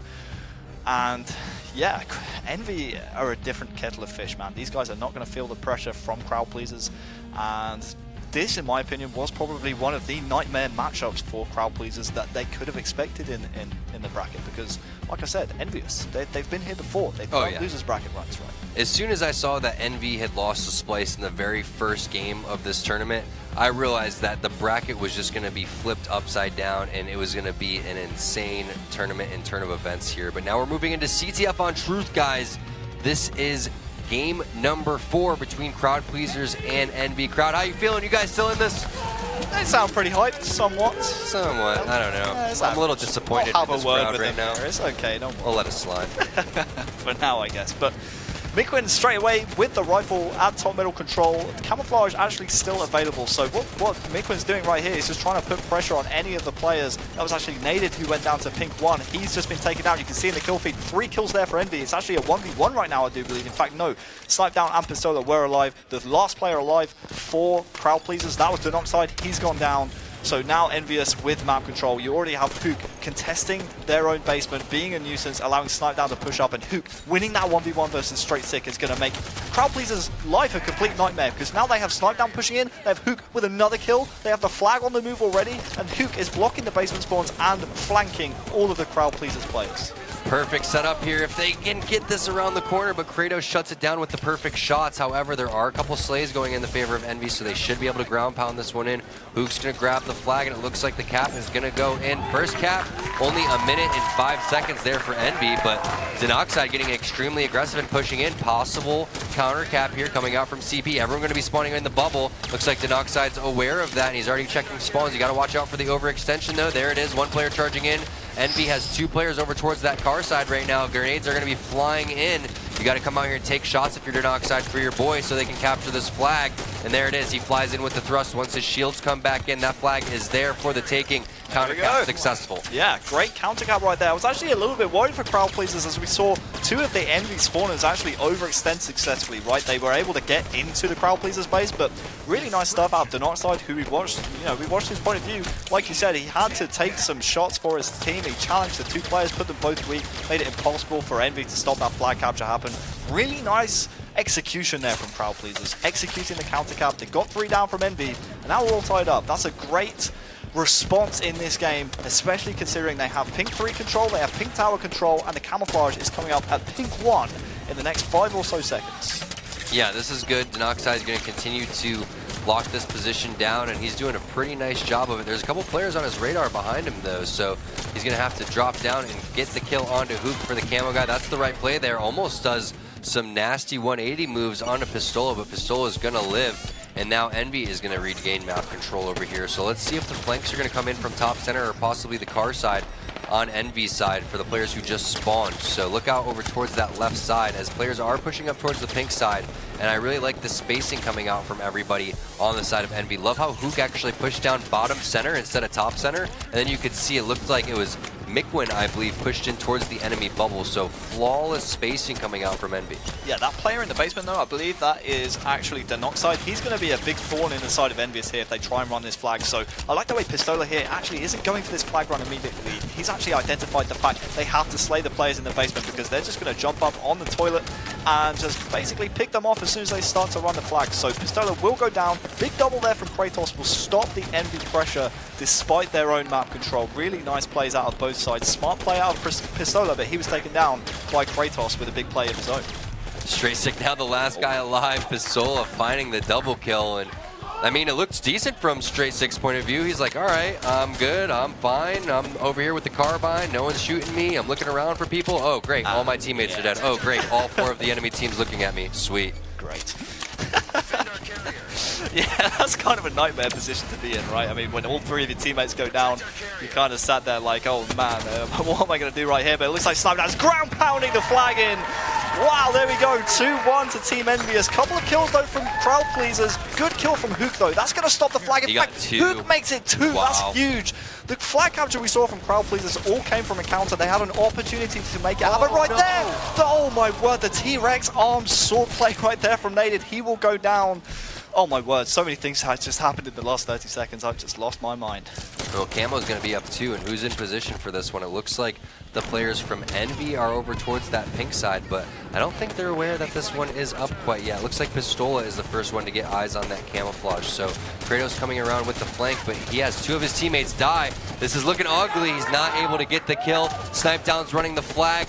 This is going to be it, I think, for Crowd Pleasers. It looks like Envy is about to put them to sleep in the Halo World Championship. Snip3down with the flag. Couple kills going in for Hooker Mickwin. Here comes the ground pound. There it is. Envy sends Crowd Pleasers home. Oh, wow. Who saw that coming? Crowd Pleasers. They will finish top 8 at the Halo World Championships 2017. Hook actually, during that final flag run, picking up a vital triple kill. I was watching it off screen while Snip3down was running that flag, but Hook, a massive crowd favorite here, Tom. He's an absolute star player for Envious and displays in that final game Truth 38-26 in favor of Envious. So they're very strong in the slaying department so far here at day number 2 at the Halo World Championships. Yeah, and scrolling through the stats there, Hook 15-7. That is phenomenal. 5-10-7 coming out from Snip3down. He was dropping some serious assists, but looking at the damage, look at the knock side. 2,200 needed, only 900 damage coming out there. 4-10 for Kratos, 6-10 there. Probably not the best series there for CP. They probably want that one back, want to rewind time there, but either way, Envy is moving on, and what an impressive way that they did. Yeah, it was that was a really swift series, actually. I expected Crowd Pleasers at least to take a game. But like you said, after those first 2 games, Crowd Pleasers, after losing that Plaza Slayer so badly, it's so tough for them to come back in the series. The next game after that, the Rig Strongholds game, where they had such a commanding lead. That was the key. That was the key right there. If they win that game, they maybe get a couple more games in the series, but because Envious came back in that game, that really deflated the Crowd Pleasers side, and that was GG from there on. Yeah, it was all about the triple cap. It didn't seem like there was any response when Envy actually got control, but we got an interview with a member from the winning team. I believe it is Hook and Josh Gray. Take it away, guys. All right, thank you, gentlemen. I'm joined by Hook for the Xfinity post-game interview. Congratulations once again on another victory. It seems like you guys hopped on board Domination Station. Next stop, Get Wreckedville, and that train's got no brakes, man. How do you feel right now? I mean, I feel great right now. I mean, we're playing how we're supposed to do. We're executing our plays, and that's all we got to do for the rest of the tournament. Definitely, you guys are hitting everything you need to. But how do you fight against fatigue? There's a lot of matches you've had to play through today from the loser bracket. You still have a couple more to fight through. How do you fight against that? I don't know. I've never really thought fatigue really stopped my team or anyone else on our team, so I just think if we keep playing on how we're playing, it won't really bother us. All right, ride that adrenaline, just like them Spartans. And finally, what would you like to say to all these fans that have been crying out, Hook, all day long, buddy? I mean, it's an amazing feeling, and I really appreciate everyone out there supporting, so it definitely helps. It definitely helps. It definitely helps. Thanks a lot, guys. Congratulations one more time to you, Hook, and to your team. It's not booing, it's Hook. Trust us. All right, folks. We're going to take a quick break. When we come back, the action continues at the Halo World Championship. Stay tuned.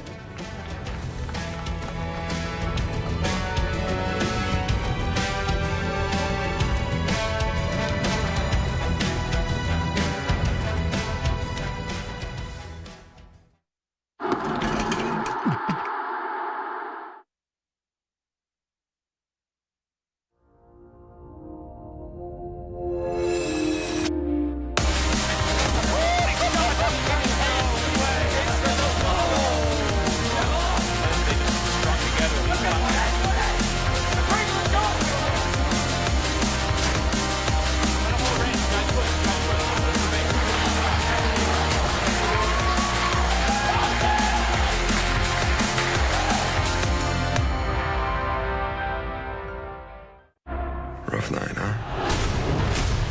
You get used to it. We saved you, And now you save the others. Who are you? They did not save your life. They stole it. She knows. I order you to terminate. Scarlett Johansson They created me, but they cannot control me. goes to the show in IMAX 3D. Rated PG-13.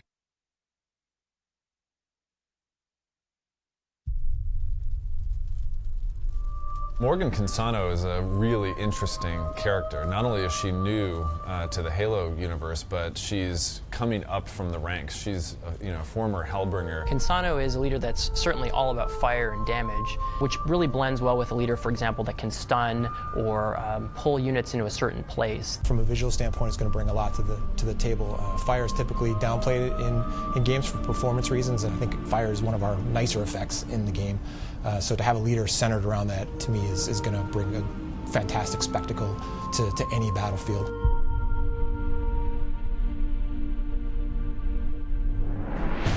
Her strength really comes from using all of her flame attacks together. Getting in your flame hogs, dropping napalm missiles, setting the whole place on fire with Inferno. It just keeps getting worse and worse and worse, and if you can't run away, you're done. But what's not to love? You have Pyromania mixed with mechanized units. That's an awesome combination. Cansano's Flame Cyclops is something that's near and dear to my heart because I love mechs, and any excuse to get another mech in the game, I'm all in. Super powerful. It can be upgraded to have this flame wall ability that can really do a lot of damage to anything that's in front of it on the ground. It's one of those units that's going to be great across all the different modes in the game. A really powerful unit to build up and upgrade for your traditional deathmatch modes, and also something that has a lot of impact when it's dropped into Blitz.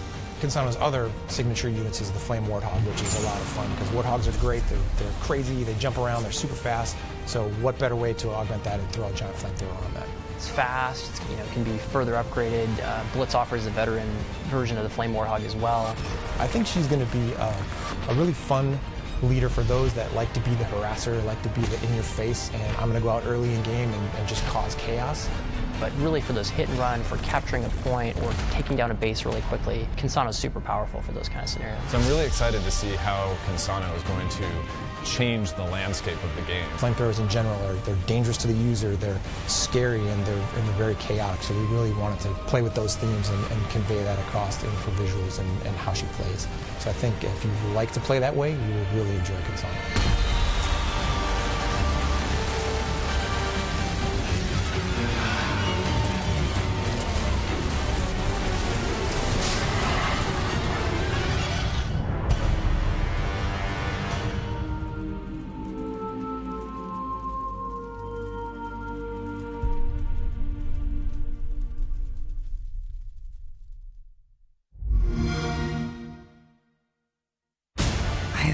Strong and fast. Rough night, huh? You'll get used to it.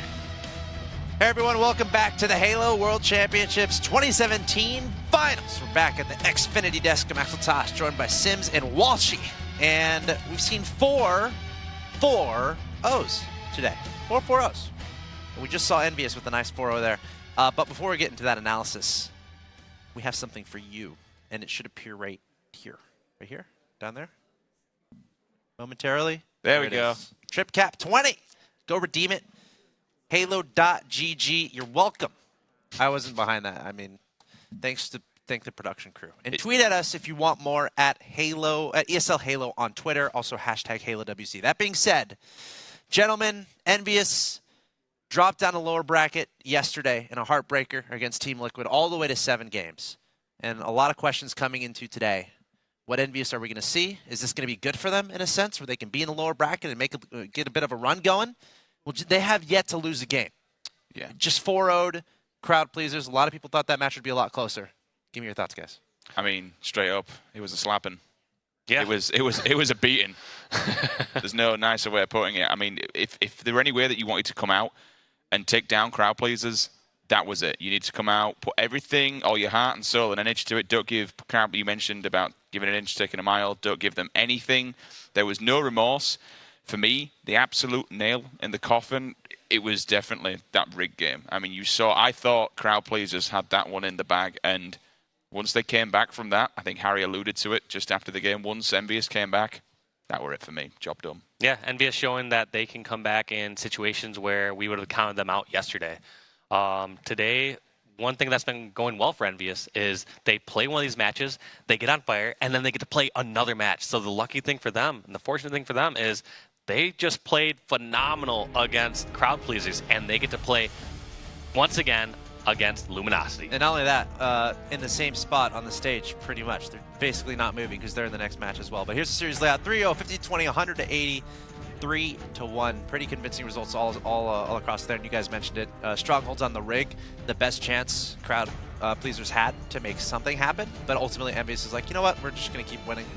And they get that 4-0 victory. So they got to be feeling good. A lot of people in the crowd getting very excited watching Envy do so well. I'm sure a lot of people just excited in general because this is a team that we all feel is a top 3, top 4 squad in the Halo competitive scene. So to see them make a big run and get far, a lot of people looking out for that. But we're going to look at some highlights from that. This is one of the clips I asked production to put in there specifically because look at Mickwin, how slippery he is in a situation like this. He gets meleeed against the person right on top of him, but he just always knows how to get away. He actually ended up getting the distraction medal there shortly afterwards, and just those sort of situations are some of the most frustrating situations in Halo, where you think you finally have this person killed, and they just go the opposite way, get behind some cover, get some help that last moment. And those have to be incredibly frustrating for Crowd Pleasers. You kind of mentioned, we were questioning, what team is this? Which Envy is going to show up? We have to remember that this roster was sat here in the same seats on that stage, and we watched them. We watched them take down Optic Gaming in back-to-back sets. They reset a bracket. They took it all the way to the end. They know what's at the end of this competition. They know that there is $500,000 and a trophy for the cabinet. It has not gone too well for them on the road to this. There's been a lot of failures, a lot of losses, a lot of placements that you wouldn't see the Envious that we saw coming out of 4 season finals. But you kind of mentioned it. There's never been a time where everyone else around them has made these team changes and the levels just kind of come up around them and they've kind of stayed stale a little bit. The play style now, it's all about individual talent. These guys have just got to show what we know and what we believe. And when I was watching them in the Plaza game, it was all smiles, it was jokes. I mean, they were just... It was a joke. Playing against Crowd Pleasers in that game, it was a bit of a joke and a bit of fun for them. And I thought, well, this is the Envious that we know and love. This is the Envious with the capabilities we know they have. Not to mention Pistola's... Death Stare. It's not a Death Stare, is it? The weird stuff he does. He's just such a character. It's great. I love it. And then Hook on the stage. Just great hearing from him.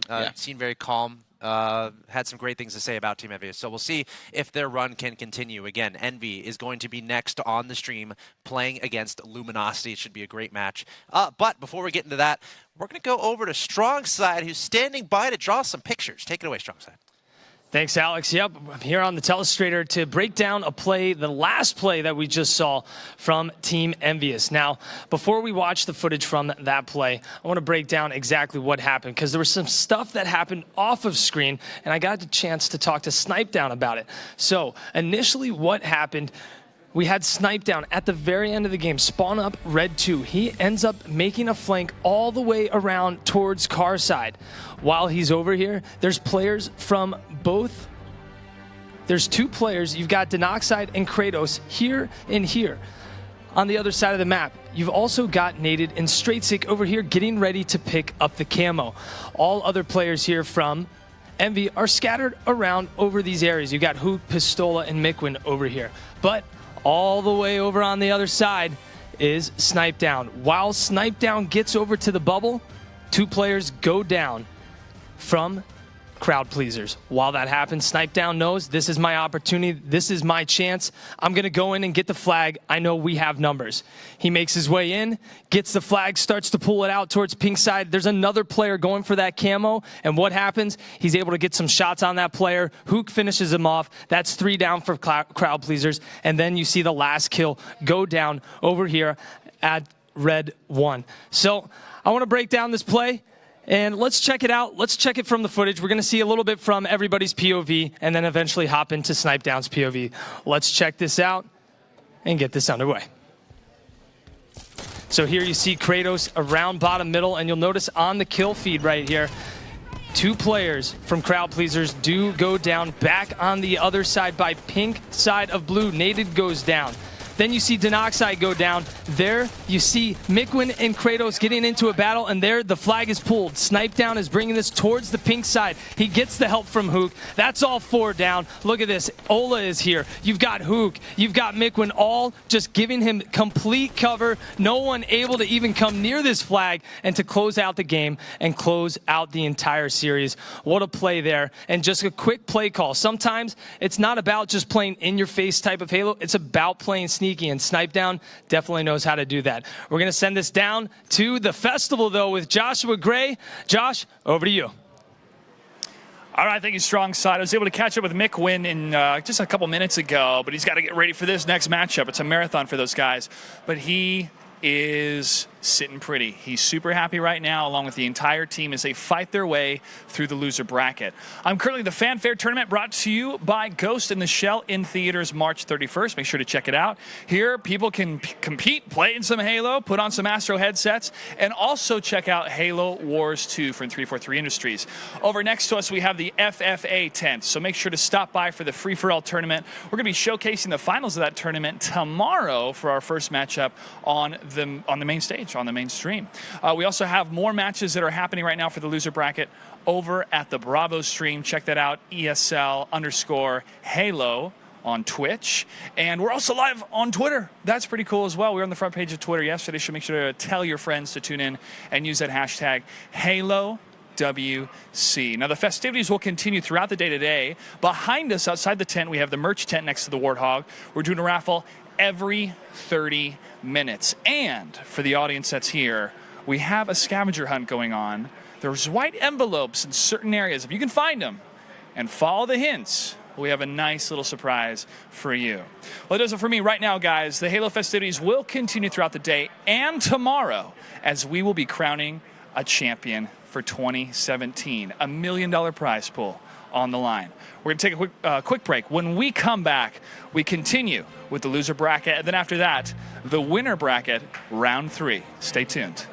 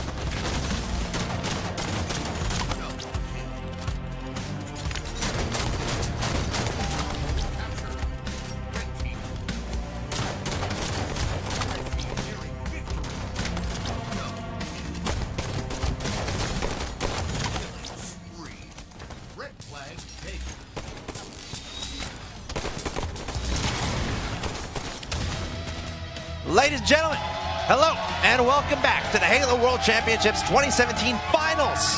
We got quite the full crowd hanging out here at the ESL Studios live from Burbank, California as we continue with day 2 of the World Championships. We started with 12 teams.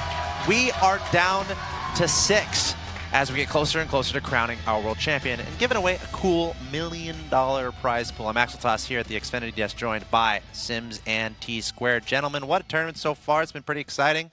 We're about to take a look at some brackets, but give me your thoughts on the weekend so far. Mental.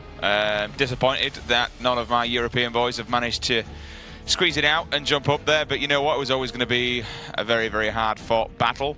We're looking at some of the scores on screen. A lot of 4-0s, I've got to say. There's been a lot of 4-0s on the night and day to a lot of game number 7s. But it's everything. It's do or die time now. You know, you either win and you advance that top 4, or you lose and you go home. Everything on the line, Tom. It's so weird to see how everything changes from series to series, match versus match, day versus day. As we take a look at the losers bracket, Splyce versus Stray, Team Envy versus Luminosity. Now, keep in mind that Envy lost to Splyce, and then Luminosity beat Splyce. So it's a very interesting turn of events to see. These are the teams left. 6 teams left, Axel Toss. Yep. The teams that win here will be guaranteeing themselves a spot in the top 4. Top 4. That's huge. It's even more money, even more cash as well. And again, closer to being crowned the world champion. Envy is coming all the way from winner bracket round 1. They've won 8 in a row, and they will be featured in this next match. It's Envy versus Luminosity. Following that, we will have the other match there, Straight Rippin' versus Splyce. And then after that, we'll have Optic versus Liquid for your awareness. But guys, let's talk about this next match coming up. Best of 7. Envy is currently undefeated today, have not dropped a single map, facing off against Luminosity. A team that, as you mentioned, defeated Splyce, who beat Envious. So that does create some interesting things to think about here. Are we going to see another 4-0? Probably not, but these teams very evenly matched, I think. I mean, yeah, to throw that one into the mix, obviously, Splyce beat Envy, Luminosity beat Splyce. It's a statistic, but any other given Sunday, that one might change. This right here, this matchup, essentially a repeat of back in Vegas, where we saw Luminosity fall out of the competition to the hands of Team Envious. But however, it was all the way to a game number 7. Fair enough. I think it's safe to say Envy weren't firing on all cylinders, just like they wasn't yesterday. But I really feel like that team has took a sidestep last night and just reset. Yeah, I think after their first win, that was a great little building block to move into the match against the crowd pleasers. And that was the big defining moment for these guys on the side of Envy so far today. Yet they have a lot more work to do. It's a good start for them, but we're going to see, you know, they're playing at a high level. We're going to see where Luminosity is playing at very shortly. That's what I want to see, because we know what Envy's playing like right now. What is Luminosity like? They've been warming up a little bit, but at the same time, they have not felt like tournament game in about 3 or 4, maybe a little bit longer. However many hours we've been here and watching, They had that first match of the night on the B stream against Optic. And not only that, like that was an 0-4, so they haven't won a game today coming into this. Meanwhile, it's the opposite for Envious, winning 8 games in a row to get to this point. So that's a good point. Yeah, lots of things to consider here. Envious still in their spots on the main stage. Sims, you mentioned it. We watched them do it last year at the HCS Pro League Finals. They made a huge run through that lower bracket to eventually win that thing. So we'll see if they can make a dream come true here, and if they can make this run last even longer. There you see Envious just coming off a nice victory there over the crowd pleasers. A lot of people expect that to be a little bit closer, but this team looks pretty cool right now. I kind of want to touch on what you mentioned earlier on as well, and Tom alluded to it a little bit. Luminosity are obviously coming off of a very nasty defeat against Optic Gaming, and they're going up against a Team Envious that have just come off the back of a whooping. They absolutely annihilated crowd pleasers. They are going to be hyped. They're going to be ready to rock and roll. Luminosity, they're going head on. They are literally going head on into a very, very, very fired up Envious. There you see a snapshot of Envious. They started out the day 1-2, getting those 2 wins up to 3-2 with a 60% win percentage there. And again, a big focus of this team is Hook, and we got to hear what he had to say on the stage. It was nice to be able to hear from him.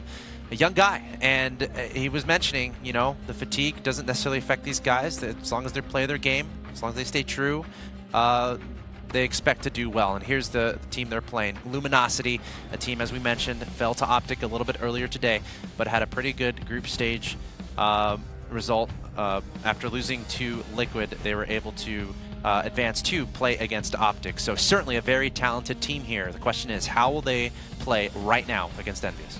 The one thing to note, though, on the Hook thing, what you mentioned over how do you deal with fatigue and stuff, people seem to forget that this man has been competing. I think this young guy has been competing for a tremendous long time back in Call of Duty. He transitioned across. He knows what it takes to play at the top. And when we look across at Luminosity, they also have veteran players. There's just veteran players all around on both of these rosters. One person in particular that I find has been playing at the height of his game, without question, Victory X. I think he's the longest serving currently in the Halo World Championship playing. I think that's safe to say. I mean, I can't think of anybody that's been doing it longer than him. Him and Naded have been doing it for quite some time, so I'd kind of say that they probably had to come up around the same time. I don't think either of them played Halo 1, but definitely made their introductions into Halo 2, and we've had a lot of different Halos since then. So now all the way into Halo 5, as we take a look at the game types, Strongholds on Plaza, Slayer the Rig, CTF Truth, Empire Stronghold, Slayer Coliseum, CTF Fathom, and Eden Slayer if it goes to Game 7, which I hope it does. And you touched based on Victory X, and that is something that I agree with. He is definitely playing at a really high level. But I still stand by it. I know everyone's probably tired of me sounding like a broken record. Ninja is definitely the heartbeat of this team. You saw him. He's the leader. He's sitting there. Everyone's kind of a leader on this team. You have Saiyan, kind of the young gun as well. But L-Town, he, in his own rights, is someone that can step up and lead Victory as well. But Ninja, when it comes to strategy, the energy, and things like that, if he's playing well, these guys are going to really vibe off that. I got to mention, too, something Envious mentioned after yesterday. What part of their play are they improving on? They want to focus on Strongholds. This first map is a Strongholds map, so it's a very important game in defining how this series will go. That being said, we're about to scroll on into this game, a best of 7 between Envious and Luminosity. Before we do, though, predictions, gentlemen. You know what? Envy Game 7. Tom? I'm going to go with a 4-3 as well in favor of Envy. I think that Luminosity, if they're playing well, they can definitely push it to the limit and they could potentially win this series. But Envy, I just feel like they have a little bit of an advantage. Axtos, you touched base on it. They have 8 wins in a row. All right, let's see who's going to advance to the top 4. Who's going to be knocked out? It's time to make some noise. Envious versus Luminosity, best of 7 at the Halo World Championship 2017 Finals. Time to get into the game with the commentary. It's going to be Strongside and Walsh. Thank you, Alex. What a match we've got ahead of here. Walsh, are you excited or what? I am pumped, but I think this crowd is a little more excited than I am because I hear people yelling out for Hook, yelling out Envy. These two are kicking it off here on Strongholds on Plaza. This was a tough match to call, Strongside. Luminosity been looking good all weekend long. Envy, I would say, was looking under average throughout this weekend, except for how well they've been playing today. So we're going to have to see which team comes out ahead in this matchup. We're going to kick things off with who I do believe is the longest standing Halo player that's still in the league right now, Victory X. He is definitely indeed the oldest player, still going at it. Started in 2005, getting some shots down across the map, but Hook is going to come flying in to beat him down. Over to Ninja, over by Posters, trying to make a push over to the Nest. But we've got control in the hands of Envy. They've got the 2 strongholds you want to hold. They've got Nest, they've got Basement, and now Ninja's got the shotgun. Talking about Saiyan, though, the new addition to their team. Saiyan has only been on this team for 1 event. Ninja's gonna go down. That's 1 down for LG, 2 down for Envy. Luminosity is still able to hold this yard, but Envy is literally just keeping them at bay and not letting them get any type of control out of here. Yeah, Luminosity did a good job right there too, picking off Bickwin. So we got a double kill coming out for Saiyan. This is their opportunity to push on out of the yard. One thing that they opted to do as soon as they started to lose control and lose deaths is they just reverted back to yard. We now look at L-Town getting greedy, trying to go for that trip cap with the Nest, but opting just to go to snipe for it and stay alive. Staying alive right there is so crucial for him to do that and help out his teammate now as they are able to switcheroo here and take the Nest as they lose the yard. Now in control, Luminosity Gaming only down by just a little bit, but you never know what can happen in Strongholds. You always see some epic comebacks here, and you never know until we get into the late part of this game, but L-Town hanging back, making sure that he's blocking spawns. He's going to opt to move forward to fight Hook here over by the ramp. He will take him down, getting some help across the map. Some great teamwork from Luminosity. But look at this, you've got Ninja on the other side. They are going for that trip cap. They are keeping up that pressure over by the yard, but L-Town taking down Snipedown. That's 2 down for Envy. Great plays by L-Town. He's just being really aware of the situation. Instead of sitting back the entire time over at Nest, he pushes the advantage a little bit further, tries to take over Cafe, make it a little tougher for Envy to take up ground and make a push to the center of the map. Sane's got his eyes on the camo, making sure no one from Envy is going to pick that up, and you'll see Ninja get a hold of this, but he'll quickly go down from Snipedown. 2 down for Envy, though, 2 down for Luminosity. Sane, the young gun of this squad, finding a player down at bottom ramp, gets some help from a teammate. Can he stay alive? L-Town with an amazing push here to take down Mikwin, or excuse me, Pistola. Ninja taking down Mikwin, and it looks like they are soon about to have control of bottom mid. Yeah, normally I was gonna say if you're one of the last 1 or 2 alive on your team, going to bottom center isn't that great of a decision. However, since Sane knew there's a player coming from driveway, it actually was an all-right decision because you know where the challenge is coming from. One of the biggest disadvantages of taking over that bomb center stronghold is just the vast amount of areas that players can push over and shoot you from. They usually get the jump in the fight. All right, we're going to stay here with Saiyan right now as he's flanking around towards Flowers. He does have potentially the opportunity to get yard, and he is going to make sure this area is cleared out as he goes for this. They'll switch Aru once again, losing Nest and getting yard. He finds the shotgun and a player here at the loop, but he needs to back down. The nade was placed perfectly, making him not able to make an aggressive push. Snipedown's gonna fall, doesn't find that player. Sneaky play there by Pistola, as Pistola will eventually go down, and that's gonna be 2 down for Luminosity. Yeah, every single time it seems like Luminosity starts to get a foothold in the game, it just seems like a couple deaths go against them.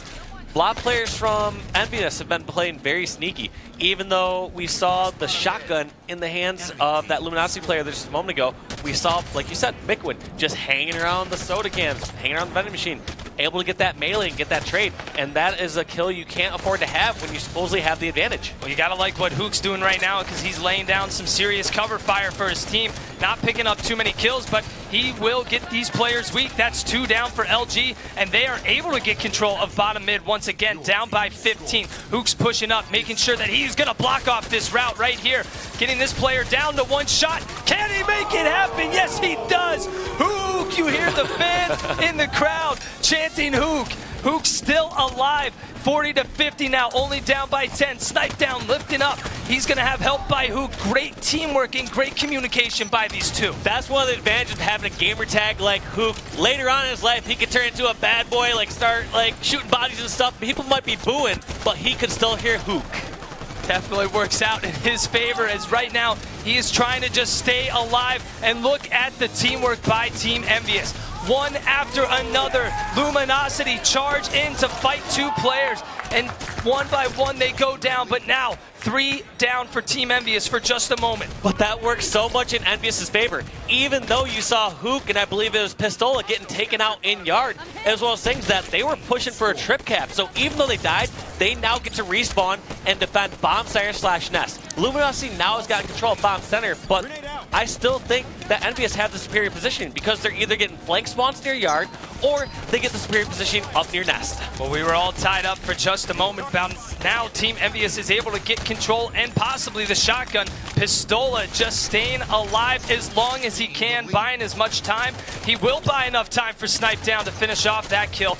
And now Snipedown getting Saiyan down as well. That's a 2-for-1 trade there for Snipedown. Big play from him, but he needs his teammates to push up here. One thing I really liked about that situation is as soon as Snipedown realized it was a 2-on-1, he tried to get up close and personal. He realized that he's going to be able to output the most damage the quickest by getting a melee in there. And Snipedown picking up the double kill with the grenade.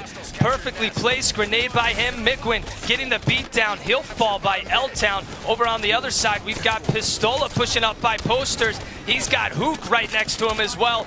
Snipe down's gonna fall, but we may see a trip cap happen here. Pistola looking to get this camo. Over on the other side, was Hook able to get that capture? I believe Hook fell to Saiyan as well. And now you'll see all players here from Luminosity hanging around bottom middle. This has been an all-out war down here at bottom mid. Players dropping left and right, no real control. But now, right as I say that, Luminosity with the trip cap down by just a bit, trying to bring themselves back into this very quickly. That can sometimes be deceiving in strongholds. You'll start to look at the scoreboard and be like, oh, Envious, they have control of 2 of the strongholds. But you notice how you start to see delayed effects. You notice how all 4 members of Envious went down, and shortly after, 10, 15 seconds later, you see a trip cap in favor of Luminosity. So a lot of times you're not going to see an instantaneous effect from getting 2 or 3 down, but these players know how to position themselves either in power spots or over at the strongholds to take advantage of it later. What a kill by Saiyan on Pistola, taking down a veteran player, this new young guy. Ninja is going to opt to help him out, but Saiyan goes down. Ninja taking on Hook 1v1, taking him down. Snipe down goes down as well. We are at 80 to 76. Luminosity gaining ground as we move forward. Can they hold on just a little bit longer? We are rounding the last minute in this match. And look how aggressive Luminosity and Ninja are. As soon as they got those kills, they weren't satisfied with just those strongholds. They wanted to keep pushing that advantage, keep trying to get control of Cafe. But it looks like it might come back to bite them, because we noticed 2, 3 members of Luminosity going down. They're now all spawning over at Yard. Not looking good. Saiyan does do a great job at staying alive, but they have probably 1, maybe 2 opportunities to make a push to try to regain control. Saiyan down to 1 shot, making a move over to the left side. You'll see 2 players down in the kill feed. Saiyan knows he has a little bit of an aggressive push that he can get away with over here, and they do that exactly. They're getting ready to take this nest. You have Pistola charging in by himself. What a play, a big trade from Pistola and a big kill from across the map, but Victory X, he's getting ready to take the Yard, but on his screen you'll see the basement is getting taken over. Yeah, right there, Victory realized basement was gone. He was in a situation where he was the only one alive, so he wanted to stop the bleeding as much as possible so his team could have time for one last push, and that's about all they're going to get.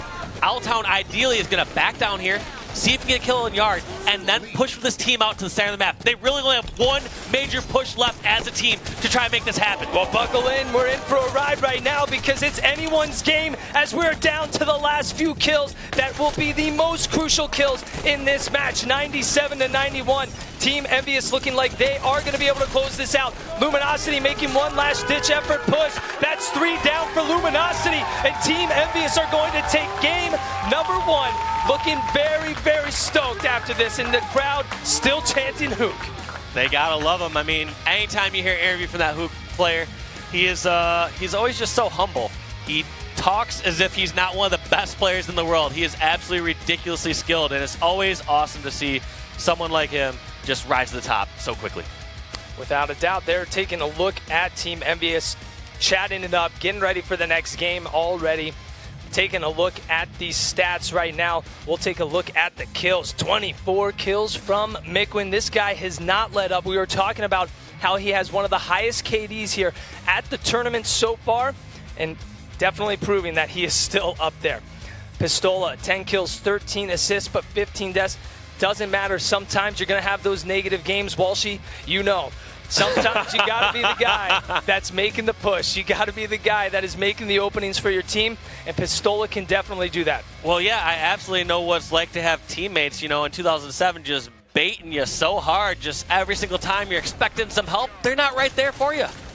I don't know what you're talking about, but L-Town making a push here. This was where we saw some clutch kills by L-Town, and Saiyan trying to make some moves, but this, honestly, when it came down to the wire at the end of the game right there, it really came down to who was going to be able to get that basement stronghold, who was going to be able to control that bottom middle area, and Envy was able to pick that up in the last few seconds of the game there, and able to close that out. Yeah, and it all came down to, like you said, those final couple pushes, and I forgot which member it was that was from Envious that was over in the Yard with a shotgun. They ended up getting a pick or 2 and just kind of delaying that last push, so it forced Luminosity just to do 1 panic push. You saw how Ninja was forced to go from Gold Ledge and dive into bottom center just to desperately try to start to contest it.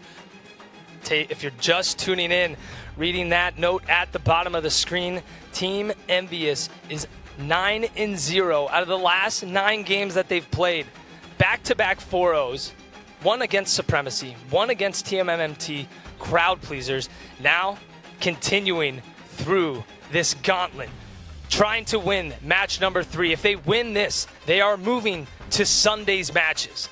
A lot is on the line for these guys, and like you said earlier, these guys are happy to keep going. They are playing on fire. They have not lost yet today, so these guys are feeling very confident. That's the most interesting part, is like you've talked about how they've had to have all these losers bracket wins so far. They've already had 2 wins prior to this. They're only in top 6 at the moment.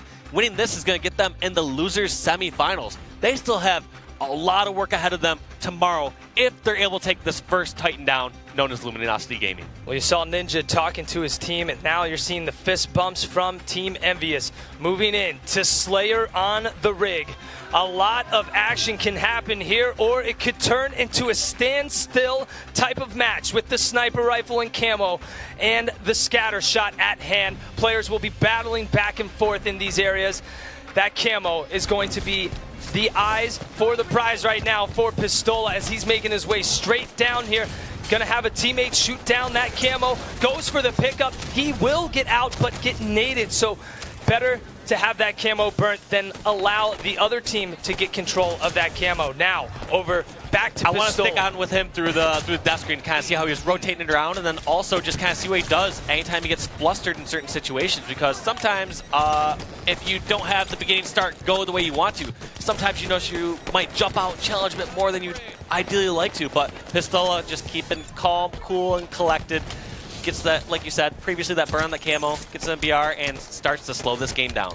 All right, Pistola hanging back by the back rail. Looks like Envy is going to take it slow because Snipe Down does have the sniper rifle back here. You'll see Ninja fall in the kill feed there. A 1v1 battle going on over here, and Mikwin's going to stay alive. Spot down Victory X, and Victory X goes down from a grenade 7-4. Team Envious feeling pretty good right now. They are in a prime spot to just kind of hang back, play a little bit more passive. Snipe Down checking the angles, checking the hot spots where players are constantly making moves towards, but Luminosity is not even giving him a single angle. And this is interesting too. We're seeing Envious, they're not just content with holding outside, they want to keep pressing that advantage, try to take over areas near like Whitehall. So we are going to jump into spectator mode as you see on your screen and see where these players of Luminosity are hiding at the moment. We've got a player sneaking up bottom tower, but he's going to opt to leave. Snipe Down still hanging back. Definitely suspects a player could be pushing up from over there because he doesn't have a teammate over there.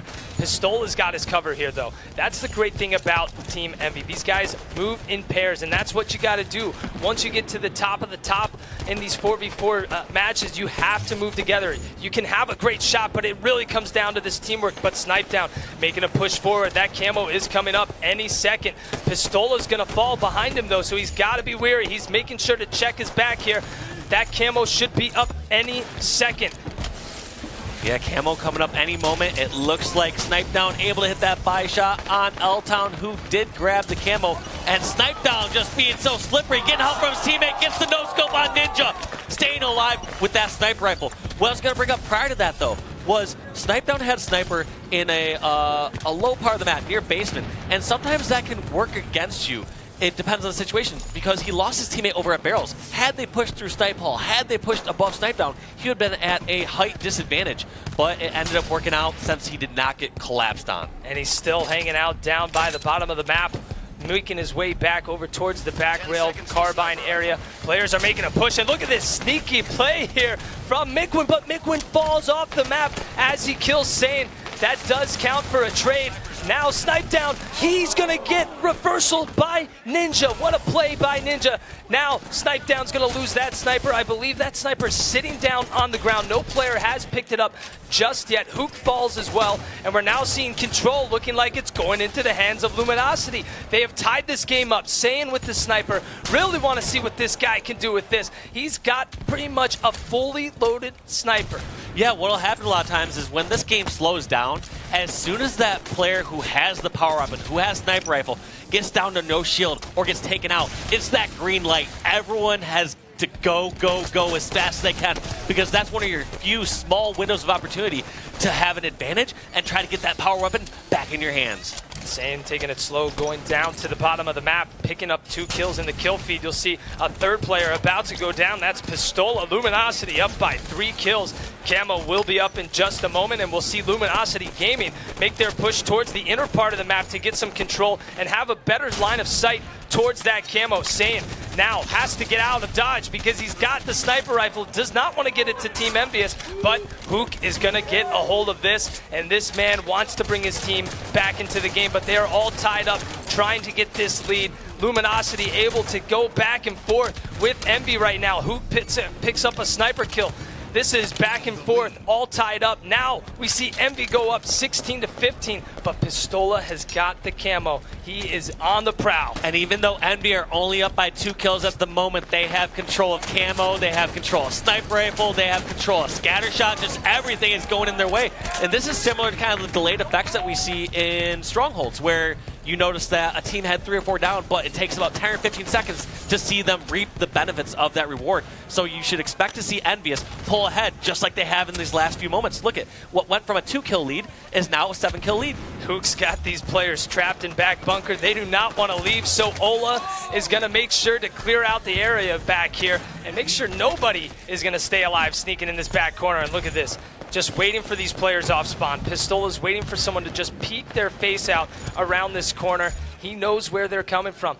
Let's see if he's going to be able to spot anyone just taking it slow, and he might not even need to. He does finish off 1 kill, but take a look at the kill feed. His teammates are just doing all the work. He is just blocking off that side of the map. And you know what? I think Hook's a pretty smart businessman as well, so I think the reason he missed that sniper shot is he wanted to show off that sick Envy pistol skin and get the kill with that gun instead. Well, do you see what weapon he's got in his back pocket here, Walsheet? Does that bring back any memories? It brings back some great dreams for me, and I'm not sure if it brings back some nightmares for T-Squared. Oh, man. Well, we've got a little bit of ammo left here in the Magnum for Hook, so we'll see if that Needler is going to come to use here in the Halo World Championship Finals. What a play! Yes! Hook, he's got the Needler. He's going for the kill. Does he get it? Yes! For the killing frenzy. Hook with the Needler kill. He is still going. The crowd chanting Hook. He is not dead yet. 10-kill spree. We are witnessing history from this man right now. And he drops the weapon after pulling off the killing frenzy. That just shows that he is not content with only a 17-kill lead. Hook and Envy are here today to make a statement that they are going to try to make an epic losers bracket run and see themselves in the the losers finals. Hook still alive somehow as 2 more players from Luminosity go down 39-28, a 21-kill lead. Unbelievable. Team Envious has been winning Slayers by more than double their opponents. It has been absolutely outrageous today. This squad is in tip-top shape, and they are out to prove that they are gunning for Team Liquid. They are gunning for Optic Gaming, and they know they can do it. Hook staying alive here at top tower. This match is pretty much all but over. You would need a miracle if you're a Luminosity to make a comeback like this. Another player falls. Sane goes down. Ninja is about to go down as well. You'll see Hook just playing aggressive. Look at the teamwork. They just aren't just giving up. Like, that's one of the interesting things about Envy is a lot of teams you could see them get in a position where they have a 20 or so kill lead, and they're just going to start charging around by themselves, start to be undisciplined. Whereas Envy are playing this as if it's a tie game at the moment. They're just slowing it down. They're picking apart their opponents every single time. It's never just one-on-one fights. They always have support. Snipe down, slowing it down here a little bit in the last minute of this game here. You'll see 2 players from Envy start to push up. Mikwen on the other side, and Snipe down making a rotation. Spots a player, bottom mid, connects, and that player is going to go skydiving right off the map. That's going to be an airborne snapshot as that player falls off the map. Snipe down pushing up, but look at this. I mean, obviously no fear from these guys on Team Envious as Snipe down is leading the charge over by the engine with that sniper rifle. They pick up the camo just for good measure, just to make it a little bit sweeter here. Victory X goes down. This is all but over here. almost for game number 2 as the next sniper rifle is about to drop as well. These players might be friends outside of the game, but inside of the game, they are in an abusive relationship right now with Luminosity Gaming. This is a 48-21 lead. We've talked about before when we've seen some of these squads match up against some of the other international teams where we know that North America is a top squad, like the top place for Halo. But at the end of the day, Envious are showing that they can put those sort of scores up against everyone. Snipe Down closing it out with some style there, picking off another headshot. Check out the cheeky smile there from Hook and Pistola. Just super happy with how they're playing, obviously. Definitely excited to take a look at this stat line here. Don't believe we had any gooses here. No geese? No geese. No geese at all here. So Snipe Down, 16 kills, 12 assists, 5 deaths. And look at the assists here from Team Envious. So many 74% of their kills were assisted. So many assists. And on the other side, not too many to account for there. Yes, and let's take a look at a few replays right there. Snipe Down just slipping away in that situation. What you didn't see prior to that was Snipe Down getting his shields back in that situation. But even though, and look at the scoreboard, I did not realize it was tied at about 15 apiece. And Envious just took off in that second half of the game. 28-15 for just a second as well, and I am excited to see this. No. Do it, Hook. Do it. Hook with the Needler kill for the killing frenzy. This man is a montage highlight reel. Man, he is a freak of nature when it comes to Halo. I mean, I think he's gonna erase us from the history books, I think, Strong Side, because that was one of the few things I clung on to, that I had a Needler attempt in a Halo tournament. Let's be honest, if you go back and look at the clip, I didn't even get to kill the Needler. Actually, I did not even know that. Now I'm just losing everything I used to have. I mean, you're putting yourself deeper in this hole now. Hook is taking over. Take a look at Hook. This guy came from COD to Halo 5. He really hasn't been playing too long here in the Halo 5 competitive scene, but he has definitely worked his way up to the top faster than any player has ever in the entirety of competitive Halo. Yeah, it is just amazing to see not only how fast he's worked his way up, but also the kind of composure and decision-making he has at this age. Most of the time we've seen in Halo, players start to enter the scene and start to seemingly reach their peak or the height of the top 8 placings when they're in like their early 20s. However, Hook, he is 16, 17 years old right now and already placing in the top 2 in multiple events. And it's not just because of his shot, it's because of how well he communicates, how he's positioned himself. Like I've said before, a lot of times we've just seen these young guns come onto the scene and they have great shots, but they are lacking the overall awareness of the game, knowing all the situation that's going on, when they should or shouldn't go for an objective, when they should or shouldn't help a teammate. Well, here's an interesting stat going in to capture the flag on Truth.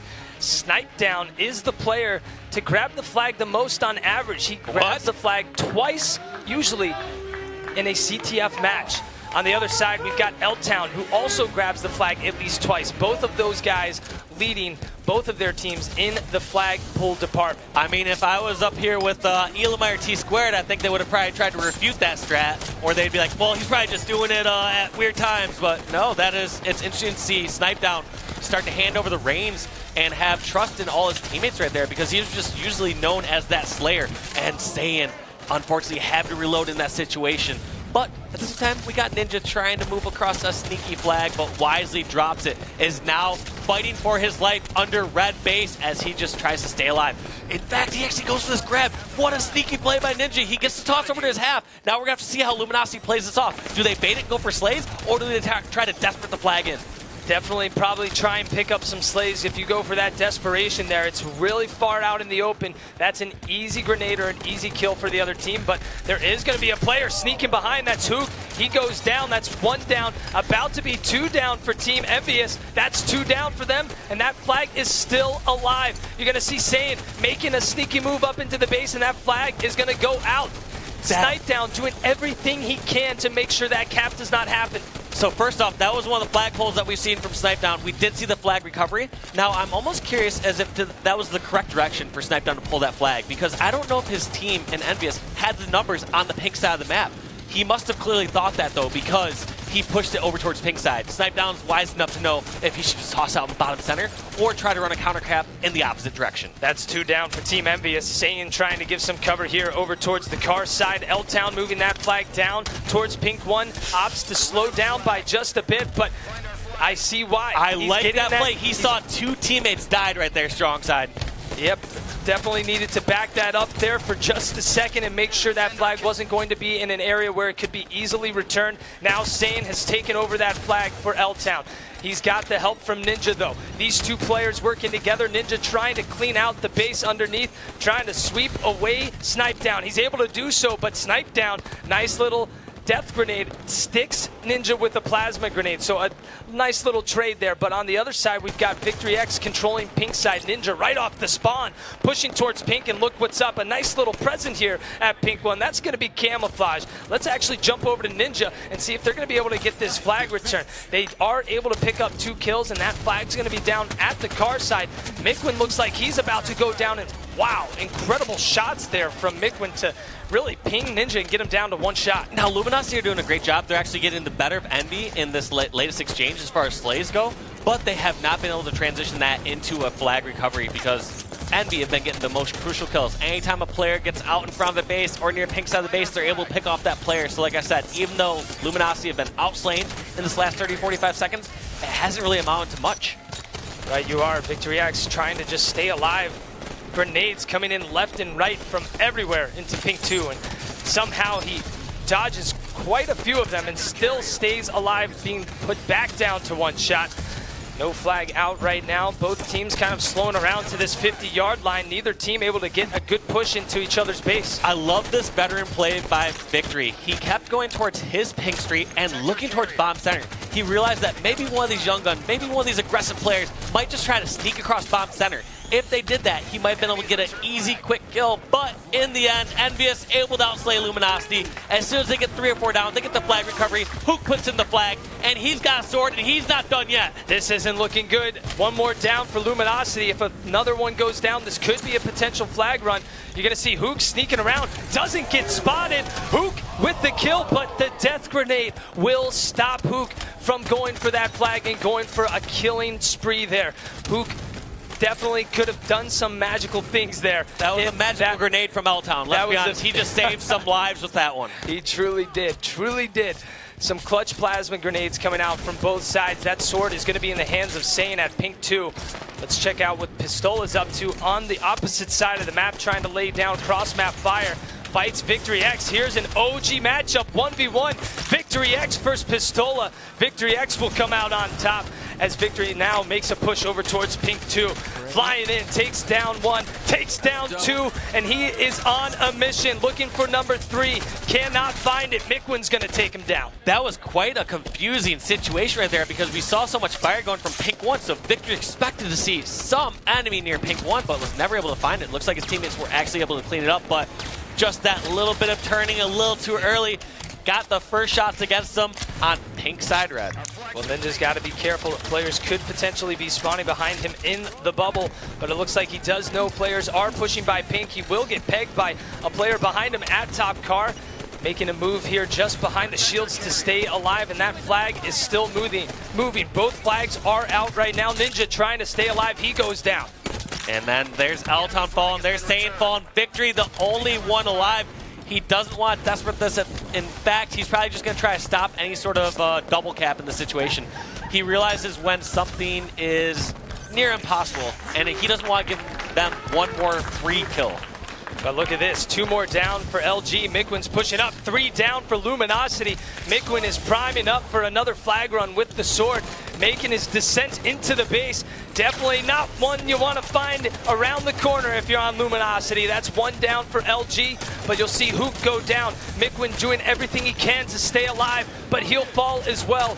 Big kills there from Luminosity, but they're not able to get this flag moving yet, Walshy. No, they have to get the flag out of that base. They've had a few good opportunities, but just felt like every single time they get over the Envious base, they just get picked off. The crucial players end up dying and getting caught off guard from weird angles, whereas anytime Envy, they get the kills they need, it feels like they get the kills when they already have someone in position to grab that flag. Snipe Down just playing a little bit defensive, getting some shots across the map as his teammates push out towards the pink side and try to finish off that kill. He'll end up finishing off the kill. 2 down for LG. Look at this swarm, this push by Envious. They are getting the camo as well. That's going to be 2 down for LG, and they realize the spawns are coming up over towards the bubble. You have a player pushing in for that flag, and Snipe Down just looking for some slays here. Taking a player down to 1 shot, waiting for a teammate to pick up the kill. That's 2 down for LG. This might be the game here. Yeah, I don't really see how LG are going to be able to stop this. This is Pistola getting the recovery and then twinning the 3rd and final flag. What serious plays here from Team Envious. 3-0. They are on an epic. You got to take a look at the crowd. Gosh. We found the only Sims fan out there. Yep, and he is a huge Sims fan. Sims printed that out and he brought it in himself and he's just holding it up. No other person I've ever seen do that. But look at Pistola. Super happy, all smiles. How many games in a row is that? We've got 11 games in a row Team Envious has won today without losing a single game. Let's take a look at the stats. Mikwen again just strengthening his KD ratio. 20-9. This guy is on fire. This guy, I mean, all of these guys, when we're on every single one of these guys' POVs, it looks like they're all going off, but Mikwen laying down some serious steel. Now, Mike, you've always been known as someone who strictly goes for stats and try and make it look good at the post game screen. Now, when you do that, what is the best way to go about it? Because sometimes if you end the games too fast or go for the objective in times where you should, you might die and it might make your stats bad. Well, I think the best thing was I just let you get the people weak and I just pick off a 1-shot headshot kill. Super easy. There's nothing to it. But let's talk about Ninja. Ninja on Luminosity Gaming, these guys have a road ahead of them. If they lose this match, they are going home. They have to win the next 4 games for the reverse sweep to win this match. And by the way, a little bit of trivia, Ninja actually appeared on Family Feud back in the day, and they ended up winning, I'm pretty sure, on that episode. Yeah, I didn't get to catch the episode, but I heard they absolutely rocked it, so shout out to Ninja and the Blevins. Ninja, got a smile. Team is communicating. That's always good signs to see. You never want to see silence. Definitely Ninja kind of being that vocal leader right now, trying to figure out what they're doing wrong, but you got to focus on this next game type. It sounds like there might be some communication issues or something, but strongholds on Empire. They've played it 2 times. Most captures, 13 by Victory X. Most secures, 6 by Sam. Yeah, so they're not only going to have to just rely on that great objective work. At some point, they have to try to match Envy and Slays. They have to put them to the test because I believe every game so far, they've gotten outslayed by Envy. This last game was only by 10 Slays, but at the same time, you got to fight fire with fire, it feels like, against Envy. You're not going to out-objective work them when you have Mikwen putting up huge numbers like that. Well, taking a look at the replays here, Victory X and Ninja, these guys were picking up slays, picking up kills, but it wasn't enough. They did not have enough focus. They did not have enough flag grabs to win this game, and that's what we'll see sometimes out of these teams, getting maybe too caught back in their base, but Envy is a very good team. It's hard to say exactly what Luminosity was doing wrong. Maybe they just weren't pushing out together from their base and they were getting caught back in and just trapped. Yeah, I felt like a lot of times Luminosity, they would have the advantage, and in a situation when they have like a 4-on-2 situation, they would give up a death or 2, and those are deaths you cannot give up. If you are going to die, you have to at least take that other person down with you. That way you turn it into like a 3-on-1 or whatever it happens to be, but it felt like a few times they wouldn't know where the last remaining 1 or 2 players were from Envy, and rather than sticking together and making sure you had the extra firepower in case you got caught off guard, they were going for multiple angles. Let's kick things off with Hook making his way over towards the overshield, but look at this. L-Town's going to get the OS, and a quick stat to note here from all the stats from today so far. Out of all the Strongholds games these 2 teams have played, LG has not broken a 1.0 KD ratio. Anyone on that team, on the Envy side, everyone has broken over 1.0 KD ratio, so obviously it feels like LG is lacking on the slays. Yeah, that's always kind of been a theme within Halo. Clearly, smart positioning, smart objective play is always a staple of the game, but a lot of that, especially when it comes to teamwork and positioning, it comes around to just playing the game smart and just getting slays. At some point, it doesn't matter if you're in a bad position. If you're getting the kills and you're just outslaying them by so much, you can kind of be wherever you want. So I know that's a little weird of a statement because, like, I talk about like great positioning and sometimes you'll go in bad position and get slays, but end of the day, you just need to start outslaying. Here we see Luminosity taking off to an early lead, but Envy's able to get control back. And surprisingly enough, they're controlling the 2 bases. You don't see this setup too much. You don't really ever see this type of setup.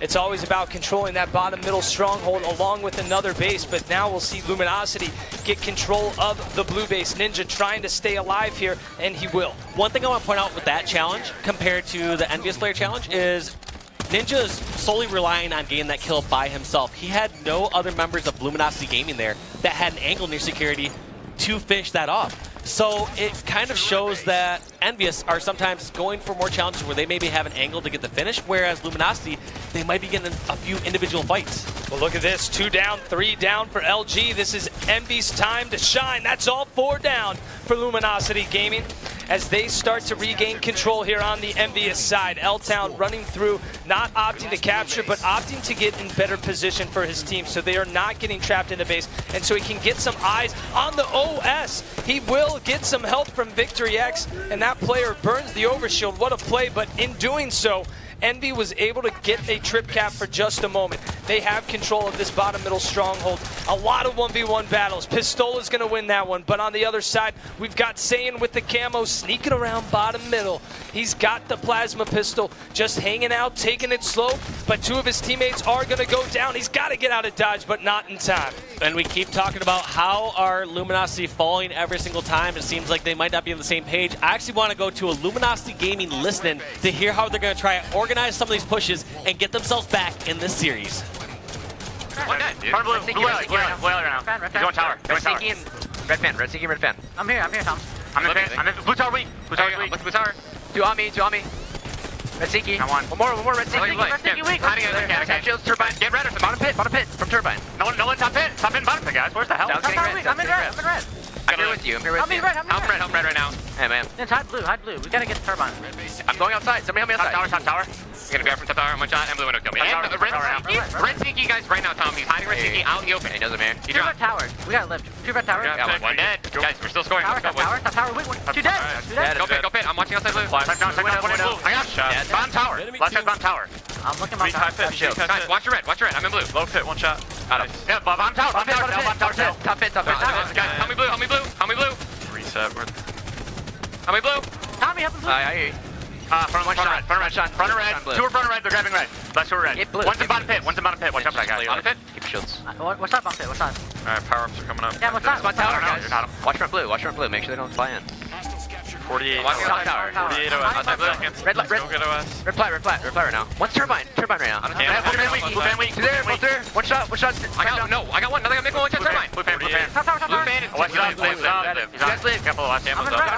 He's going turbine, guys. He's outside red. I'm in red. I got camo. He's going there. I hear you. Tell me red. I'm leaving.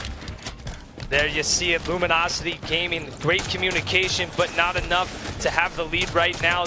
Calling out when 2 are down, making those pushes happen. Calling out when there are players going for bottom mid. The communication seems to be there, but things are not coming together for them. In some ways it felt there, but you also heard some frustration and confusion where he's like, where's the help in certain fights like that? Or you see a few different challenges. So I did see sometimes where you'd see members of Luminosity challenge because it felt like they weren't getting any help, and then other times where they'd actually back down and buy time while someone was in pit. But I want to actually hear how Envious are communicating now because we heard some of the chaos and communication from Luminosity. Let's hear how Envy are talking. Get in.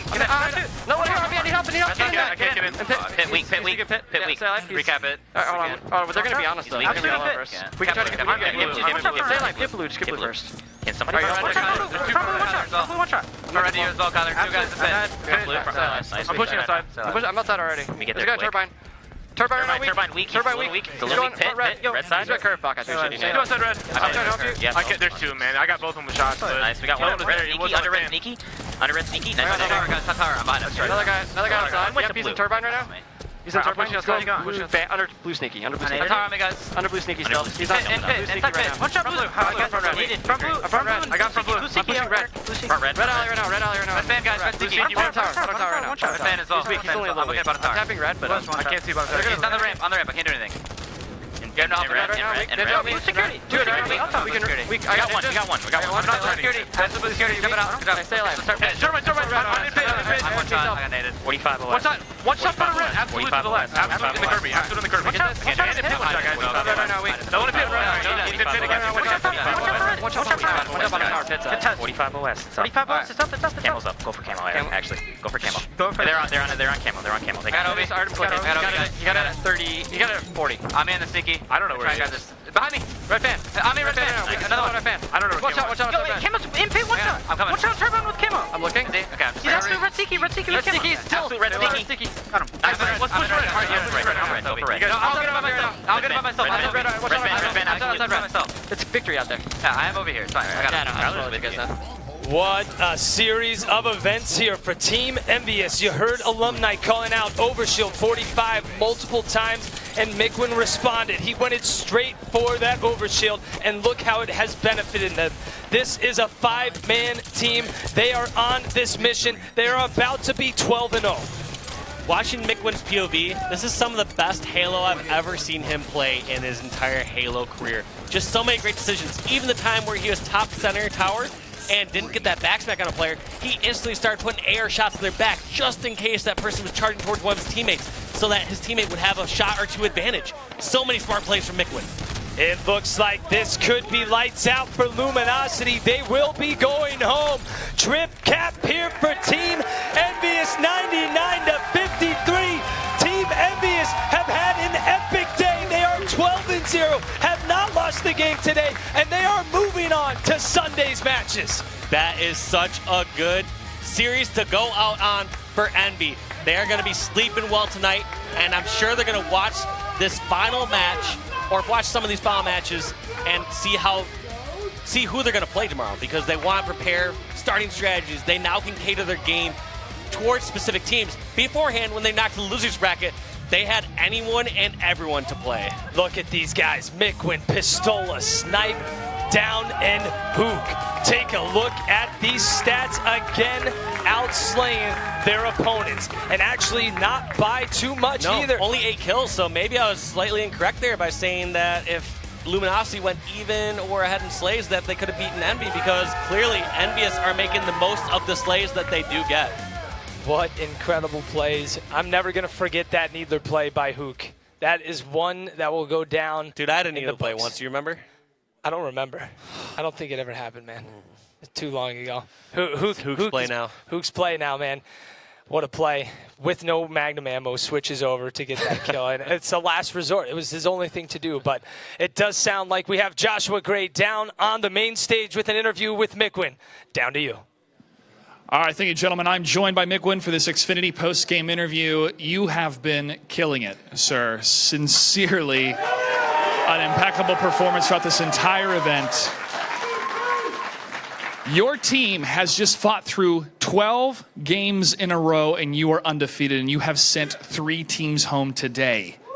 Thoughts and emotions right now? I mean, that's how we normally play. And last night we said it's just a scrim. If we win every single game, it's less than a scrim, actually. So we're not looking at it as a long road, and it's 12 games. Scrim's 13. We got tomorrow.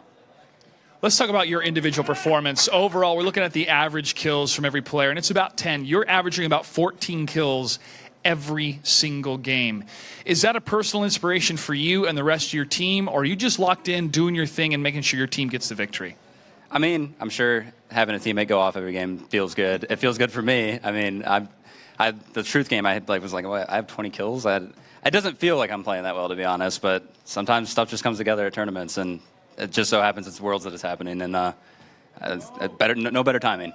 No better timing, no better place. So after a dramatic marathon of matches today, how are you guys going to celebrate and also prepare for Championship Sunday tomorrow? The exact same mindset that we went in after yesterday when we lost, the same mindset that we talked to each other about today. Go back to the hotel, get some dinner, hang out, talk about games, still try and get our strongholds better, because our strongholds are still, you can always get better. And just keep talking about stuff and keep the mindset that we have going because it's working. It's definitely working for Envious. Congratulations once again for the victory. Give it up for Mikwin, folks. Quite an impressive performance so far. We still have 2 more matches to go. We have the loser bracket, and then after that, the winner bracket. Folks, more Halo, more action, more stakes on the line for these teams. Stay tuned.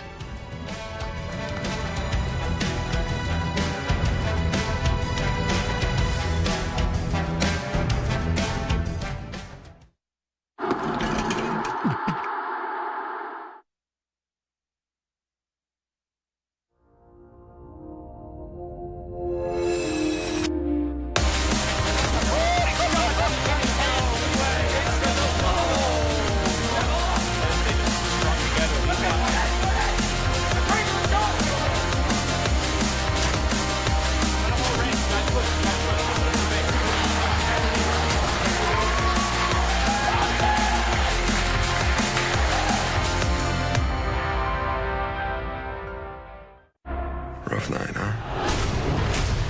You get used to it. We saved you, and now you save the others. Who are you? They did not save your life. They stole it. She knows. I order you to terminate. Scarlett Johansson They created me, but they cannot control me. goes to the show in IMAX 3D. Rated PG-13.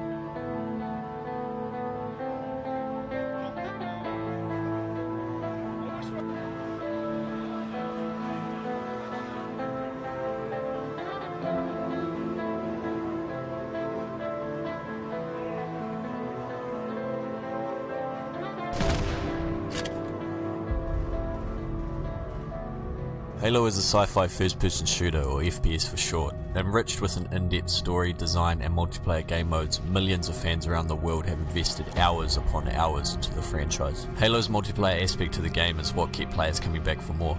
Being able to play a wide range of game modes and levels, this perfectly crafted multiplayer experience is what kept the franchise alive. Typically played in a 4 vs 4 scenario where players take control of their Spartan character in teams of 4. They are then placed into a digital arena to fight to the death to see who has the better aim, communication and smarts, with the better team coming out on top. With a large player base that enjoys this style of gameplay, the top 1% of players dedicate their time and effort to staying on top and doing whatever it takes to prove themselves through tournament play.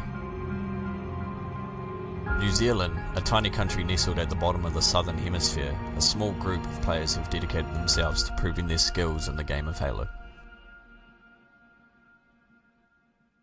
With players achieving the top honour of representing their country, as well as others just falling short of the opportunity, and a select few that stay on top to cement themselves as some of the best to ever play the game.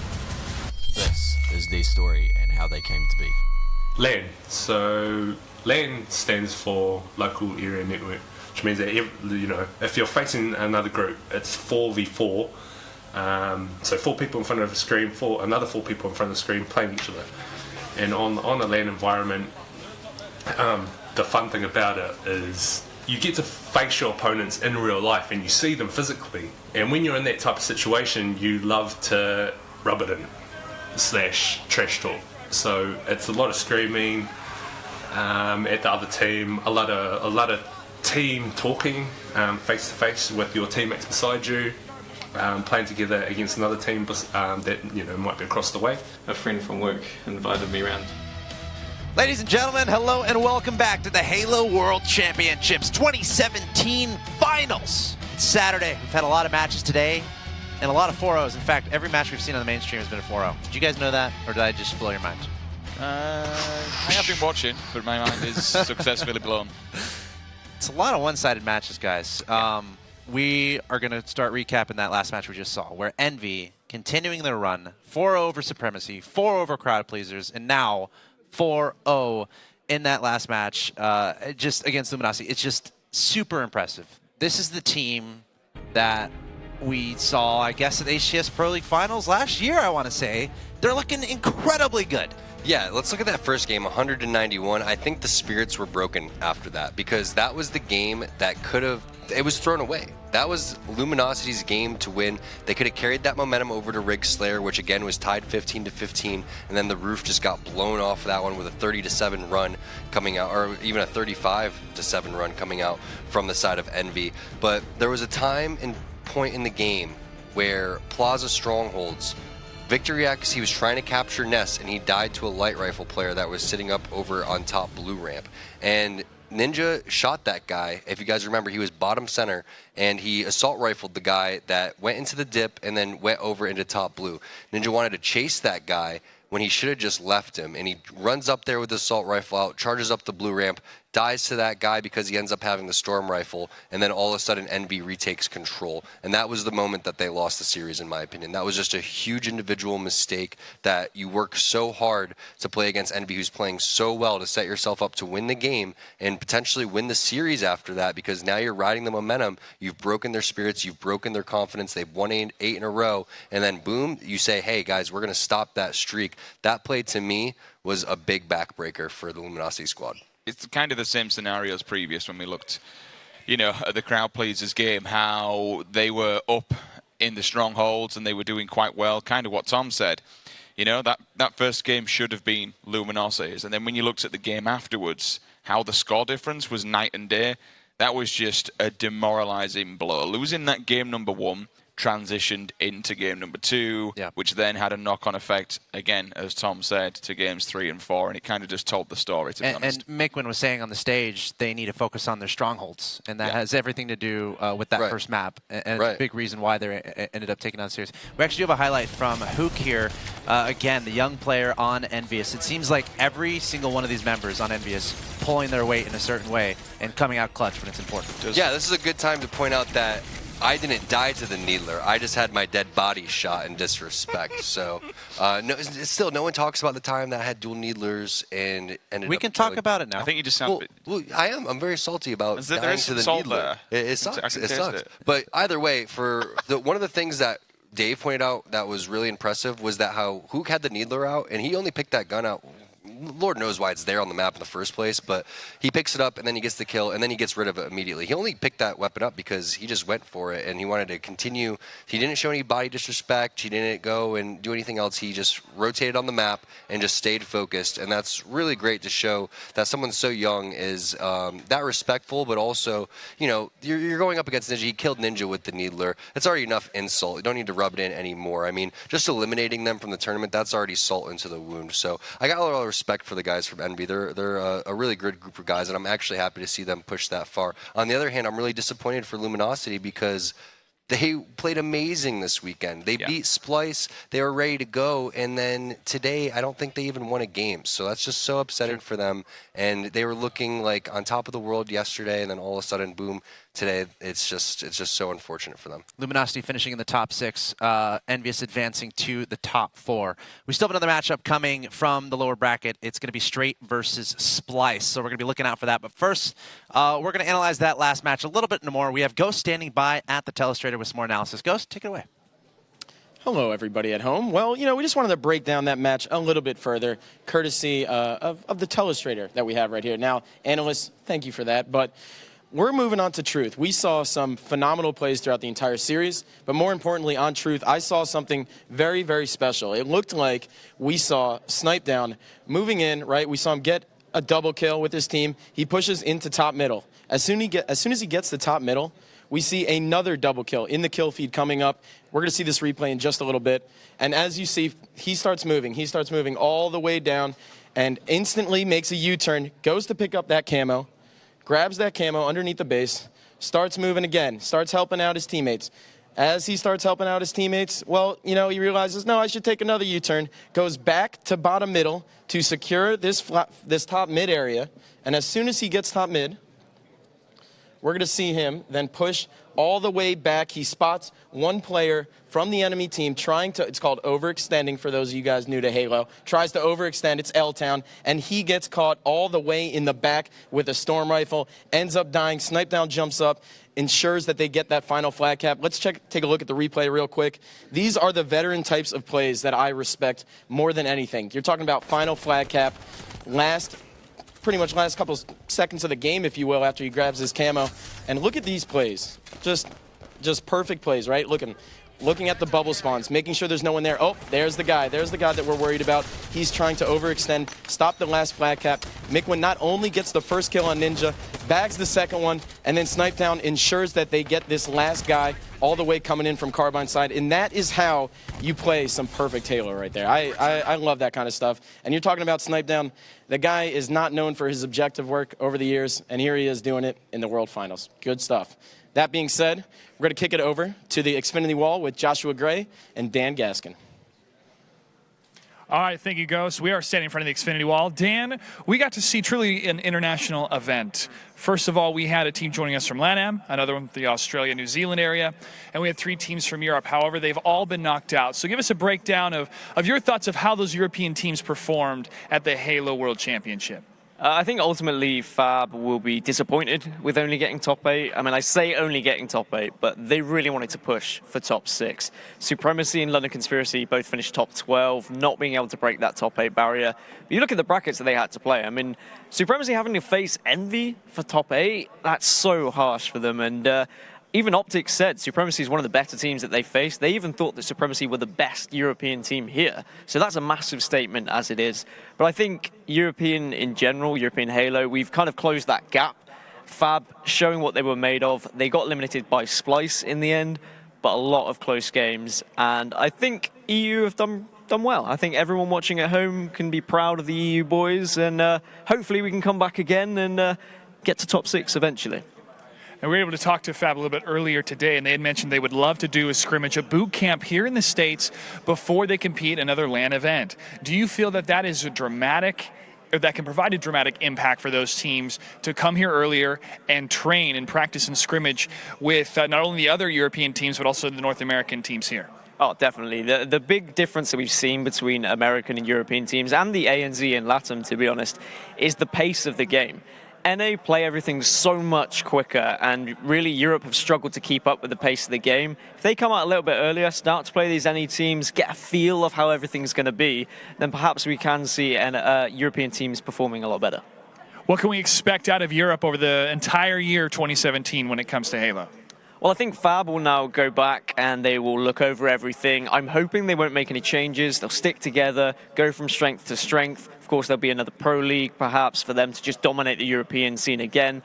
But I want to see them come back. Just continue to hit NA as hard as we can. And maybe, just maybe, we might win a North American event. Maybe? No, probably not. Fingers crossed, though. Fingers crossed for all of our European friends across the pond. Thank you, Dan. All right, folks, we're going to take a quick break. When we come back, we're going to continue with the matches. We got one more loser bracket match left, and then the winner bracket for round 3. For some more Halo action, stay tuned, folks. Don't go anywhere.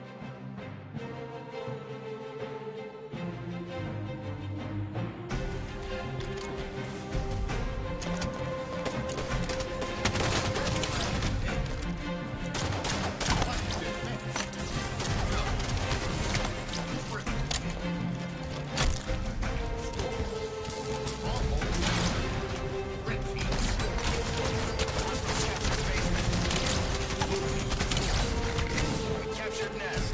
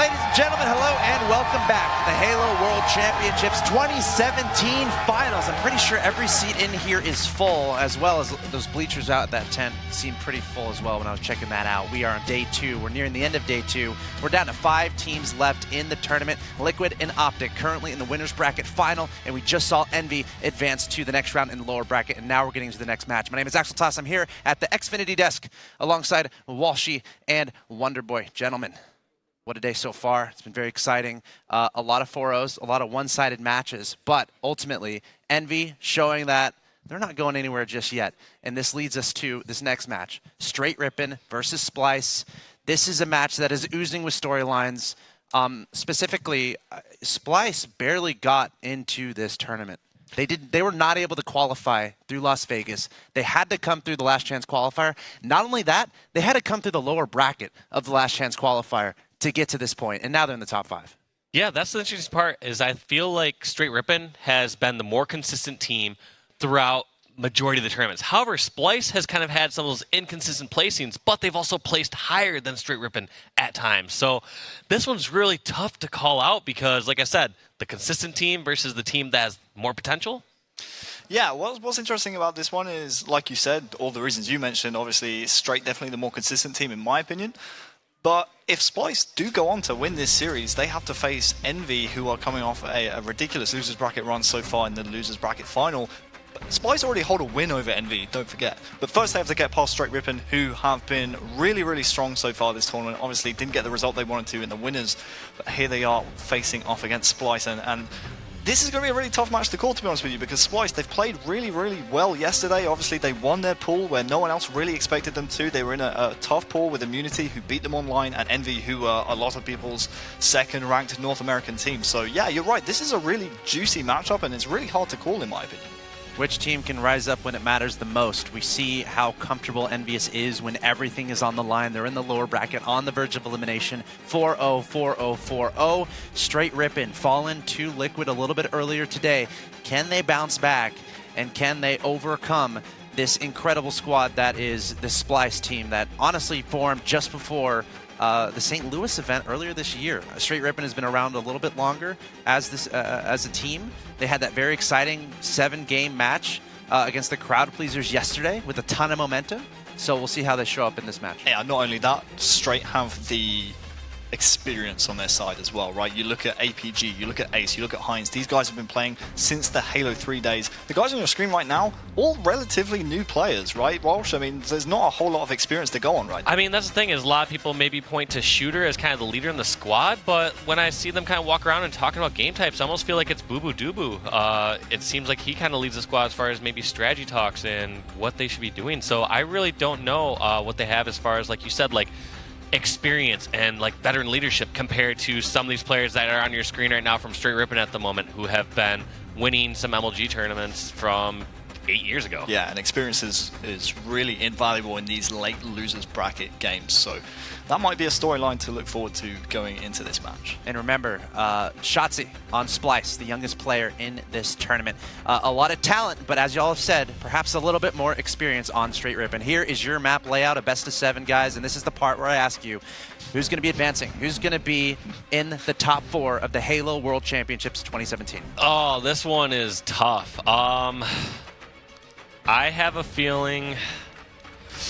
Tell me your feeling, Walsh. I'm ready. I'm thinking Splyce. Ooh. I'm going with Splyce, 4-3. Wow. Okay. I was about to say we've seen a lot of 4-0s today. Thanks a bunch, Envy. But I'm saying Game 7 too. Yeah. But I think we're due. If I don't say Straight Rippin, I feel like Elamite and T-Squared might take my head off later on. So I'm gonna say the boys on your screen right now. I'm gonna say Straight Rippin are taking this one. All right, here we go. Without any further ado, I think we have a crowd in the building. Now would be a great time to make some noise. Whoa! We're about to get into it. Yeah. We got Straight Rippin. We got Splyce. Only one can move on. One is going home. The best of 7 that will define these players' lives with that $1 million prize pool. Let's go over to the commentary desk with Gaskin and Ghost. Here we go then. Plaza Strongholds to kick things off. And what a way to start, Ghost. Are you excited for the series? freaking know it. Freaking excited. I am extremely hyped. I didn't think we were going to be on the mainstream today, Gaskin. So the fact that we got to push this guy over the mainstream, shout out to production here at ESL for making this possible. I know Splice and Straight greatly appreciate it. Let's start it off with our main man, Mr. APG, a pure gangster, flying across the map. We know how much how aggressive he can be, and here we have it right off the start, going for that. Yep, but it's just going to be burnt. Unfortunately, will go down, so we'll move across to Heinz to see what he can do. Put some good shots into shots here. Now he's going to move across, try and take this bottom middle with his teammates. And we've got some Straight fans in the crowd. We heard some chants coming through, so clearly a lot of support, but can Straight pull it off? Unfortunately, Heinz does go down to Falcated there, and Renegade's going to try and make up for his fallen comrade.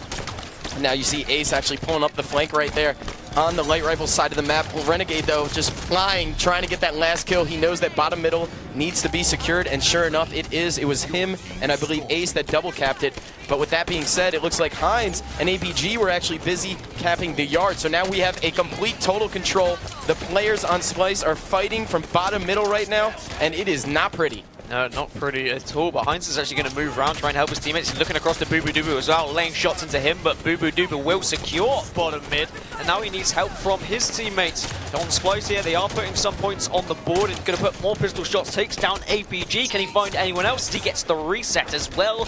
Great from Splice, just keeping into this one, not allowing Straight to get too far ahead, forcing them back into that yard. And not only that, but look what is in the back pocket of Mr. Bubu. It is the Shoddy, too hottie Bugatti, ready to roll.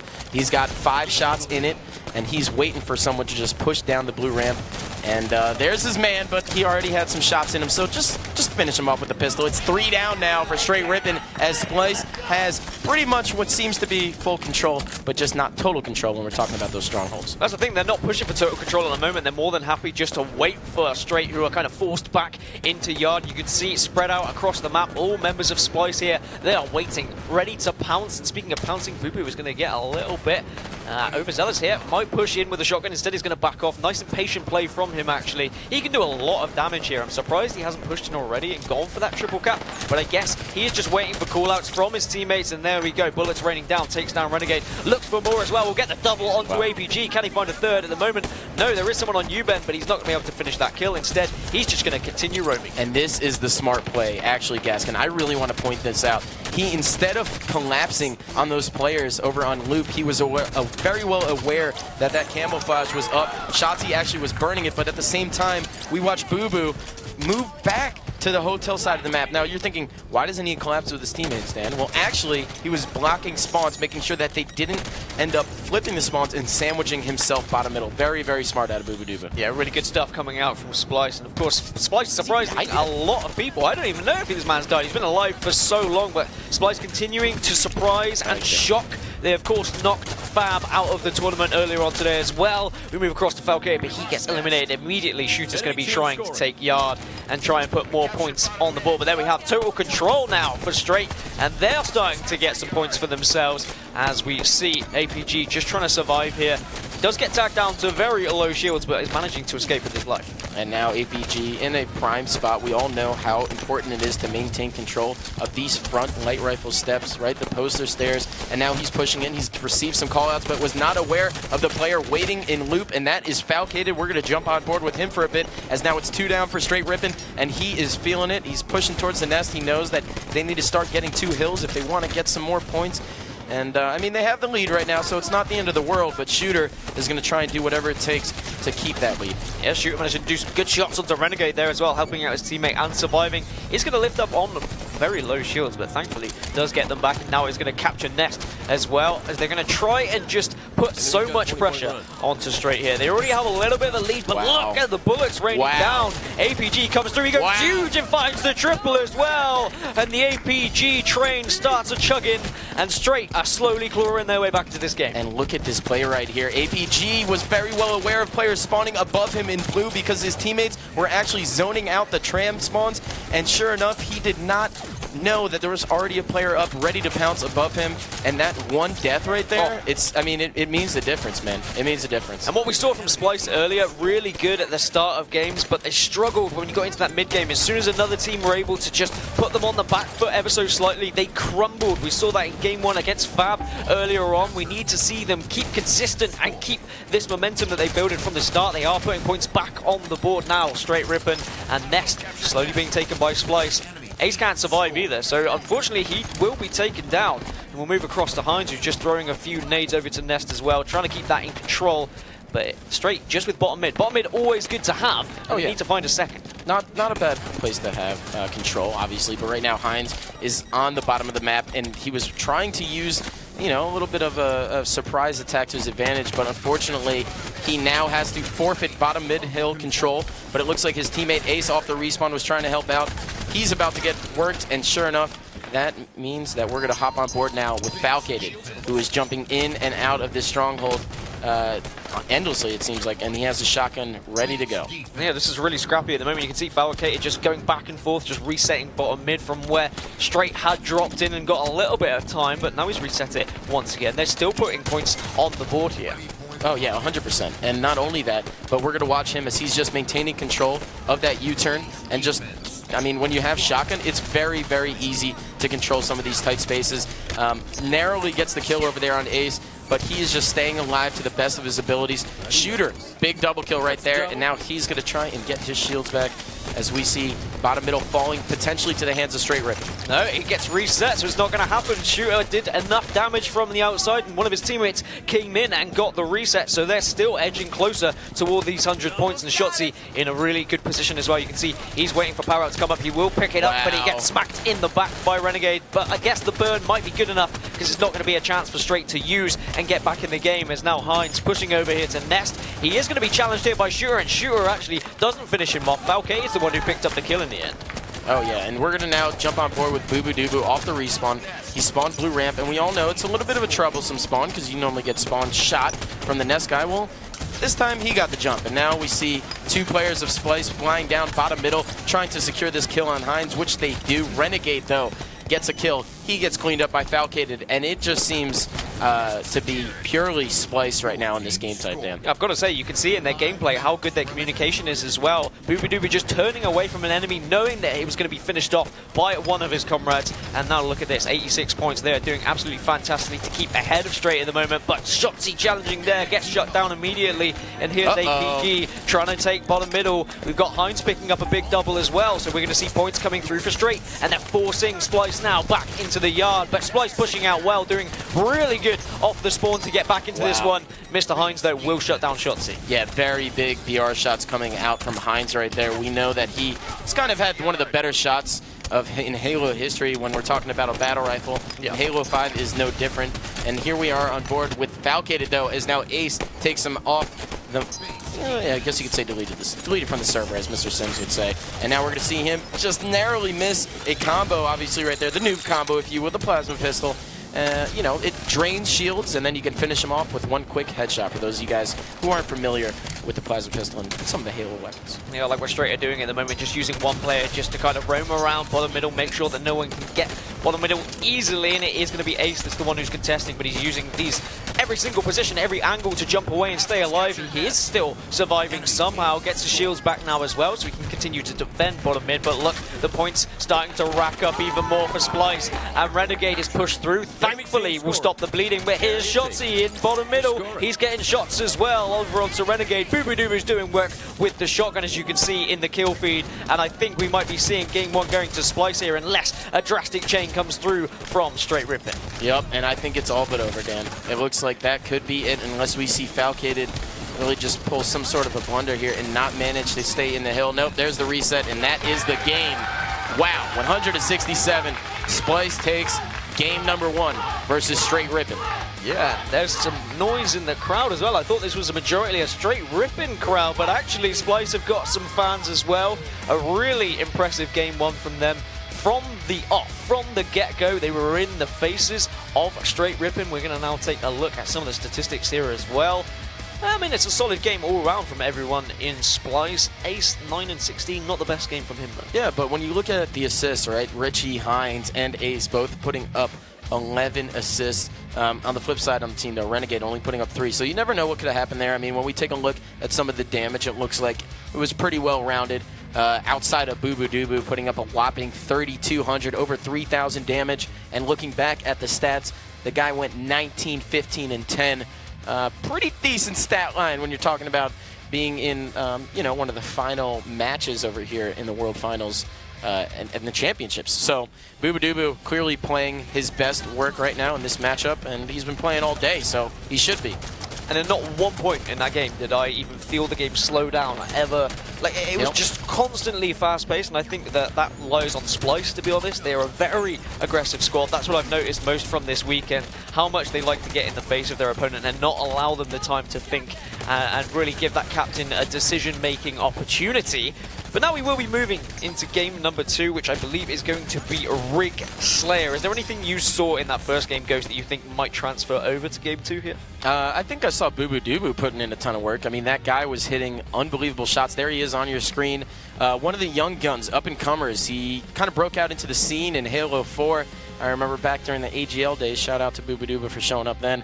And now here he is later on, and he's definitely one of the better players in our Halo 5 World Championship, known for some of the best camo plays that we've seen in Halo 5 history, and it seems like today has been no different. I've been watching him over on the Bravo stream, for those of you guys watching there as well, and this guy seemingly wills his team to win when he picks up that camouflage, and I mean, his stats, his accolades, his past history here, there's a reason he's on this main stage right now, and because of it, he actually picked up a couple young guns as well, right? We talk about Shooter as another one of the Halo 5 veterans, if you will, but Falcade and Shotzi definitely didn't get many chances outside of this team. I mean, we talk about the Ogre 2 situation. God bless. But anyways, moving on. We have Splyce doing well. So here they are facing off against Straight Rippin at the World Championship Final. So clearly some right decisions were made. And do you think at any point it comes into the equation that Splyce are so young and they maybe aren't used to the main stage like we see some of the faces on Straight Rippin? We saw them dominate Envious, early on in the tournament yesterday. Is it just easy pickings for these guys? They're like, well, there's no different being in the bedroom or on LAN. I mean, I think that it's, I was saying it a little bit earlier this week, and I think it's just a bit of inconsistencies in terms of matchups. I think Splyce, more than most teams, relies on their individual skill, and that's not necessarily a bad thing because these guys are consistently good and they do hit their shots. Now, the part of inconsistency to me comes into the fact that sometimes there's teamwork that just gels and it just happens on that roster, and then sometimes it just is a little bit out of sync, and that little bit out of sync is what Straight Rippin needs to catch them off guard. Straight Rippin, known as a very, very tight team, very cohesive team, and we've seen any of those players really step up, but when talking about Splyce, you expect to see Bubudubu, on the top of those ranks. You expect to see players like Shotzi up there. So when you see those guys doing well, it's just textbook Halo for Splyce right there. And a lot of the comments when I've spoken to other analysts and the other casters throughout this tournament, they've kind of said that the top 3 teams, you don't need to rely on any particular player to step up. 100%. Because all of the players can do that. But with Straight Rippin, would you consider them a top 3 team, or do you think there is one particular player that should be able to kind of carry them through and step up in this situation where they're behind? Well, I thought that it was pretty much the Renegade show, and in the sense that he was this X factor that I expected if he plays to the best of his ability, which seems to be most of the time, then Straight Rippin's going to do well. Well, yesterday, after all the series, I actually went up to their team and I said, man, John, you didn't even need to do anything today because you got carried by Hines and Ace. And Bradley wasn't happy to hear that either. But regardless, I had to give a massive shout out to Hines and Ace, 2 of the longest standing support players in Halo history, and for them to put up some of the numbers that I saw them putting up yesterday, not just with assists, but with kills as well. They were doing God's work when you're talking about winning some of those games against some of those close matches yesterday. So got to give a big shout out to them. So I don't know. I like to think that now after yesterday, anyone on Straight Rippin can kind of step up. And I don't know if they're going to be able to get into that top 3 spot necessarily just yet, but they're making a case for it, for sure. Definitely. And game 2 is going to be Rig Slayer. And just looking across statistics from Slayers in general between both of these teams, I mean, Shotzzy has a KD ratio of 1.6 at the moment. He's the highest on his team. Wow. And for Straight, Ace is actually leading the charge with a 1.2 KD. So looking at a Slayer, you kind of lead towards Splice. And actually, they looked really dominant when we saw them in their last series against Fab on those Slayer games. But what would you say the key to victory is on Rig Slayer? What points of the map do you really need to see control happening? I think that we need to see some sort of control on the camouflage. And when looking at the guy on our screen right now, Mr. APG, Bradley Laws, a pure gangster, this guy has been controlling that aggressive push for quite some time. He's known to have, obviously, one of the best shots throughout all of Halo. Now, and I'm not just saying that because it's on the statistic. That's actually a real deal. I mean, we've seen his BR come all the way back from the online Halo 2 days to this Magnum in Halo 5, and the guy is always just a force. So when you're talking about Rig Slayer,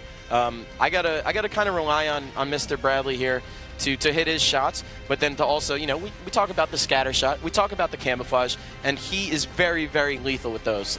Like most people, but I like to think he's a little bit more squirrely than the rest. And how important do kind of the support players come into this? Because I'm looking at assists as well. I mean, Falcated has an average assist per match of 9.8. So I mean, in general, around 10 assists. And then for Straight Rippin', it's Heinz actually with an 8.6 assists per match. How important is it to kind of take these players out of the game and not allow them to just sit back and lay shots in constantly? Because I mean, if we take back to Halo 2 days, you'd always have that one player who'd be the anchor. You just sit with that BR and just lay shots into everything. Is there any way you can really eliminate them from a game? I think that the best way to actually try and shut down a support player is really to just keep peppering him. I know that as a support player myself, as soon as I get weak, I tend to just back up a little bit too much. And you know, there's certain things that you can kind of zone out some of these support players. But when you're talking about a game type like Rig Slayer, and you're talking about a team like Splice, you know, those guys are so fast paced. These guys on your camera right now. Some of the youngest players that we've seen compete in Halo, and they are damn good at it. I mean, they have a knack for understanding the movement in the game. They obviously have extremely, extremely good shots as well, but when we're talking about how they fly in this cohesive unit on a map like Rig, in a game type like Slayer, I'd like to believe that Splice has it down pretty pat. And whilst we're waiting for these players to get ready and get into this game, I mean, any particular highlights from the tournament so far for you? Anything that's really stood out? Any players that have really I mean, I saw a Needler kill last series. Yeah, I think that was my highlight because for Strongside and myself, we spent some time thinking about that Needler, and for that to come into fruition at this moment, pretty great stuff. Yeah, I mean, incredible that someone can have the confidence and be that far ahead that you can just go for a Needler kill. Absolutely. I mean, crazy stuff, and maybe we'll see more of the same in this series. I think it'll be a little bit closer. I mean, I'd love to see a Needler kill come through. I don't know if it was disrespectful or if he was just flat out of ammo, but regardless, it's my boy right there, Hook, man, get the Needler kill. That was just way too funny. But anyways, and then seeing Tom actually defend himself on the analyst desk about the dual Needlers, it's been a long time coming. I mean, I knew that he wasn't actually dual needled, you know, and that it was just his body, but you know, a lot of people, when you're talking about Final Boss, they tend to just make up these fallacies, these stories of legend and these myths. And I like to, you know, have players like T-Squared from Straight Rippin' and some older players as well debunk some of those things. So I appreciate Tom lending his insight on that one. It's always nice of T2 to come in, give us his insight. All right, then, predictions then before this game gets started. How do you see it going down? Do you see a particular scoreline? Do you think we're going to see a steak dinner, or do you think it's going to be a very back-and-forth contest? I think we're going to see a back-and-forth matchup. I mean, when talking about these two teams, they have a little bit of history, and that's not just because, you know, they're here and they play against each other, but I'm just saying over the last HWC season, all of the events, it seems like Straight Rippin' does manage to get, you know, Splice occasionally and formerly Inconceivable in their brackets. So it was pretty interesting to me to actually be in the crowd over at UGC St. Louis and to be on you know, just very close in that feature station and to see them screaming and everyone, all the intensity. I'm sure you got to watch it from home at least, but it was unbelievable. It was the feeling of being in that crowd. It kind of felt like, you know, a true open event, like the good old days. So yeah, it was very, very awesome to see Straight Rippin' and Inconceivable really have that sort of a matchup to go to Game 7 on a Plaza Slayer, send it into overtime. So today could be no different.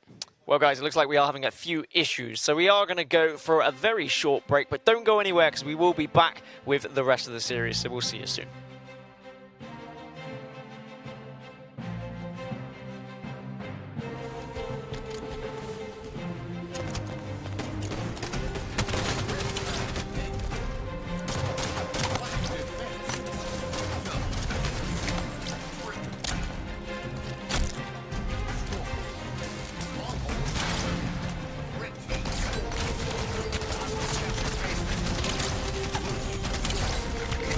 Captured now.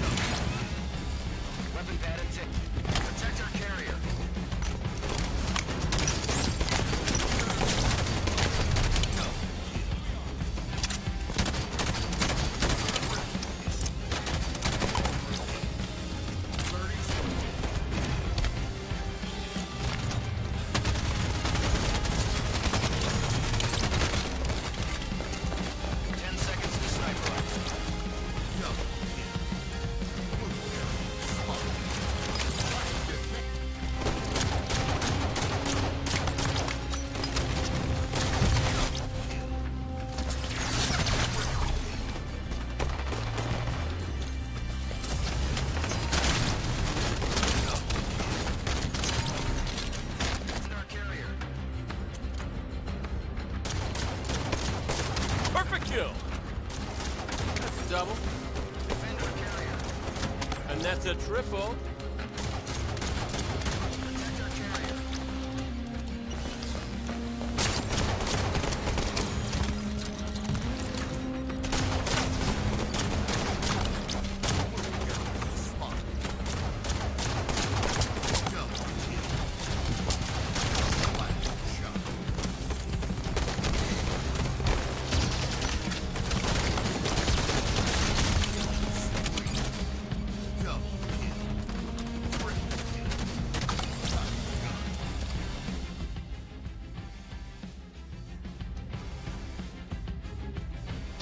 Hey everyone, welcome back to the Halo World Championships 2017 Finals. I'm Axel Toss here at the Xfinity desk with Walshy and Wonderboy. A little bit of a delay before we get into the next game between Splyce and Straight Rippin', where Splyce is currently up 1-0. What a storyline from them, barely getting into this tournament through the last chance qualifier.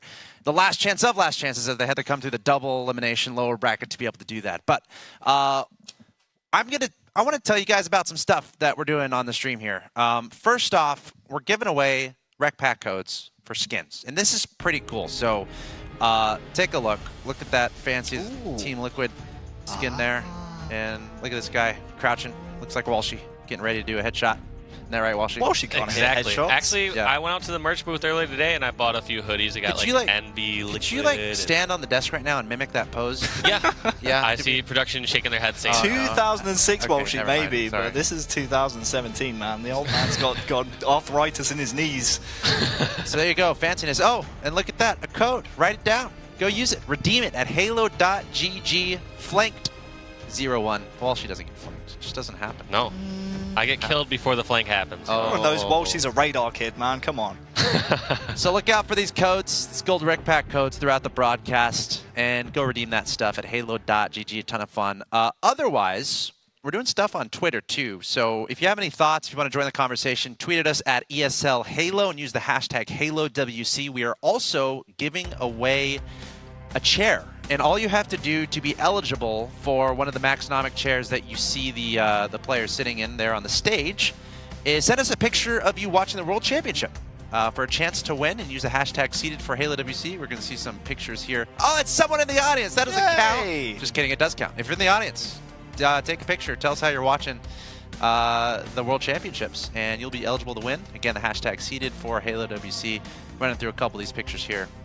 Walshy's about to take a picture right now. I actually should. That'd be pretty sweet. Take a picture. I'm doing it this moment. How come you always try to win the stuff that we give away on the broadcast? Because, man, I need it.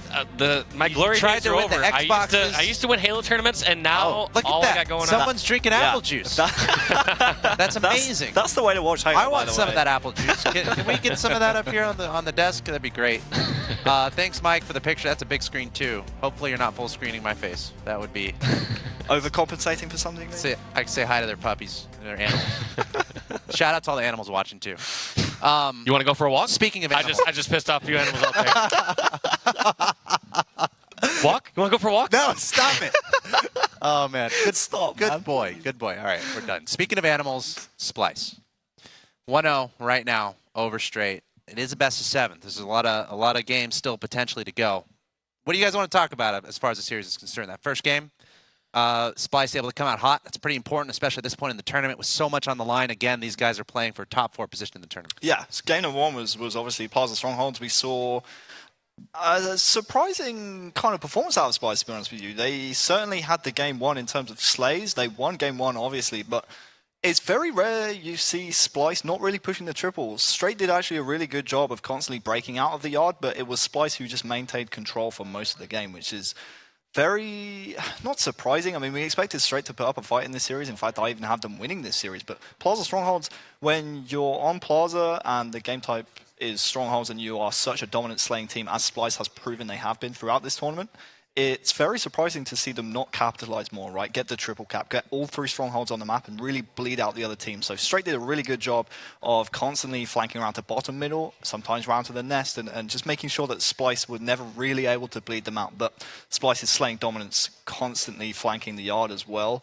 although they weren't capturing the yard, they were still putting straight on the back foot and preventing any of the pushes that they wanted to do in the game. So that's how game 1 played out. Yeah, I half agree with that statement because there are plenty of times where Splyce could have possibly pushed for that trip cap, but there's also plenty of times where I appreciated their restraint.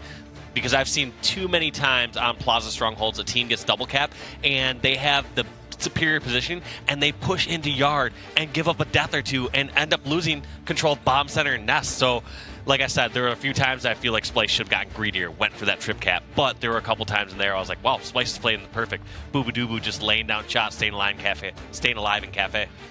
Now, we are going to see a Strongholds a little bit later no matter what on the Empire match. But the next map is going to be Slayer. So can you guys talk about the adjustments that Straight needs to make coming from a Strongholds map to a Slayer map, and things that you really liked about Splyce that you'd like to see them hold on to going into this Slayer? Well, before we actually get into the strategy of it, I want to go over a couple stats I have here. Do it. The stats team behind here, the people that do the actual work. I mean, we just sit up here on the stage and just ramble on and say I words. Can just say anything right now, and they still keep the camera on me for some reason. They still pay you for some reason. Yeah, well. I don't know why. Sure. I don't know why we didn't invite here. But one stat I want to highlight there is Shotzzy. His average kill per match in a Team Slayer game is 16.875 compared to the average of every other player in the tournament is 10.7. It's a lot. He's hitting some shots. Putting down so many slays every single game. So that's his average. So if you think about it, you know, half the time he might be dropping 20. Other half the time maybe dropping 12. Still above average almost every single game, you have to assume. Yeah, Splyce definitely one of the strongest Slayer teams here at the Halo World Championship. So I wouldn't be surprised to see them actually go up 2-0 in this series when we see the next game get underway. But that stat line from Shotzzy, averaging 16 kills a game. 16.875, almost 17. Almost 17. I bet we'll see a couple in this highlight. It's just crazy when you have like the youngest player at the tournament is putting up those stats, which is crazy. He has such a great mind to go for the kills, and a lot of it honestly is down to his aim. I mean, everyone on this Splyce roster can just hit every single shot that they need to. I mean, if you're dropping more kills in Team Slayer than how old you are, you're doing well. I don't know the last time I've dropped a 32 bomb in a Team Slayer, if ever. Wow, only 32? Not going to happen. Botox is a hell of a thing.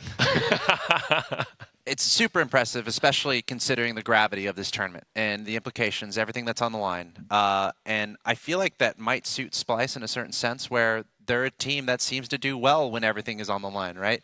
They have young, talented guys on their team. Boo-Boo-Doo actually has history in the final of a Halo World Championship last year, getting all the way there with his old team.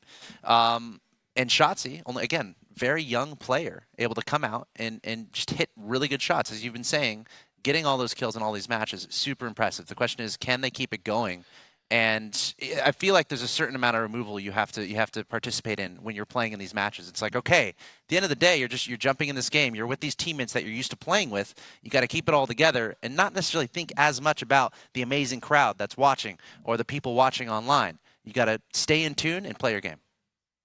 Yeah, and like you said, they've been in these situations before. They've been where their tournament life is at stake, going through the LCQ to actually make it here to Worlds. So I feel like, if anyone, Splyce has been under more pressure and more difficult situations than Straight Rippin'. Yes, Straight Rippin's had a lot of tough matches throughout all these seasons, making all the way to fall finals, making that small change, and still doing well over at St. Louis and Las Vegas. But in the end of the day, Splyce, they've had to go through open bracket at St. Louis.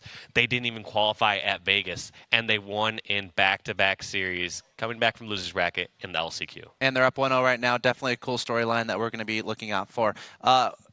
Moments away from getting into the game, but first, we have Josh Gray standing by with an interview. Josh, take it away. Hey guys, I'm currently being kidnapped by a certain amount of Spartans that have dressed up not only to have fun here at the Halo World Championship, but also to defend us from the Covenant, and also to cook some food, because it's almost dinner time in a little bit. We had some lunch. What we got cooking, Master Chef? This is a classic Sangheili recipe. It's an Ungoy souffle with authentic Forerunner spices. Did you catch any of that, AI? Yes, it's a classic Ungoy souffle with a hint of Sangheili spices. Oh my goodness, all right. So you guys all look fantastic. I know it takes a lot of work to put all these costumes together. Did you coordinate the different colors, or did you guys know who you wanted to be ahead of time, and did you have to draw the short straw to be the AI? You know, we all kind of just pick our favorite characters, and throughout the different spanning games, I picked the AI because I don't want to wear armor anymore. Especially in Southern California, it's getting a little hot. But you guys do look fantastic. Well done. You guys can take pictures with all the Spartans here and the AI at the Halo World Championship at the ESL Burbank campus. Now, we're going to get this match underway as soon as we can. But until that time, I'm going to try out what our master chef is cooking. I have a little piece. Oh, it's got Tootsie Rolls as well. Right on. Thank you. Thank you so much. This is great for my cavities. Okay, folks, we're going to take a quick break. When we come back, the action's going to continue live from Burbank, California, the Halo World Championship. Stay tuned.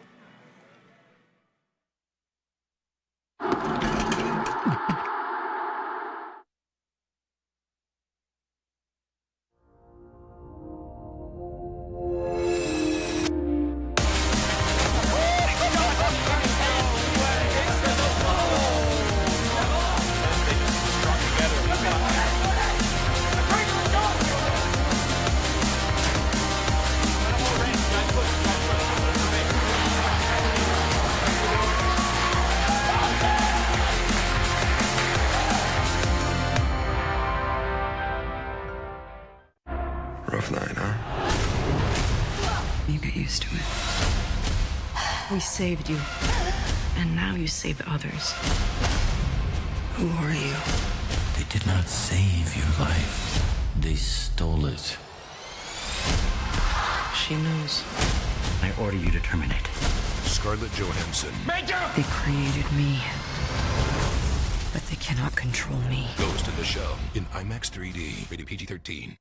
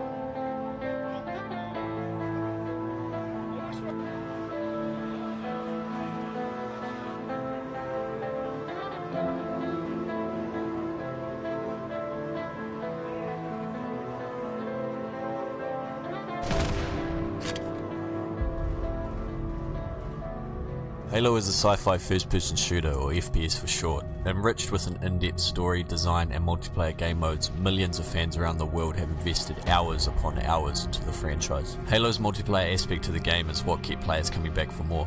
Being able to play a wide range of game modes and levels, this perfectly crafted multiplayer experience is what kept the franchise alive. Typically played in a 4 vs 4 scenario where players take control of their Spartan character in teams of 4. They are then placed into a digital arena to fight to the death to see who has the better aim, communication and smarts, with the better team coming out on top. With a large player base that enjoys this style of gameplay, the top 1% of players dedicate their time and effort to staying on top and doing whatever it takes to prove themselves through tournament play. New Zealand, a tiny country nestled at the bottom of the southern hemisphere, a small group of players have dedicated themselves to proving their skills in the game of Halo. With players achieving the top honour of representing their country, as well as others just falling short of the opportunity, and a select few that stay on top to cement themselves as some of the best to ever play the game. This is their story and how they came to be. LAN. So LAN stands for Local Area Network, which means that if you're facing another group, it's 4v4. So 4 people in front of a screen, another 4 people in front of the screen playing each other. And on a LAN environment, the fun thing about it is you get to face your opponents in real life and you see them physically. And when you're in that type of situation, you love to rub it in / trash talk. So it's a lot of screaming at the other team, a lot of team talking face to face with your teammates beside you, playing together against another team that might be across the way. A friend from work invited. Hey everyone, welcome back to the Halo World Championship 2017 Finals. We're live from Burbank, California, the ESL studios. This is the Xfinity Desk. Max Tosh, joined by Walshy and Wonderboy. Guys, it's been a fun weekend so far, and currently looking to get back into the match that we had to leave. So stand by on that. I heard that we're not too far away, so thanks for bearing with us. But the current context of the situation is we have two teams right now in the winners bracket finals. That's Optic and Liquid coming into this weekend. A lot of people might have predicted that. These teams have a lot of history. In fact, in the last two North American tournaments, they've met each other in the finals. That was Las Vegas and St. Louis. So Liquid, one of those teams that people are like, hey, maybe they can be the team that knocks out Optic. And we're going to be looking out for that. That match is going to be happening today after this match gets finished up. Meanwhile, in the lower bracket, that's the match that's happening right now, Straight against Splice. The winner of that, again, is going to be advancing on to play Envious. And if you're just now tuning in, it's been a day of Envious, as they have gone 12-0 today in maps. They have yet to drop a map, and they are waiting the results of this best-of-7 matchup between Straight and Splice, which was game one, went to Splice on Strongholds Plaza, 100-67. So pretty nice victory there for Splice. And of course, the next map will be Slayer on the Rig. Yeah, we're going to have to see if this this break hurts or helps Splice, because, I mean, sometimes you get a little bit of a cooler. Like after you won that first game, you're running hot. You could continue to run through the rest of the games, the rest of that series, similar to what Envy did all today. Yep. So we're going to have to see how they keep composed during this, but, you know, they look relaxed.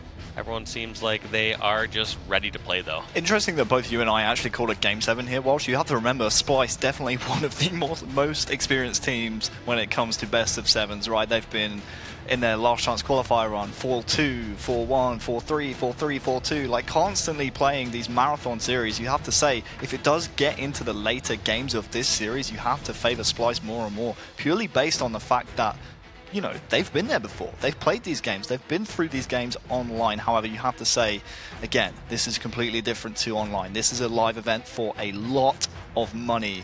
Another thing worth bringing up as well, don't forget, these two teams played each other at St. Louis at one of the most amazing series we've ever seen, right? I still remember jumping into Game 5, watching the stream. That Plaza Slayer game. Plaza Slayer was madness. That gave me chills. I think I specifically remember the one time where Renegade poked out of light rifle with sniper, had that sniper battle with Falcade, that just jumps and hits that shot and creates that opening sequence of events for Straight Rippin' just to storm through the center of the map and walk away with that game. Yeah, APG was a particular star performer in that series. Obviously, that was a couple of months ago now. Let's see if he can kind of regain his form in this series here. And you guys mentioned the little break here, and you got to wonder, you know, we're talking about Splice.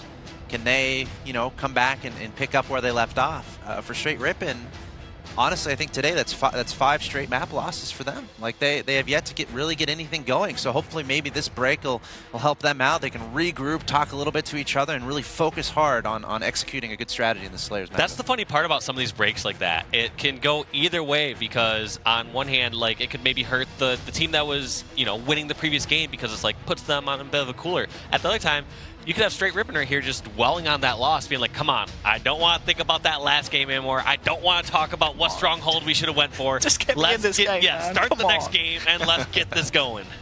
Yeah, you got to wonder what's going through their minds right now, but that's the nature of live events. You got to deal with a lot of adversity at times. I think I remember, was it Ace who was sick at the last event? Someone was throwing up. Ace is sick at every event. Oh, yeah, he is. He's straight ripping at every event. But it happens. Like, you never know what's going to happen on the day of. So you got to come into these events just absolutely prepared, ready to go. And you could start raining. You know? You never know. Even though we're inside, it could still, I don't know, people are afraid of lightning or something. Actually, before I tell any more jokes, I've heard in my ear that the game is ready. Yes! So, gentlemen, do you want to remind our audience of your predictions before we get back? Well, actually, I had this 10-minute story I wanted to tell real quick. Okay. No, No, go ahead. you can't. Sorry. Wait, Sorry. why not? No, Save come it. on. Do a twit longer, and we'll check it out there. Well, I'm still sticking with my original prediction. I am saying Splice in this series 4-3. Saying straight 4-3, but I'm looking forward to seeing APG delete some noobs from the server. We've seen all for us, so I just want to see a 7th game. But here we go with Splyce versus Straight Rippin'. Let's get on into game number 2. Over to the commentators, Gaskin and Ghost. Oh yeah, baby, we are here and we are ready to start off game number 2, the Rig Slayer. I am Ghost Yami, joined by my favorite man over here, Mr. Dan Gaskin, and you know he's doing. We're about to do a nice little series as I get some choice looks over here from some other analysts. And we got some noise in the crowd because finally we are getting back into this game. Thank you very much for waiting for us to get this kicked back off. We're going to start things off with Renegade on the side of Straight Ripping, just tossing a few nades. And actually one of those nades connects with Shooter's boot and will take him down. And look at APG and Ace as well. They're running a tear. And Straight now, they get a nice little opening lead here. A camouflage is a reward as well. A nice start and a good way to come back from a break for Straight Ripping. And of course, it's Mr. Richard Hines, this guy, the ketchup bottle himself, moving around the map with camouflage, has the SMG ready to go, and he knows exactly where he needs to move, but perfect positioning right there. If he had just pushed a little bit further, we would have seen some hit ticks, and he would have been spotted, but thankfully for him, not the case, as now we're going to see if he can make some plays. I like to kind of whisper during these times. This is a silence, a lull across the battlefield. Everything's slowed down a little bit already early on in the game as Hines is now just trying to scout out. He has noticed a few players on the radar, but no one's popping out just yet. No one is popping out, man. It seems like every player on Splyce is just as quiet as we are casting, but right now, Hines finally takes down Falcated, but then Shooter cleans him up. Big double kill coming out of Shooter. Yeah, Shooter, as many people have said, he's the kind of guy that Splyce are looking to really make the difference, the kind of leader of this team, and they have managed to go 5-4 up now. They were behind, they slowed it down and lead, and perhaps the game's going to start to speed up now because of it. You saw Shooter was tossing a couple of nades. He knows someone is around, lurking around, trying to find him, but he's got a teammate to back him up, and instead his teammate's going to die. Can't trade the kill onto Hines, though. Hines able to survive with his life, and now here comes Ace to the party. He wants to join in and get involved, get a few drinks down him, but instead, Shooter is going to just dart away and stay alive. But here comes APG. He finishes him off. Where did that angle come from, Dan? It looks like we saw APG actually pulling up with a perfect flank at the right time, finishes off Shooter, but now we're going to jump on board with Boo Boo Doo Boo, and I'm curious to see how these guys are communicating right now. Splyce seems to be doing pretty damn well, and I want to go right into a Splyce listening. Barrels. I'm gonna push snipe ball. I'm not gonna play. It's early 30s. We don't have time. We don't have time. Basement. Alright. Scatters up, guys. So, and snipe ball, like, keep an eye on camo. Basement. Pushing white. We get camo. One shot white. Camo should be a basement weak. And on camo, one shot. Full stains on camo.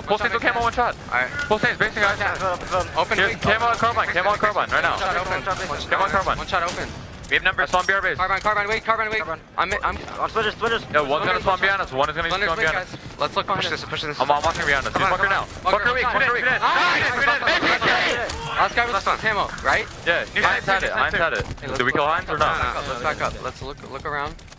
No, he's on me with storm rifle. He has camo storm rifle. It's Renegade storm rifle camo. Maze, one shot. Maze.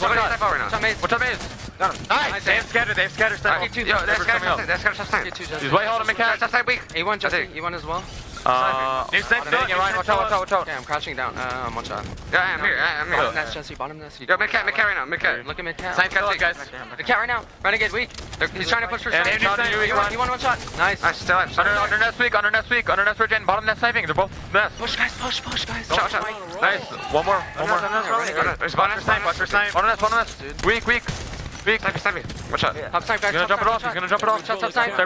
And we are back. Obviously, right there, you hear some pristine communication, some unbelievable small talk coming out from the roster of Splyce. These guys are young, man. So the fact that they have that sort of composure, right? We're talking about spawns, where Hines is. I mean, there wasn't any man left behind during those communications. And what I love is they choose when they want to get loud as well. They're not getting loud and proud with every single kill, but it's when you get a real kill that matters. When you out-pistol someone, out-BR someone, that's when you let them know. We saw how Straight struggled when crowd pleasers started to get into their heads yesterday, and perhaps Splyce could do something very similar. Of course, Straight did come on top in that series in the end, but boy, was it a close one. Still on board with Shotzzy now, who's just kind of limbering around everywhere at the map, just jumping around, trying to help his teammates, who actually are quite spread out at the moment. Oh yes, definitely very spread out, but the camo's coming up and APG was well aware of it. I don't know if Shotzzy is just yet, but it looks like he was ready to stop that push, and now the active camouflage will fall into the hands of none other than Mr. Boo Boo Doo Boo. This guy is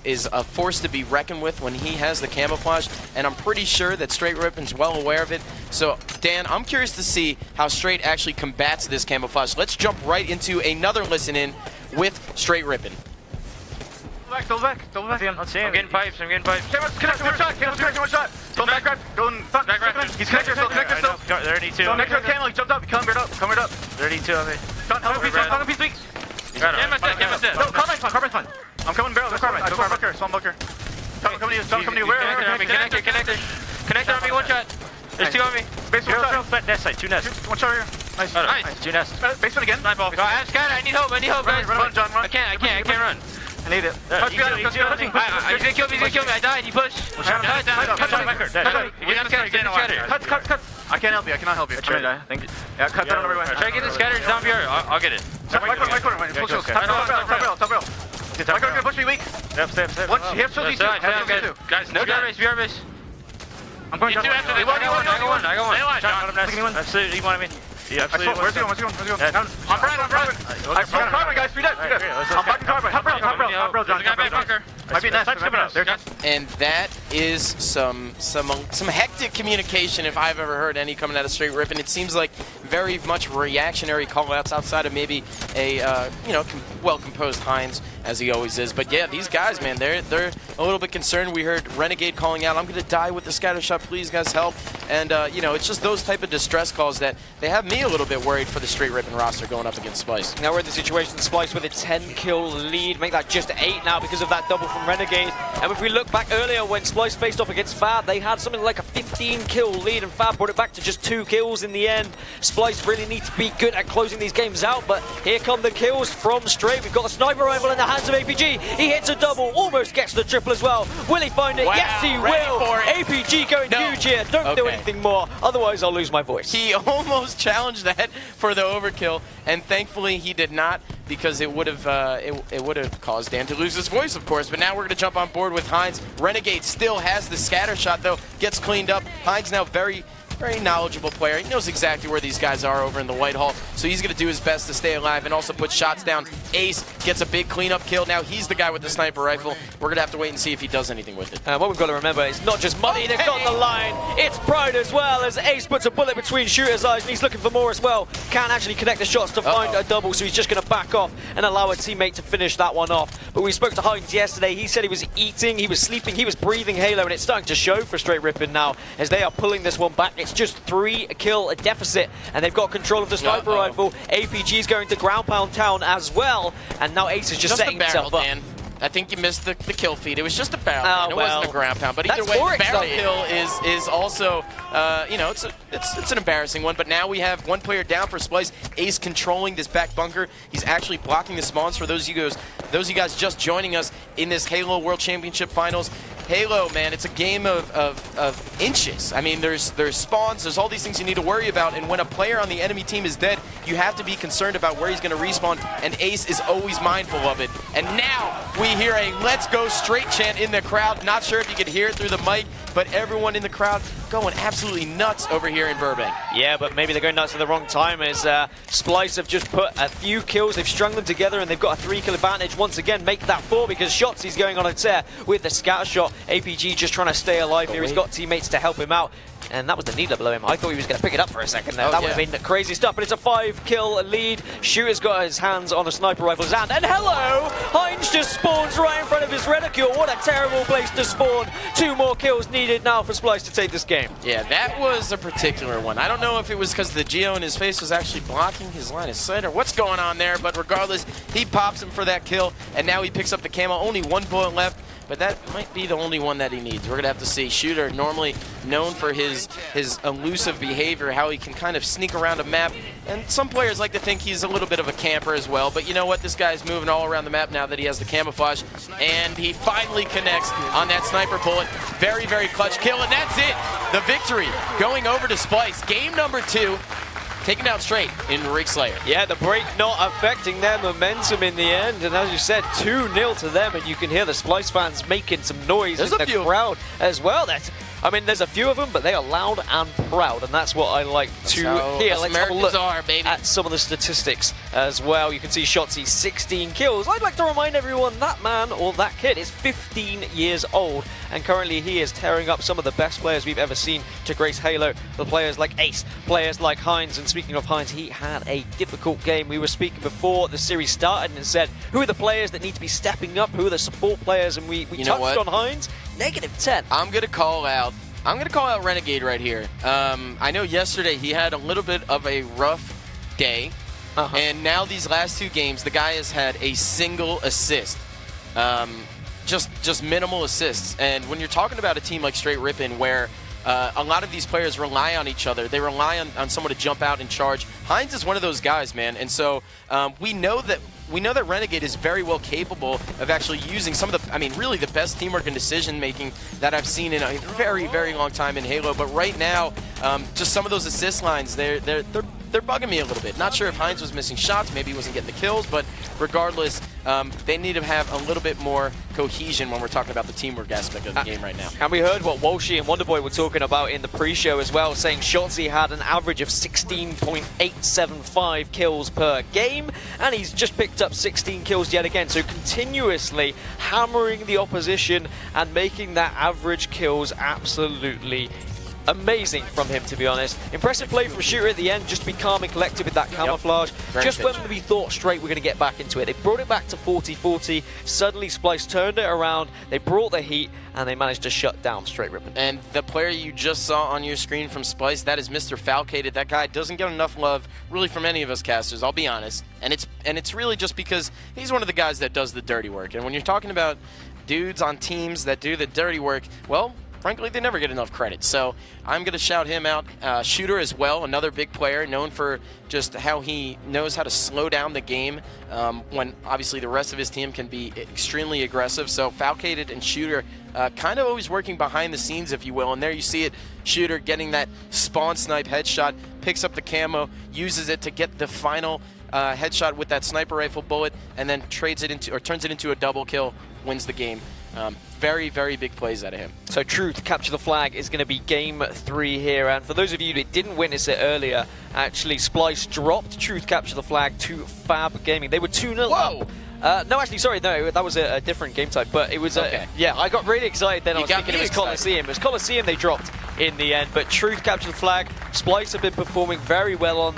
They actually did take down Fab 3-1 earlier, so they know how to play this game type. Who are we going to start things off with, Ghost? Let's start it off with the guy I was just talking about, Mr. Falcated. This guy instantly goes for the Splinter Grenade. That's actually, you know, just a standard maneuver, right? We see players a lot of the times use the Splinter Grenade to deny that camouflage for the other team, and it looks like Splyce chooses to play this a little bit more passive, kind of a defensive approach. But when you're not hitting the shots right there, it's a little bit concerning. I guess Boo Boo Doo though is, as he's going to go and somehow pick up his trusty camo. I was here talking trash on that strat, and now 30 seconds later, Boo Boo Doo has camo. Yeah, and he's just going to lurk around below the base and see if he can find anyone at the moment. It's not going to happen. He's going to have to reposition himself to try and help out some teammates, but instead he's going to go back to his own base and be on the defensive. Does spot out Renegade, but Renegade does have a carbine, so this is an interesting battle for Boo Boo Doo to take. Does have help from teammates though, so we'll be able to try and take down Renegade. Renegade tries to hit a shot with a plasma pistol. Not going to happen. Boo Boo Doo gets the kill, and now we can see Splyce to get aggressive and go for the pincher play onto Straight, who is stuck in their base here. All right, and you see Boo Boo Doo making these sneaky plays yet again. Misses the jump on front of the base, which should be so damn easy. But now Boo Boo Doo making a move and throws a ridiculous sticky for the double. Nope. And doesn't get it. All right, well, anyways, we're going to stay on board with him, as now it looks like it's Shotzzy who has the sword under the base of his opponent, and they are just causing so much commotion over here. And Boo Boo Doo just mowing down Ace with that assault rifle. One player left on Straight underneath the base. Renegade, though, picks up a very clutch kill. Let's hop on board with him. He might be able to get this return. It looks like everyone else on Splyce is completely distracted by that player under the base. And sure enough, Mr. Renegade not only gets the return, but also grabs the energy sword. Yeah, amazing stuff. Obviously, as a reward, getting the sword, and now he can put shots across. You can see shooters there in P2 as well, but APG will finish him off, and now it's Straight's turn to get on the aggressive. They can lock Splyce back in their base, and Renegade's going to be able to burst in and get kills with this sword. Doesn't even need the sword for that time. He can just run with this flag as well. Of course, the sword helping you move so much faster with the flag. He's got support from his teammates as well. I don't think there's anyone from Splyce in a position to stop this one, so this is going to be a 1-0 to Straight Rippin'. The response they needed after going 2-0 down in this series. And just as we talk about that, Dan, the camo is about to pop in 5 seconds. We're going to see if there's any player in position waiting for it, and it looks like, yes, Mr. APG. And you know what? I got to give a shout out to In the Clutch, Wes Price, standing behind these guys, making sure that Straight Rippin' burns that camo, because we all know that Renegade and the rest of the team was out of position, but here he is. It looks like he went for a pull, accidentally missed it, but now 2 down. He knows that players are going to spawn in the bubble. Look at this, Dan. The guy is so intelligent with his movement, with his positioning. If he gets this up, it's a cap, guaranteed. And APG grabs the flag, and there it is. No, it's not just yet.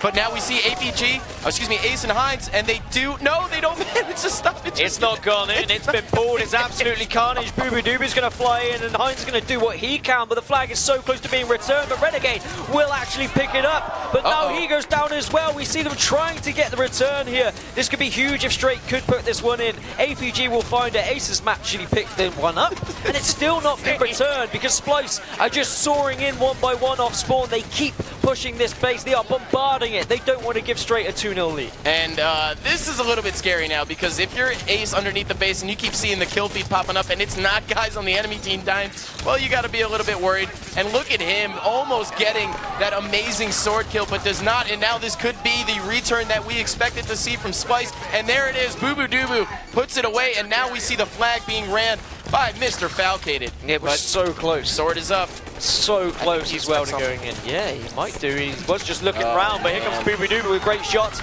He's got the sword. He finds 2 kills, and now he can run this one as well. No! He actually chokes it ever so slightly. I don't know if the ever grenade. so slightly? Are you kidding me? That was a huge choke. The guy's running it with sword, and he blows it pink 1, Dan. Don't be sugarcoating it, my man. We're going to stay on board, though, with Shotzzy over here, pushing out pink side of the base. And guess what? Enemy returned the flag. I mean, when you are in a position like Bubudubu was, where he had sword and pistol, got a double kill, able to run the flag, and you just totally whiff it. I mean, you hate to see it. I feel like a grenade just blew him out of range of the flag, though. It seemed like it was one of those things, but unfortunately, we can't really focus too much on it. They're just going to have to keep playing as Shotzzy is pushing into his own base. The flag is being moved once again, so he's going to jump top middle, reposition, try and find more. He needs to try and survive here. Grenades raining down on all of these members. You can see several guys at Splyce just trying to survive top middle here. All right, and now Shotzzy actually pushing over. We see this flag is just waiting to be grabbed. And it looks like we see Shotzzy use a splinter grenade to his advantage, but does not know that Ace is waiting for him in the base playing defense. So let's jump on board now with Ace, who's getting ready to pick up the sword. He doesn't know what he wants to drop for it just yet, or maybe he's just having some issues. Regardless, though, it looks like we just saw some sort of it was spectator mode, folks. I know we just saw a player left. I was a little bit concerned. It was actually the spectator, so do not be alarmed. All 8 players are still in the game, and this game will continue. Jumping on board now with Renegade, though, as we watch him making sure that he still has the sword. He is still but he gets stuck. Good stuff from Shotzzy being able to take out Renegade there, so we're going to move across and see what Shotzzy can do off spawn here, because he's been playing absolutely fantastically. As we said earlier, an average of around 16, 17 kills per Slayer game, but what can he do when it comes to capture the flag? They're still 1-0 down. We need to see someone make a real difference to get back into this one, Coach. Oh yeah, and I mean, when the time is ticking down, you got to be a little bit concerned, especially when Mr. Bradley Laws is hitting those perfect 5s with that pistol. Now he chooses to drop that trusty pistol for a more reliable carbine. I mean, this thing is deadly, especially when using it from a considerable range. We all know how good it can be, especially in Truth Slayer. Well, Truth CTF is trying to use it. Yeah, trying to use it, but he does go down in the end. Falcated gets a big grenade, and we'll move across to Falcated, who does have the sword. It's actually Renegade, who's got this sword, and he's going to push in and take down Falcated. He needs to just get shots on him. As you can see, the flag's being run, but he will be able to get a counter run of his own here. All right, and you are damn right, Gaskin. It looks like Renegade was running the flag. The flag is still, though, for Straight Rippin', it is still Car 3, so we're going to have to see if anyone is in position to return it. I believe it's Ace. going for the return. Yes, it is. Renegade puts in the second cap, straight rip, and goes up 2-0 in this game on True CTF. Yeah, once again, that sword just paying off, but I think they're trying to run this flag once again, actually. I believe Heinz is moving that one, but he has actually moved away from it as he noticed there was a couple players of Splyce off spawn. Now we see Renegade in prime position to take this one down. Will he get a return as well? Does see the camouflage, needs to be careful. Tries to dance around grenades, but he won't be able to survive. But here comes Richie Heinz. He gets the return. Great stuff from him. And now we see the flag still being moved by Straight Rippin. Oh, yeah. And look at the defense that we see coming in here. And I believe the last cap goes in by Renegade, and he stands up. I haven't seen that guy get loud at all yet.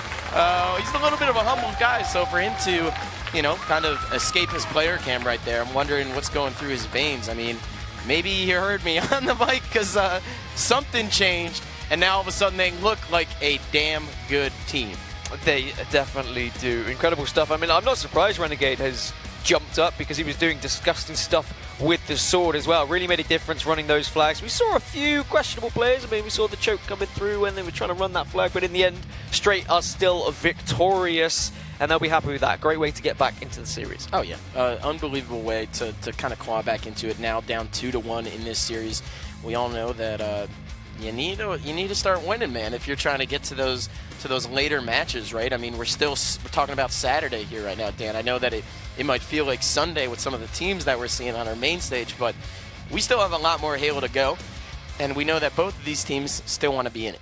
Yep, of course they want to be in it. Well, let's have a look at shots. He was speaking about this young man, 15 years of age, and absolutely surprising everyone in the moment. Unfortunately, couldn't overturn that game for his team, but I mean, what can you say about this guy? I mean, coming through the ranks and already being on maybe a top 4 team. Yeah, I mean, it's not bad, you know, being 15 years old and having an organization approach you and say that they want to sponsor you, and next thing you know, they're flying you out to play your favorite video game, and you're also winning money while doing it. So I gotta say, man, for a 15-year-old, it's not that bad. I believe it wasn't T2 winning events at 15 years old as well. Yeah, T2 was actually very young when he won his events. So I don't remember the exact age, but I do remember a young Tom Taylor with something certain on his head when he used to go to events in an MTV True Life episode. MTV True Life, and maybe we're witnessing a new true great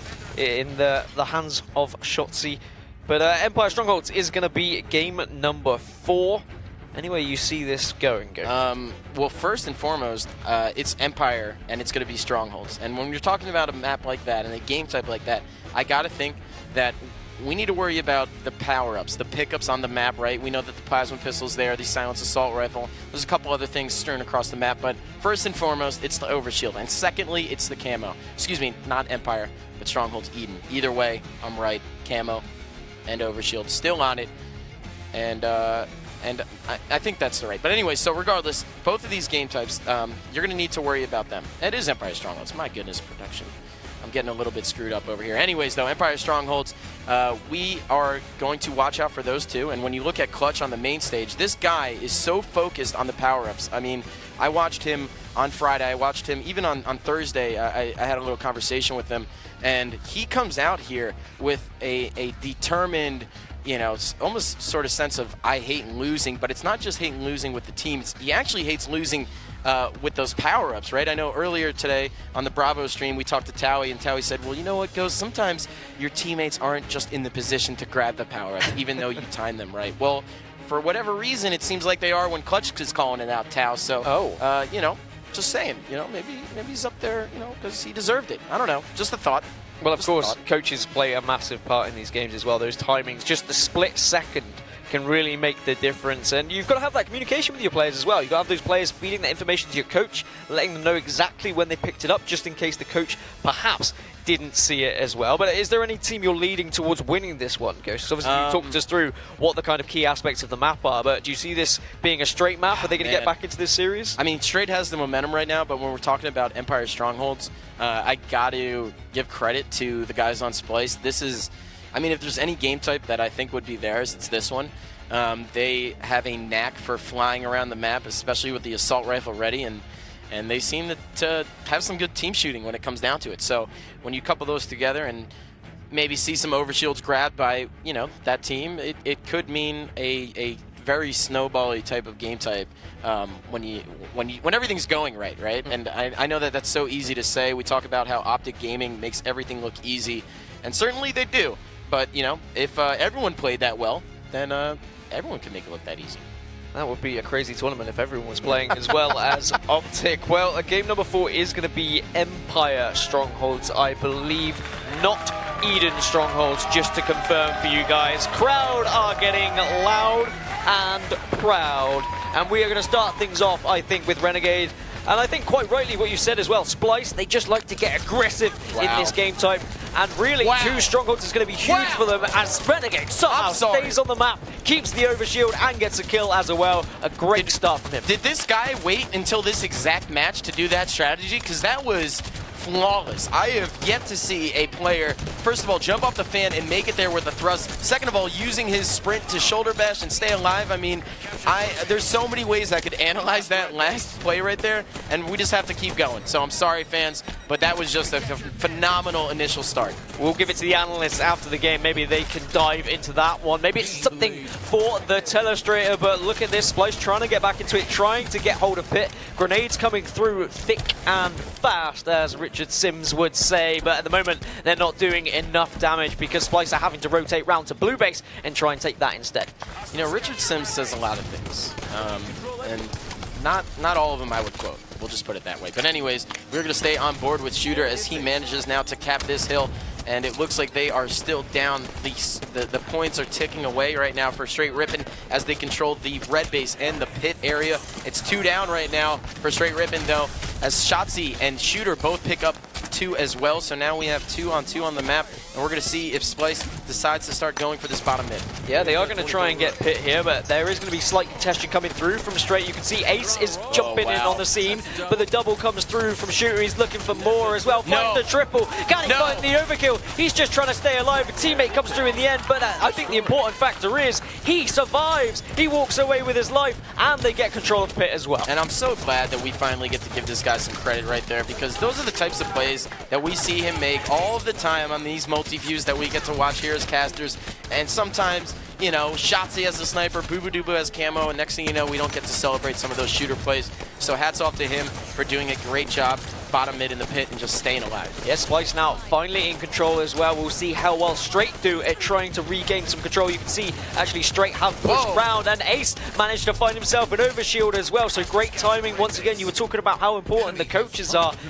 How important is Ace going to be with this overshield? Is he going to push into pit, or is he going to rotate around perhaps to the red base? But he's getting spotted out by Shotzzy. He's getting grenades coming from here, there, and everywhere. And this is a little bit concerning for me, because not only is it a 2-on-2 and Ace's overshield is completely stripped, but we saw a 2-on-2 going over in the tower side of the map. The camo was picked up by Renegade, but then burned because it looked like Boo and Shooter just made a very good play. And now we see the hill getting, the pit was reset. APG now, but 3 kills for Straight Rippin' as we see them trying to combat and take this pit. We know, once again, 2 players in the hill only takes 6 seconds for you to cap. You add a third, it's 4.5 seconds. So these guys are just flying into the pit right now for Straight Rippin', trying to make something happen. Yeah, Straight committed so much to that pit though, and now 3 of them are dead, and instantly Splyce get it on the back foot. And we'll see them try and take this blue base as well. It's going to be a temporary total control. I think Straight are actually over at the blue base, red base as well, taking that one currently. So it's going to be just 2 plots hell for Splyce at the moment. But Shooter doing really well just to control the map, rotate round accordingly, and just push and pick and choose, to be honest, which base he wants to go for. Really impressive stuff from Splyce at the moment. Straight need to find a way to kind of stop this aggression coming out from Splyce. All right, and here you see Falcated yet again using that radar to his advantage, crouch walking around as they are out, puts down some peppered shots in some of the players, and now staying alive, maintaining turbine control. And here they are yet again. You see Falcated hanging out there. You see Shotzzy hanging out there as well. Both of these guys just maintaining outside control. They know how vital it is for Straight Rippin' to try and get something here going. Overshield's about to pop in 10 seconds, and Shotzzy and the rest of Splyce are definitely looking for it. Yeah, they're in prime position for this next overshield, and maybe that's what Straight are waiting to push for as well. But as soon as Renegade pushes out, he is greeted by Shooter, as Falcade is trying to lay down some shots. He finds one, looks for a second of Ace as well. He'll reset Pit, and now he can push up and grab an overshield. So perfect play from Falcade and Splyce there. They timed it to absolute perfection. Absolute perfection is right, as Falcade narrowly escapes death right there. Instead of burning the overshield, he gets a fresh one, and now we see him rotating all around the blue base, trying to stay alive, but also not, you know, necessarily. Oh no, he missed that last shot, but he does get that kill. Big reversal over there on Straight Ace HCS, as Falcade now moving around the map, aware that there's players trying to flank him. He is the only guy on the blue side of the base, Dan. It's total control though. At the moment, Straight aren't able to put anything on the board. Finally, we see them control a blue base, but now Straight is trying to push down here into the pit. It's actually Ace who's trying to make a difference. He's got support from APG as well, but here come the Splyce boys, reigning terror. That's 2 down for Straight now. Can Renegade do anything different? Whoa. Can he make a difference in this game? Because Pit's slowly being chipped away by Richie Hines. Can he take that one, or is anyone from Splyce going to be able to stop? Richie Hines just single-handedly capped the Pit on Empire's strongholds, and now we have a triple cap coming in the favor of Straight Rippin. If that's not a spark, I don't know what is. These guys still have a chance to claw back into this game type, Dan. They definitely do, but I wonder if Splyce are going to be able to. But suddenly APG and Renegade, they're going on a tear right now, taking down these Splyce members that are pushing off spawn. Renegade finds another off Falcated, and now he's going to try and take this base as well, go for another total control. Instead, he's going to push out, he's going to try and bait this one, but he is caught out by Shooter. He does have a teammate to help him out. We'll get the trade.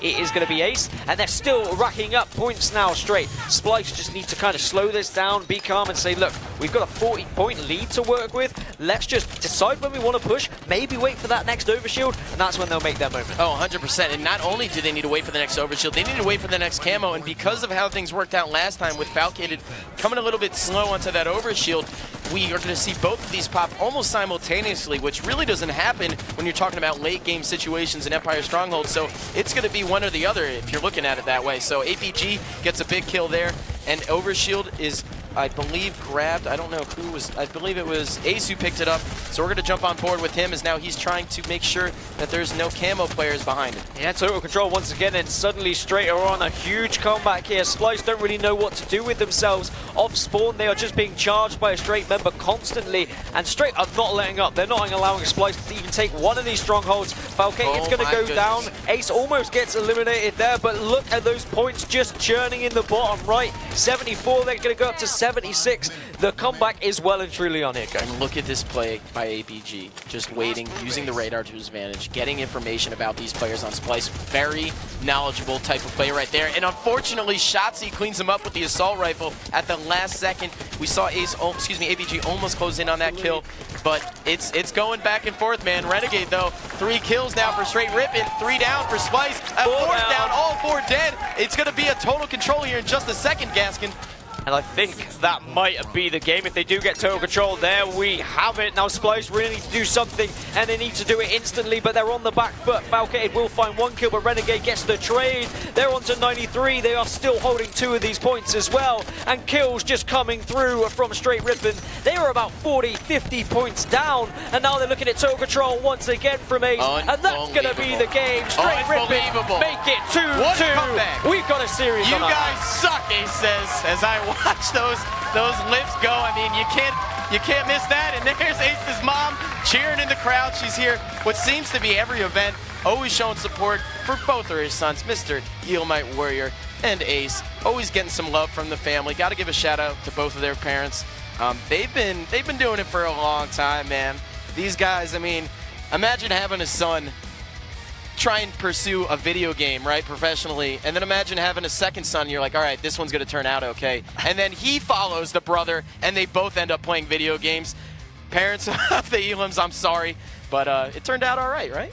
I'm wondering what went wrong for Splyce there as well. They had about a 40-point lead at one point, and then suddenly Straight just turned on the heat, and they fired up, and they shut down Splyce, and they were going total control to total control, and Splyce just couldn't find their way off spawn. Yeah, and Heinz was making some very big plays that game. We saw him rack up 11 assists. When looking at his damage, the guy put up over 2,000 damage as well. So just making some very, very choice plays right there. And we don't really talk about it too much, right? But when looking at the accuracy, we saw it on Twitter yesterday. Heinz had the best accuracy in the tournament, and after the most recent update, the damage is right, the accuracy is right, folks. So you can definitely count on those stats now. And I gotta say, man, Heinz yet again putting up 53.5 accuracy, the highest in that game. And here you have it, man. The guy is putting up some numbers in this tournament. Yeah, and I mean, Heinz is just one of those players that will just rack up those assists as well. He's a fantastic support player. I mean, I'd love to have him on my team as well when I was playing back in the day. The guy wouldn't team with you. I know him. I know him pretty well. Instead, I team with people like Wonderboy, and we did all right, but at least we didn't team with Sims. That's all that matters, to be honest, because he's... Oh, that's a good choice. Yeah, I mean, we don't want to team with top 24 players. That's absolutely fine. But we are going to move in to the next game. It's going to be Colosseum Slayer. And what are you thinking about this next game? It's hard to think about the next game when I just heard what Sim says, but I'm going to try and watch this replay and forget about it. Ace over here and the rest of Straight Rippin', you look at some of the score right now, right? Look at this 54-27 in favor of Splyce, 82-34. Well, then all of a sudden, Straight turned this game type around, and they surmounted a comeback for the ages. I think they ended up closing it out eventually at 100-82. You're talking about going on a run, my man. I mean, and we say Halo is a game of runs, but holy cow, man. Strongholds Empires brings out some of the best in it. Holy cow, indeed. I mean, Colosseum Slayer, though. How much translates from the map we've just seen? How much momentum is going to carry through into Collie Slayer? Do you see Straight just continuing this fine form and going on a run like you just said? I mean, we're talking about Colosseum Slayer. I think that this is a game type that favors Straight Rippin'. When you look at last game type, I was so easy to just give it away to Splyce. I mean, honestly, give it away to Splyce. And for a couple of those camos to not get picked up by Bubudubu, we saw Shotzi in the end. He got, I think it was back-whacked or something by APG. Extremely clutch play that we caught off screen. But still, these guys over here on Splyce, they got their work cut out for them. You're talking about Renegade. This guy is a monster with a sniper rifle, and he hasn't even done much this weekend. So clearly, he's got something saved out there in the tank, and we're going to see if he can put something together right off the start of this game. Well, let's hear some noise. It's game number 5. It's 2-2. We have got a fantastic series on our hands. It's Slayer Colosseum. We've got rockets. We've got sniper rifle. We've got all the goodies to see these players really shine. And Renegade, once again, is just going to burst towards one of these power weapons and try and pick up these rockets. Grenades are coming through, but he is surviving. Takes down Shotzi, and he will get rockets as a reward. He's actually having to back off because Bubudubu was in a fantastic position to stop that from happening. Yeah, I don't know what the hell that was, but clearly he was using the spot to his advantage. But now 3 down for Splyce. We're going to hop on board with APG. He just saw his teammate Ace pick up Sniper, so let's jump over to him. And I'm curious to see where some of these players are, and I think Ace is as well. So let's hop on board with spectator mode, and let's see where these guys are at. Yeah, Ace with the sniper rifle, trying to reposition himself, trying to get with his teammates, but also put himself in a position where he can see players pushing him as well. Does notice a couple of Splyce players coming through sniper here as well. Can't quite find the head of Falke. It is missing a few shots. Perhaps needs to back off and rotate round so he doesn't lose this sniper rifle. But it looks like Renegade's doing all the work, to be honest. He's got rockets to work with. It's an 8-2 lead. A great start for Straight Rippin'. And Ace, a great sniper. I mean, we saw him really in the early Halo 3 days just mainly using a battle rifle, and then eventually the guy landed on status quo, and we figured out that boy could snipe, and now here it is in Halo 5, and it's no different. The guy has learned. He's become such a well-rounded player that his teammates, you know, the likes of Renegade even, they trust him with it. So we're going to stay on board with him with a 8-4 lead, as now Ace just looking, man. He's looking for those Splyce guys. He just wants them to peek out, man, and they are not showing any face. Really smart decision making from Ace though, but there we go. He's starting to hit the shots now. He rotated around, he went back to the base, he didn't want to give the sniper rifle away. Really smart play from Ace, and he does actually have very little support from his teammates, so he needs to be very careful of where he's going to be positioning himself right now. He knows that rockets are in the hand of Splyce as well. New rockets coming up in just a couple of seconds, that is 10 seconds actually, and there are some of his teammates repositioning to try and get those in their sight lines as well. Yeah, that was a little bit worrisome for me to see APG actually go down after being top rockets. Wow, if there was no Geo there, he definitely would have hit that shot. But unfortunately for him, there is a bridge. As now Ace maintaining control of the sniper rifle, playing very passive. I'm surprised. I mean, I know that Optic's probably watching in the stands just thinking, oh man, I would kill for someone to play like this because I would just fly at them. And right now, it seems like Splyce isn't well aware of that strategy. As now Heinz picks up a big kill, staying on board with Straight Rippin'. He grabs the rockets. I believe they were naded. APG now trying to get the rockets as well. Let's jump on board though with Shooter. I think he is waiting and just baiting. Look at this. He's so well known for this. I think every pro player knows that he's the guy that's, you know, he's just hiding at the right spot at the right time, man. It seems like every time you get that eerie feeling that there's somebody watching you, well, Shooter's probably peeping on you, so just watch out. We've not seen a massive lead develop for Straight Rippin' despite having that sniper rifle for so long, so I wonder if Splyce are able to grab the sniper rifle that's about to spawn. Maybe they can worm their way back into this game, but kills are coming through from Straight, but Shooter's in a really good position to grab this sniper rifle, knows there's someone below him, is just going to try and fire some assault rifle shots across, needs to try and survive, grenades coming through, but he is still alive somehow. He's got support from his team as well, but look at the kills coming through from Ace. That's a double kill for him as he looks for a triple. Will actually have to back down because he's on no shields, but I think maybe the damage is already done because he's allowed his teammates to push up onto that sniper rifle. Here comes APG with the rockets as well. All the goodies for Straight. This is great power weapon control. And he is just making sure that they maintain control of the sniper tower, and I'm curious to see how they talk about it. Straight Rippin', one of the most well-communicated teams on the circuit. Let's jump right into an Astro listen-in with Straight Rippin'. Okay, Boston. Okay, Boston. Rockets are coming up. Rockets are don't leave me aside, guys. Under red. Okay, right corner. Right, they know I sniper you. They know I sniper you. No, they're gonna be right corner right now. Red silver. Top cat. Red corner, one shot. Watch out, corner, guys. Don't get it. Top cat. Guys, they need help. Top cat. Rockets are up. Rockets are up. Red corner, Falcon. Red flag. Rockets, I think. I need everyone to flag. He's one shot. Red flag. Nice shot. Red flag. He was behind you. Red flag. Watch out. Window. Don't die. Back up. One tree. Look rocks. Blue BR. Rockets are on. Go red. After blue fountain sitting there. I'm going blue corner. Give me a sight. Just say it. Don't push it. Do it silver. Blue cave. Rockets. Watch out. Red flag. I'll get him. Red window. 2 shots. On the ramp. We're gonna go. Blue flag also. Red flag, watch out. Red flag, some shot. Blue flag has a shot. Blue flag chasing me. He's on me. Red cave corner. Blue corner. Alright, you're right. Watch out, blue flag. Nice job, John. I'm going to snipe, guys. On pyramid. I'm going to snipe. Upper corner. John. He's on me. Run. I'm on side with you. He went low. You went low? Yeah, back up. Still here, red corner. I'll watch your corner. What's that? Blue VR? Cave in the BR. Top cat. Do it down, Red BR weak. 2 shots coming down, John. Let's hear it, BR. He's one shot. I got it. Rockets are down red, Aaron. Go back. Let's see. Richie, you're by yourself. Let's see 2 shots. Richie, you're by yourself. Nice. Watch out, let's see. Nice, stay alive. Right flank trade. I'm watching right rockets. Watch the flank. Falcon weak. 2 top rockets. Hit him. Turn left. They may be low, red side. Go on top. Blue BR weak. Go to you guys. Bottom mid. Blue server. You can push the guy. Watch out. Bottom middle. Blue server. Watch out. And listen to the intensity that Straight Rippin' is calling out with. Before, they sounded so unsure and so uneasy, so reactionary in that rig game, right? And now we're moved on to Coliseum Slayer. These guys are, I mean, they're basically screaming at each other and not taking any offense to it. Go back and get the rockets. Go get them. And now APG throws a fadeaway Kobe jumper with the splinter grenade, and he lands that. It's a little bit tough right now for Splyce, Dan. Really important time in the game as well because rockets and sniper rifle coming up at exactly the same time. APG is going to be able to grab those rockets and just reload them. I wonder where the sniper's going to fall, though. Who's going to be able to hit some shots? It's going to be a 12-kill lead for Straight Rippin'. And honestly, just the rocket control alone has really been allowed them to make such a huge gap in this game, as APG is going to push across towards the sniper side as well and see if he can do any real damage with these rockets. We'll see Falcated first, takes him down, looks for a second, but no one is going to play ball just yet. Still a 12-kill lead. Amazing gameplay right now coming out of this Straight Rippin' roster, but we cannot count out Splyce just yet. And you know why? Because the young man himself, Mr. Shotzzy, has the sniper rifle in hand, and we all know how dangerous he can be with it. Let's jump on board into observer mode, and let's see if he can, you know, seemingly just wish his way back into this game, because he is down by 12 kills right now. Splyce needs some help. Straight doing well to avoid his line of sight, though. They know full well where he is, so they are positioning themselves behind any walls, behind any sort of objects that they can get cover.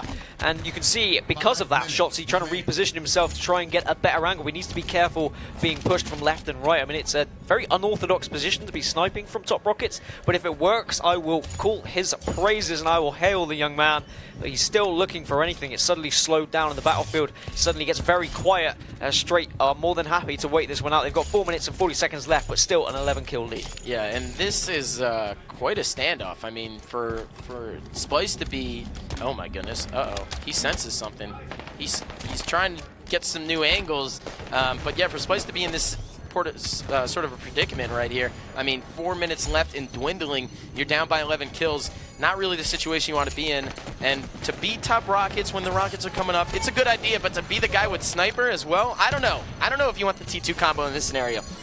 Does look like a couple of Splyce players did find the Straight guys hiding around, and they caught them with a few grenades as well. You can see Straight just bunched up there over on the sniper side. Shotzzy has finally caught wind. He has just sniffed some of those players out, and he's trying to get any shots. But yeah, as you said, he's up there by the rockets, but he doesn't want to be the man to go for him. And finally, Renegade comes through. He floats from nowhere. He gets the T2 combo, does go for the no-scope, but he's got rockets in his back pocket. He's still alive somehow. He needs help. He's screaming for help from his teammates. He's saying, look, I've got rockets, I've got sniper rifle, get the hell down here. And somehow, Mr. John makes it all the way out from bottom grass, has the T2 combo. Maybe this guy was born to be on Straight Rippin', because he's clearly working it right now. Dan, it's unbelievable. He's just moving around the map effortlessly like he's done it before. Just 5 kills needed now for Straight Rippin'. They were 2-0 down in this series, and perhaps they're about to be 3-2 up. It's such an incredible comeback that we've seen, but of course, Splyce not out of it yet. They can pull a comeback. They are trying to slow this game down, but unfortunately, they'll be slowing it down against Renegade, who has a sniper rifle, and he finds the face of Boo Boo Doo Boo,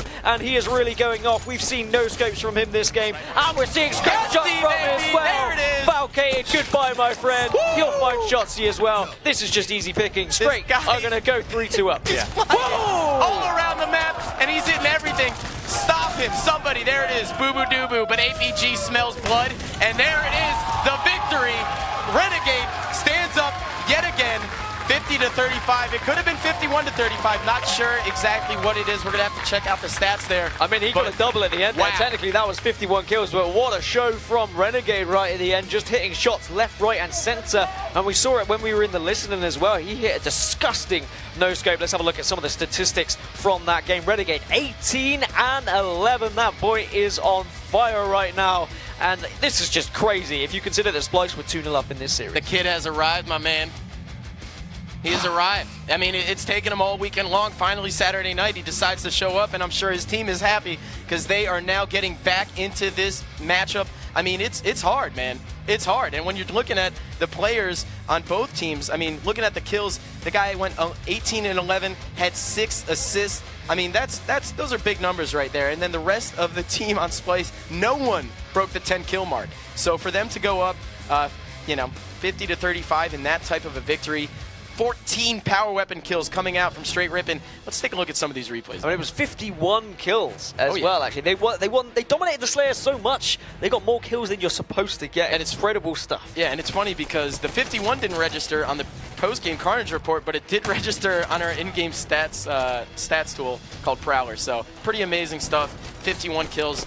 You very rarely see that, especially in a tournament match. And honestly, it was just the rocket control. Well, of course, the sniper control made a big part as well, but there was so much rocket control from Straight Rippin'. Splyce really struggled to pick up those rockets, and that's why they fell kind of 10 kills behind about mid-game, and they were never able to recover because of it. Yep. Game number 6 is going to be Fathom Capture the Flag, Ghost. And we've seen Splyce struggle a little bit on Capture the Flag games today.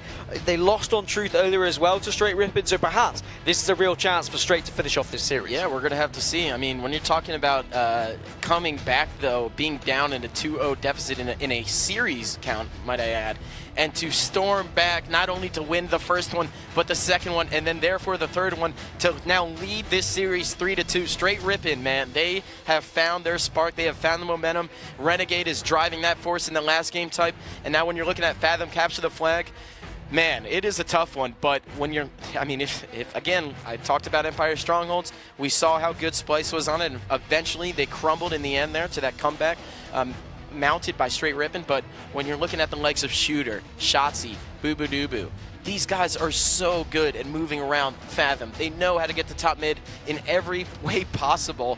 We talked about Naden and his movement on this map. Well, I like to think that Splyce is right there with him.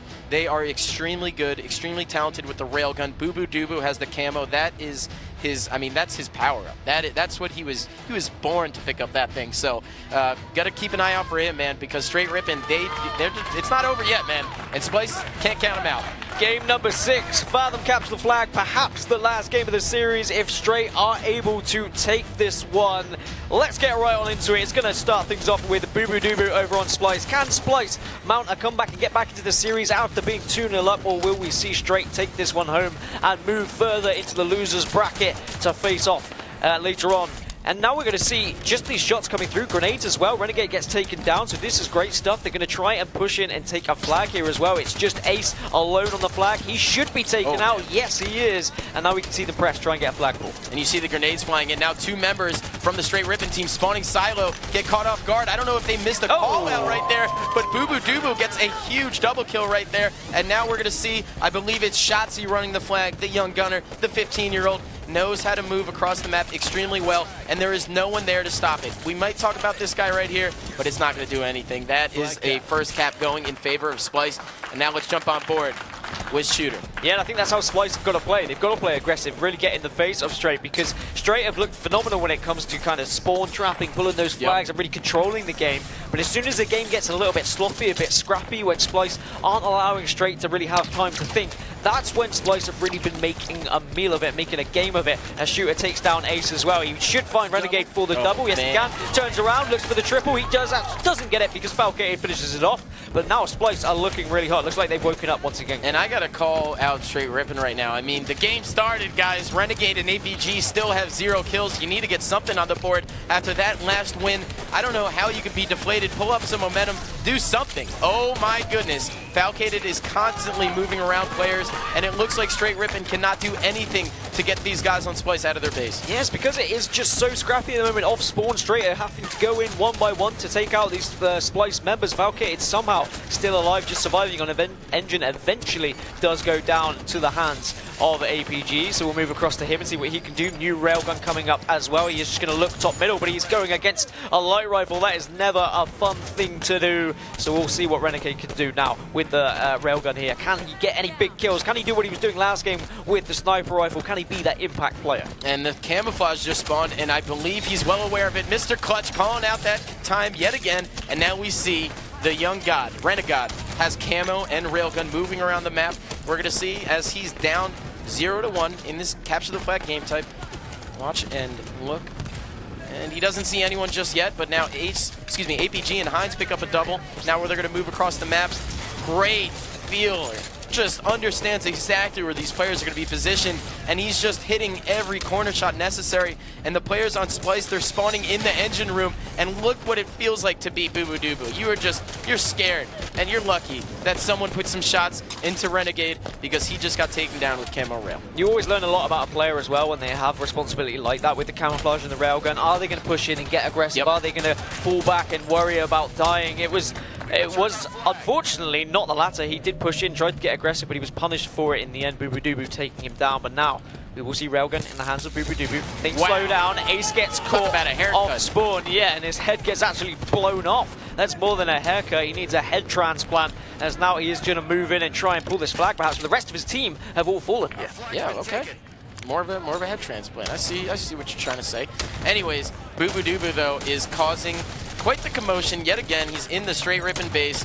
Obviously, his skin is blue, or suit is blue, and the base is red. So that's, you know, a little bit of indication for those of you guys just joining us in the Halo stream. It is red versus blue over here, and we see BuBuDuBu trying to do his best. But at the same time, look what's going on. Mr. APG, the Slayer himself, somehow managed to get the flag of his own all the way back to the straight ripping household, as now he's going to try and get the capture. But look, I believe it's Ace now who's trying to help out, and Falcated all the way back at the base.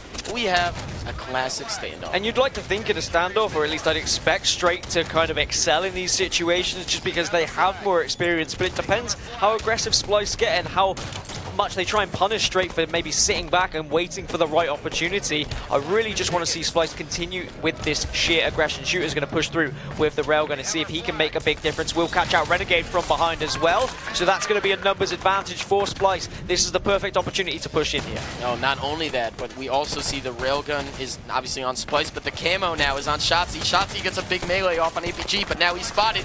I don't know if I agree with that play right there, Dan. He could die, but Heinz, no, Renegade takes him down. Huge nade coming out from him, as now Shotzzy with camo kind of, I like to think, jumped the gun a little early. Yeah, but now we'll see numbers advantage for Straight Ripping instead, so they're starting to make their way up towards the map, and it'll mean Splyce will have to turtle back and go on the defensive this time to make sure that their flag won't be returned. Shooter is actually going to try and push around and take this battle with Renegade, but he's being shot from all sorts of directions. A little bit of a windmill there with the pistol as he goes down to Renegade in the end. APG has himself a light rifle, and he is just doing a load of damage at the moment. And the reason he's actually jumping here is because he knows that since he's blocking silo spawn, that players on Splyce will actually spawn in that elbow, and initially they're going to want to jump up and try and help out, and he knew that. And now we see Heinz gets a big kill, but he gets taken down. Ace, the last one alive, has to be a little bit worried. He doesn't know where the Splyce roster is, and when you're, going against the likes of Shotzzy, well, this guy moves extremely quick, so you got to be concerned. And it's in these situations as well where you really need to look to your captain to really make a decision to be like, look, you two need to go and push this side, I'll push this side, you take the flag. Really need to see the command coming out from these players, who can take the initiative, who's going to really take it in their stride. This is the Halo World Championship, so much money on the line, so much pressure for these guys, and there we'll have it. The flag's so close to being returned, but I think the touch comes through. Renegade trying to do what he can, but eventually these Splyce members still come in and they still stay strong. Oh my goodness, it looked like it was really just about to get returned. I mean, no chance, and then all of a sudden, I think it was a wild BuBuDuBu flew in from the clouds, managed to grab that, and just continue the standoff. I mean, when you are Splyce and the time is ticking away and you have a 1-0 lead, I mean, what better way to keep edging that out than maintain this standoff? Obviously, you could play a little bit more offense than the defense, but right now it is clearly in their favor. This is the time when you need to see people with flags kind of push out and do something a little bit different as well. If you just sit back in the base and you make it a 3 versus 3, then great. Okay, it might happen, your teammates might be able to make the change, but instead, you could push out, get a little bit aggressive, make it a 4 versus 3 situation. 100%. And now we're going to see BuBuDuBu, one of the best players on his team right now, just maintaining control of the flag. When you hold the flag, you do not show that to the enemy team where the flag is actually located, so it's very important to kind of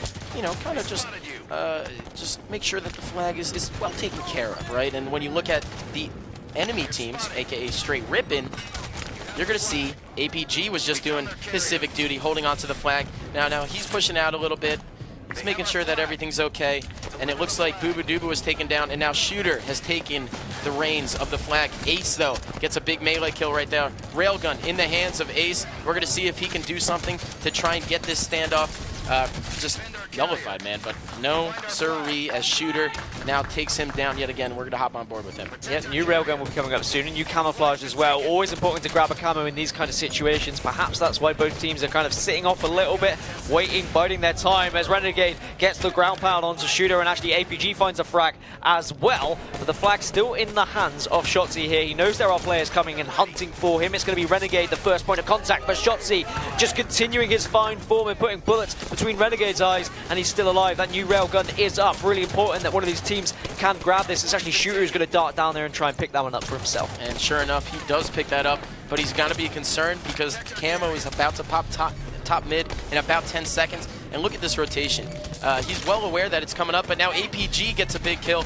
Now APG manages to stay alive, sprinting, combining it with his shoulder, excuse me, his Spartan charge. Those are the types of intangibles that you need to have to try and stay alive in this game. I was talking about it with Rain from Liquid a little bit earlier this weekend. Just, you know, it's almost a coin flip, some of those moments where whether or not you're going to stay alive. And when you have that ability to you know, to really just make sure that you don't die, it's so valuable in a game that is as close as this. Here we go. This could be the difference maker. Heinz has found himself the camouflage, and if he can sneak around like a little sneaky beaver and find the frag onto the flag guy, it could be absolutely massive. But of course, he needs to get there first without being spotted. That's why he's just kind of crouch walking here, so that he doesn't be seen, so that the camouflage doesn't dissipate even slightly, so he is noticed. Even if one grenade just happens to tap him on the foot, they will know exactly where he is. So as you said, yes, being very patient, just crawling ever slowly towards the Splyce base. They'll be well aware that the camouflage has been picked up, but Falcator gets the opening kill, and actually Shotzzy gets another one. So even with the camouflage, it's going to be so difficult for him to make a real impact. And he has been spotted out, so all the Splyce members are going to turn around,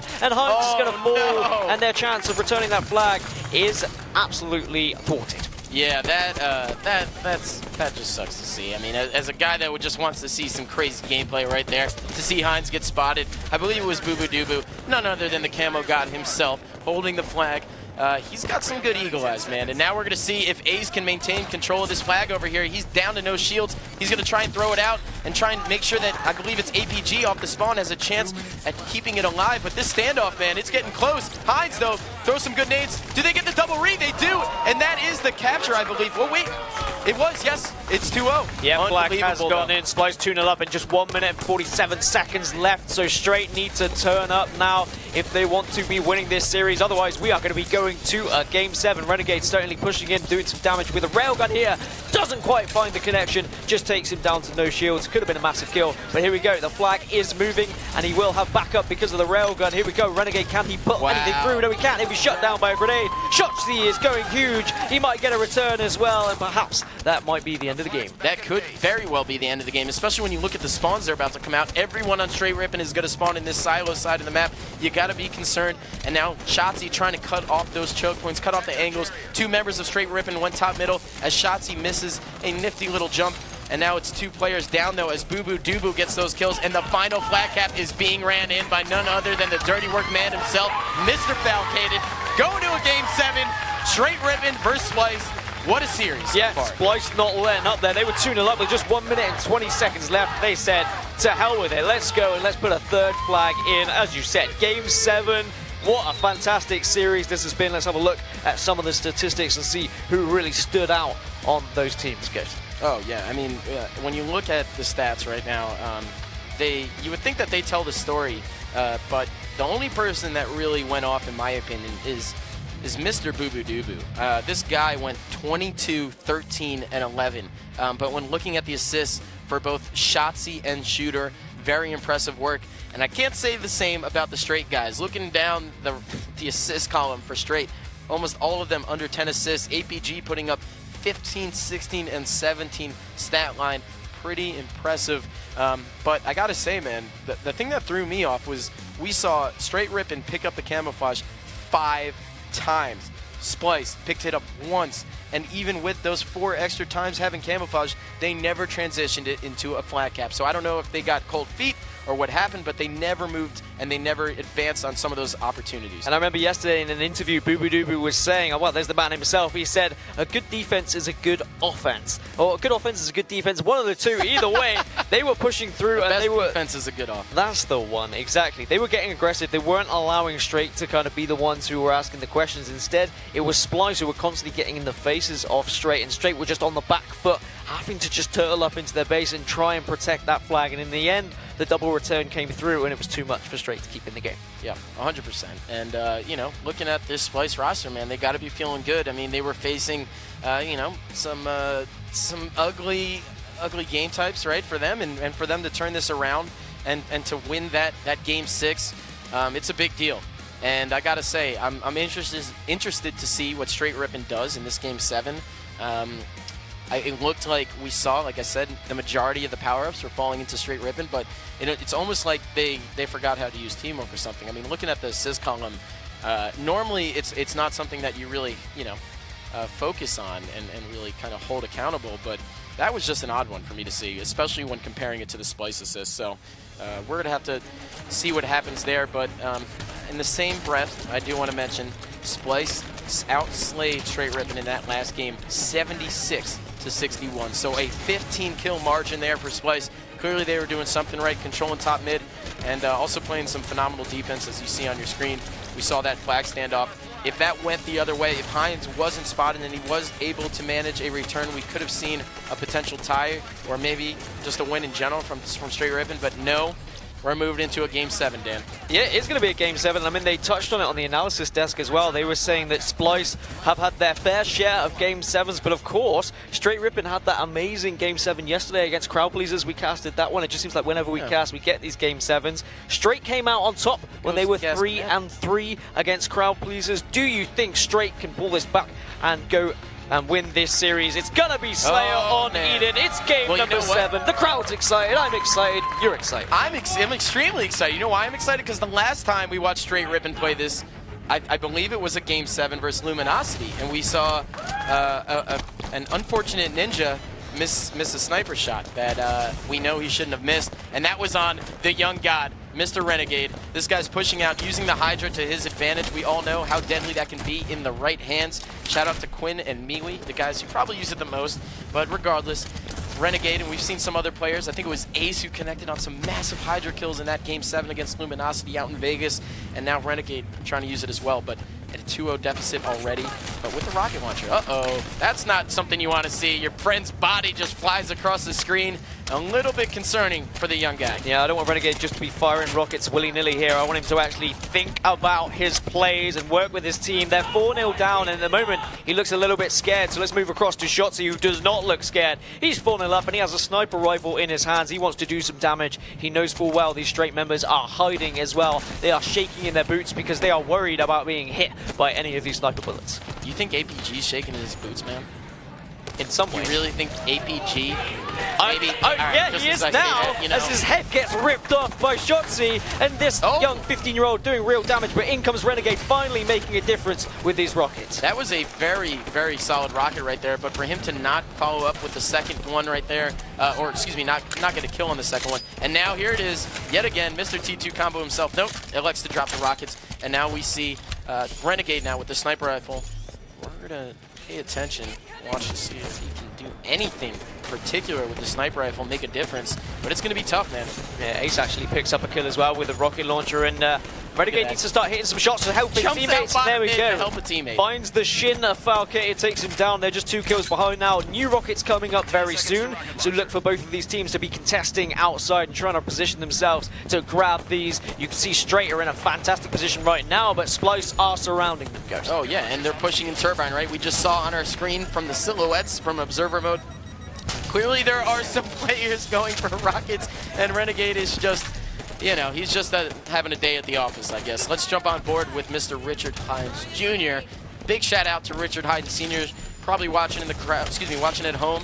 Guy always used to come out of events, actually with Ace's parents, and they used to, you know, have some chats. Well, shout out to the guys that, or excuse me, the parents that support their kids in gaming, because you know, it's far and few between sometimes. Well, speaking of supporting your kids, this man is 15 years old, and he's got a chance of making it even further in this bracket, moving towards that top 4. It would be an amazing placement for Splyce, and they do have the lead here in the Game 7. And he's just moving on around with the map, and of course in Halo 5, repositioning yourself with the power weapons is so important. Sticking with your team, staying alive, and not giving away any easy deaths. Just as you say that though, Dan, I'm looking at a young Renegade. This guy has snuck his way all the way over to top catwalk, manages to secure a big SMG kill right there with the beatdown. 2 shots fired off. Narrowly gets cleaned up by Falcated, who hits a whip of a pistol shot, I believe, from blue base, and now he's spotted someone else on his radar. He's looking for him, man. He's looking for a pesky Ace, who also has an SMG, and now he's down. I mean, they have a 4-kill lead. They've had it since the beginning of the game, and they are not looking back just yet. Well, I want to see what Splyce have to say. Let's go for an Astro listen-in for these guys who are looking to take home this series. Get this man, grab this sniper. I'm dropping an LR. I'm dropping an LR. I'm gonna hold outside. Someone stay here. Someone get LR and stay here. And let Jesse snipe. Oh, and sniping, and sniping. Right? They could be red flag. Clear. Yeah, they could be. They could be crouching like right at the front right window or something. Okay, good job. Yo, right now, roll the west, now, weak. Yeah, Sean Tyson LR, hold the west. He's all the west, guys. One shot. Front. Bottom all the way. One shot. And red SMG, one shot. Red SMG, one. Red SMG, still one. New rockets, guys, new rockets. One shot, red SMG. One shot, nice. Two dead. Rockets, guys. Help me. Let's get rockets. Hit, killing me.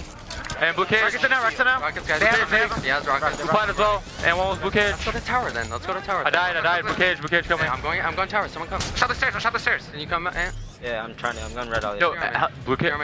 Yeah, they have rockets here, I think. He's here with rockets. Weak renegade. Right off. He's weak renegade. Back weak. He wasted one on me. He's weak top tower. Sorry. Red side tower. Yo, one pit. One shot blue pit. There's two there. Play smart, Ant. I got one. Good job. Was blue Ben? Yeah, He's pit chasing you. Sniper in clap.